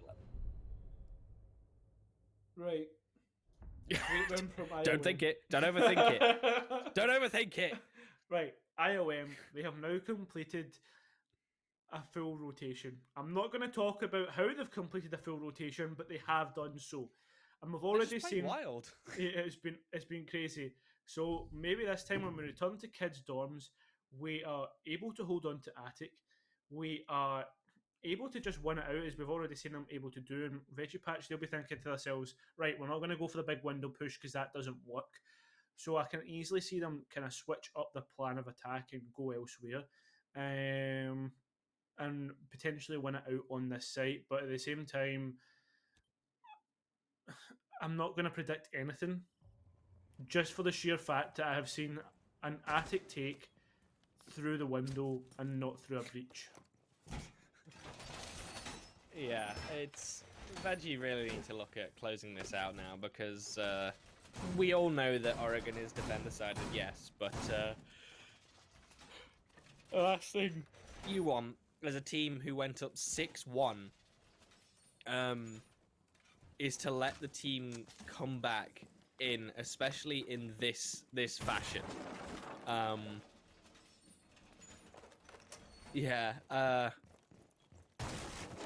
This has just been the wildest game I think I've ever casted, ever. It's completely knocked my flow, because like usually it's like post-round analysis, pre-round prediction, or pre-round kind of synopsis of what you think is going to happen or how you think this is going to go, the kind of analysis aspect of like, oh yeah, last time they did this time we're going to do this, blah blah blah, kind of explaining how your brain's thinking about this one and watching it, and then Veggie Patch. At the minute, my brain feels like a monkey that's been given a car battery with 2 wires attached to it, and it's just slowly zapping them together, creating a short circuit. It's just... I'm just fried at this point. Just hook me up to one of those bandit batteries, please, and just shock me back into some sense of... yes, I know what's going on. Yes, me caster. Yes, man. Because I'm slowly just losing all semblance and control of my own brain as well as this match, because IOM are just making a comeback by just playing the most wildest plays and just shutting Veggie down, who have just been, like we said before, just slaying their way across this map. And we're now going to see as well Veggie Patch start to struggle and make their way in, and Yukio's going to lead us off, Spacey Bob. And there goes your ace. That's no more opening for you. And well, Scipio's also going to take down Brendan as well, as he falls back, looking to go back up through white, and the diffuser is also down on the floor. That hole's opening back up again. What? the diffuser has been dropped. And there's so many questions. Stex is pushing in towards Attic. He's taking his gunfights. My brain is hurting. I'm trying to figure out what is happening. DG7, he's trying to get up onto the cover or the trusted drawers, but he can't even get up. And Stex, he's been taken off guard by that. But well, I mean, Attic has been going in favour of Veggie Patch. This time through the normal way, not through 3 men jumping in through a window. The diffuser, it's been picked up, and Yukio doesn't even know, and Stakes with a lovely angle in towards site. He's going to rotate away and potentially meet up with his comrades in Attic, but remember, Scipio is holding down stairs, and so far everything is starting to get normal. Maybe not so much, but Deathly just cast death across trophy area and manages to drop the diffuser once again. I think Deathly really needs to build up some more mana, because they've only got 3 kills, and if they're casting death, well, they're going to have to start casting it a lot more, because they've only got 3 kills and 10 deaths in this round, and Yukio, well, the IOM are going to quickly shut down the remnants of Veggie Patch in this round, and take us now to 5-6. Veggie, please, I'm begging you, take this next round, please. I don't want any more Oregon. Just take us to Coast. I just want to see Coast, man. I just want to see Coast, and I just want to see the amount of wild because if we're getting wild plays on Oregon like this, imagine what Coast is gonna be like. Walden, all I'm gonna say is I have already done a 9 to 5 shift today. I've already done my work, and now I'm doing another shift with you. Like, fair enough, this is my hobby, but my hobby shouldn't be pain. My hobby shouldn't be punishment. So why are these two teams punishing me? Like, these last couple rounds have just been absolutely crazy, and somehow we've went from 6-1 to 6-5, 4 rounds. Go on, Cairo. Numbers. Remember them. No, Keep the please head in don't. it. Numbers. Please So don't. so 6 comes after 5, 7 comes after 6. Well, right. The point is I'm going to make is I'm going to do my usual cliche, right? There's one off your caster bingo card. There's another point for you. Thinking to yourself, here we go. Cairo's at it again. Cliche caster. But point is now we're on to our 1 round shootout, Warden. So, what do we get from this? Well, IOM, they get overtime. They get a chance to win out this match right here, right now. And, well, at this point in time, if my brain has to function any longer, well, I may cry. But the point is, Veggie Patch, they are 1 round away from winning out this map and potentially winning a chance to play on Coastline. What a beautiful place of Ibiza. But, well, we're a long way away from our flight to Ibiza. We need to, well, see what's going to happen in this round. And it looks as if Veggie Patch, well, they're going to try and do the same play that they have previously and go into the meeting, get the hatch open, and then decide where they want to go for their push. I'd imagine it'd be blue. That's the kind of normal meta push, but whether that's the case is a different story, because so far, Warden, everything has been an absolute fever dream, and I don't even want to try and analyse it. I mean, the one analytical thing that I will point out is ION double reinforced into elbow, so they obviously don't want to hold it, and they want to play how they're playing now, which is very roam heavy up on the top to try and deny any sort of presence that Veggie Patch are going to try and shove through the top floor into meeting, and as well any blue presence that they manage to do. Brendan is going to swing on through and remove Scipio, as Scipio also is going to be the one to take the leading player of Stakes off the board now, making it a 4 versus 4 with 1:30 left to go. Sturksey's going to make his way on into elbow and realise that, hey, this is double reinforced. I might be able to do something here, but it is mute jammed off. So he's not going to be able to open it up with those Habana pellets just yet. Deathly, playing over by Pillar, is going to be desperately holding on close to it as we see a EMP'd, a jammed, but it looks like an EMP'd Flores drone on the floor there. Brendan's going to get swiftly removed by Cutie Machine. The nade from Spacey Bob coming in to remove Deathly. What a gorgeous throw. And as well, he's going to swing on in and take out DJ7. It's now looking like Veggie Patch are going to take control of this round, and take control they do with 50 seconds left. It's all left to Yukio and Cute Machine in a 3 versus 2. And, well, Yukio really has to step it up. He's going to get droned out. He's going to desperately fall back into Cubby Box. Cute Machine is going to be holding from the freezer. The plant has to look to go down now. Tsunami is the one who's going to have it and look to do it. Sturksey's going to trade out with him. However, the IOM do have info on where they're currently playing. Sturksey's going to get removed. Yukio's going to go. Oh, no! The 590! He's going to quickly remove him. Oh, no, this round's all gone wrong for Veggie Patch. I don't understand. Spacey Bobcat is now in a 1 versus 2 against Yukio and Cute Machine. And with only 30 seconds left, I don't think they're going to be able to do it.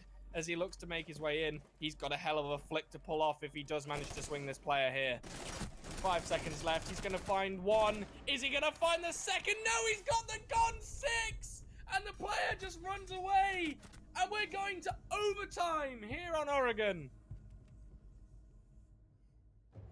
Stop. You still alive? Hello.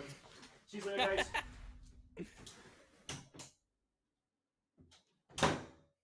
You good? Well, it appears my co-caster is just deceased. Well, all I'm going to say is, what the hell? What was that? I don't know. I don't know. I don't know. Flores just runs across the screen. Just runs across. There is a Mossberg just looking at you. What are you doing? Look at the Mossberg. Shoot it. Why? There wasn't even a C4 on the table. They could have just planted. I'm gonna need to phone my therapist. Oh my god, what is happening right now? IOM starting the defense as well. This fever dream continues. 6-6. What is happening right now? I don't know. I'm gonna be completely honest. Veggie Patch should have had that round. They should have established a crossfire into Freezer. Someone should have had the line of sight, or from E-box all the way through the bomb there. Stopped anyone from swinging onto the person who was planting. Tsunami was the one with the diffuser there, and Tsunami, buddy, you should have just planted near E-box door, and you probably would have had that. That would have probably been it for Veggie. That's all they would have needed to do, because the retake on that from IOM would have been pretty impossible if they'd just held those angles. And well, I'm running out of things to say, because Veggie Patch should have won that round, but they didn't, and I don't know why. My brain is still kind of throbbing a little bit. I'm going to be completely honest on this one, Warden. I've casted a lot of Siege, right? In my short career as a caster, I've casted a lot of Siege in terms of, like, from T4, I've seen a lot of questionable plays. But this match is honestly up there with some of the questionable plays. Scipio, though, he is 6 kills away from our, I believe it's the Buell record, I'm not too sure. I'm going to ask one of our kind of production people, or maybe one of our kind of admins, to double check that. I believe it was Max D with 26 in the last season, but I'm not too sure. So Scipio, he's very close to breaking that, and he's got 3 rounds to do it. Yukio, though, he's looking to maybe stop Scipio doing that by chipping in with some of his own kills. And Veggie Patch, they've already given away where they're coming from. It's from the master side. They've got the main breach open and the pressure in towards Trophy, but we need to see pressure coming from elsewhere, not just Trophy and the main breach, because IOM, they can really just put all their focus towards there. Scipio, though, he's on a roam, and Sterksy has walked into Attic and picked up a kill. And, well, he's not picked up a kill, he's only picked up a down, but DG7 is picked straight back up. I think we're just going to see another wild round, I'm going to be honest with you, as we enter the final minute 20 seconds. As Veggie don't really have any sort of semblance control. IOM is doing really well here on this defense. And yeah, Scipio has been an absolute just god for IOM and is doing so much work for them right now. Yukio as well has finally woken up from their slumber and is on 10 and 8 right now, and it was really unfortunate as well that that denial that he tried to have with the C4 unfortunately took out his own mute jammer. He's now just going to play really aggressively onto this trophy door. He's going to pre-fire as the Yana walks in, but they weren't aware of Spacey Bob, who was watching from the walk-in wardrobe there, and Veggie are now looking to make that exfil in towards the site. Deathly is going to deal death and cast his mana onto Spacey Bob. Tsunami's going to get the trade back onto DG, and Cute Machine's going to take out Brandon. It's all left in a 2 versus 3 now. Stakes is going to desperately try and get down to the fuser, and no! Deathly's going to remove Tsunami and remove Stakes, and that's going to be the first overtime win for OEM. For IOM, sorry. Stop it! Stop it! What is happening? This matchup has just went crazy. IOM have came from the absolute depths, and IOM have played phenomenally. This is incredible play from IOM.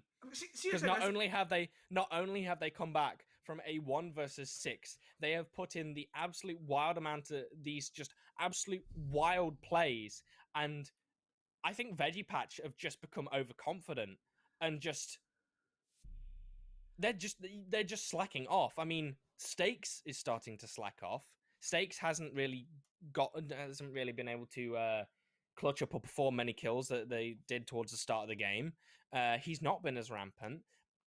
Scipio is the man to watch currently right now on IOM. And Yeah, IOM are finally starting to re-establish control and say, no, this is our map, we're taking this now. I mean, just look at the scoreboard. Yeah. After a deep breath, right. A lot of these rounds have been not just questionable, but the thing is though, right, the one thing you can take away, whether it's questionable or not, is IOM have been the result. Have been the kind of winner at the end of the round. Yeah. And they've continued on, and whether they've been against it or in really bad positions, they've somehow managed to find a way to win. And I'm gonna say this, right, Walden, and I'm maybe calling this a bit too early, but in football, when stuff like this happens, we always say it's the sign of a champion, because if you're able to win, and when everything's up against you, when it looks as if you're all but out, and then somehow you sneak a win in that round, and people are sitting there thinking, wait, they won that? How are they winning? They don't have answers for it. Well, I mean, sometimes that's just what you need. Sometimes that's just what you need to have in your locker. Champions need to have three things, in my opinion: good strategy, good players, and third one, luck. Sometimes things just need to go in your favour, and so far, everything has been IOM for this class split. And right now, they are on match point after everything that they've went through. Yeah. IOM have done just a phenomenal job of just bringing this map back in towards their control, and not only that, it's been such an entertaining way that they've managed to do it as well. And now as they look to be on a match point overall as well, overtime match point, then it's entirely possible they can take this. However, one thing I will say, we have seen a total collective of 2 attacking rounds won here on Oregon. 2 attacking rounds. Therefore, the advantage currently lies in that of Veggie Patch. Yeah. But with the way that IOM and the resurgence that they've had and the way that IOM are playing, it's been absolutely phenomenal. And I think that IOM definitely have the capability to take this final round, as Cute Machine is the one who's going to get the lead-off kill onto leading man stakes. Well, it's certainly continuing to... Well, start the snowball effect that I talked about previously. He definitely picks up that kill, and now 3 players remain, but nearly only 2, as all the bullets are getting traded onto site, and so far all the control is in favour of IOM. The players are bobbing and weaving, but they can't bob and weave. Scipio, Tsunami though, peeking out and actually taking out Deathly could potentially help, but things are getting claustrophobic, things are getting worse. Yukio knows where Tsunami is on towards the Kids Repel. Can they win it out? DG7s makes his ingression and starts to defuse up at no C4s. Well, yes, there's one in Spacey Bobcat, but he's not close. He goes to swing, he gets a kill, and now it is 3 versus 2. The player on the diffuser is stuck. There's crossfire, and they are waiting. It looks as if DG7 has decided to put out that Claymore, but he can't pick up the last kill. It's all up to Spacey Bobcat. He's so close. IOM are so close, but they clutch it up. That is goes. 7 rounds in a row, Warden. 7 rounds without an answer. IOM, hard-fought victory it has been. 7 rounds is enough to win out 1 match. Yeah, don't ask me, man. No. I don't get it. It's been a very, very tough matchup, and Max Steel probably will be absolutely buzzing with the fact that Scipio never was able to even get close to his record.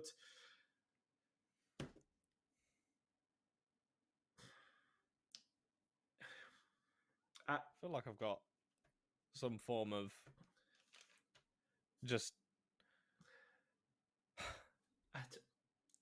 Yep. Don't know. Right. Well, Walden. We're actually gonna have to put some effort into dissecting this match. Yeah, we certainly are, because what a match it was. Right. We looked towards Villa, where it was 2 teams who, I think, what was the final score? 7-4. 7-4, yes. You're sitting there, you're thinking 7-4. That's quite not emphatic, but it certainly it looks a bit more one-sided, because you're starting to look at it and you think 7-4. Then it looks as if one team's maybe got a natural split, and then when it flips halves, then they've just kind of went and taken the advantage. But that wasn't the case. It was 3-3 in the first half.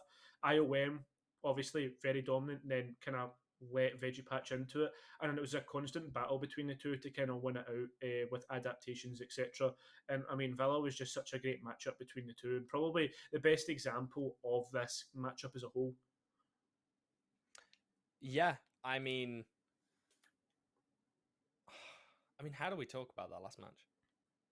How? I mean, Veggie had that in their control, and they had such an awesome start. Yeah. An awesome start to their attack. Yeah. And then Veggie either just... I think it was a combination of both Veggie switching off. Yeah.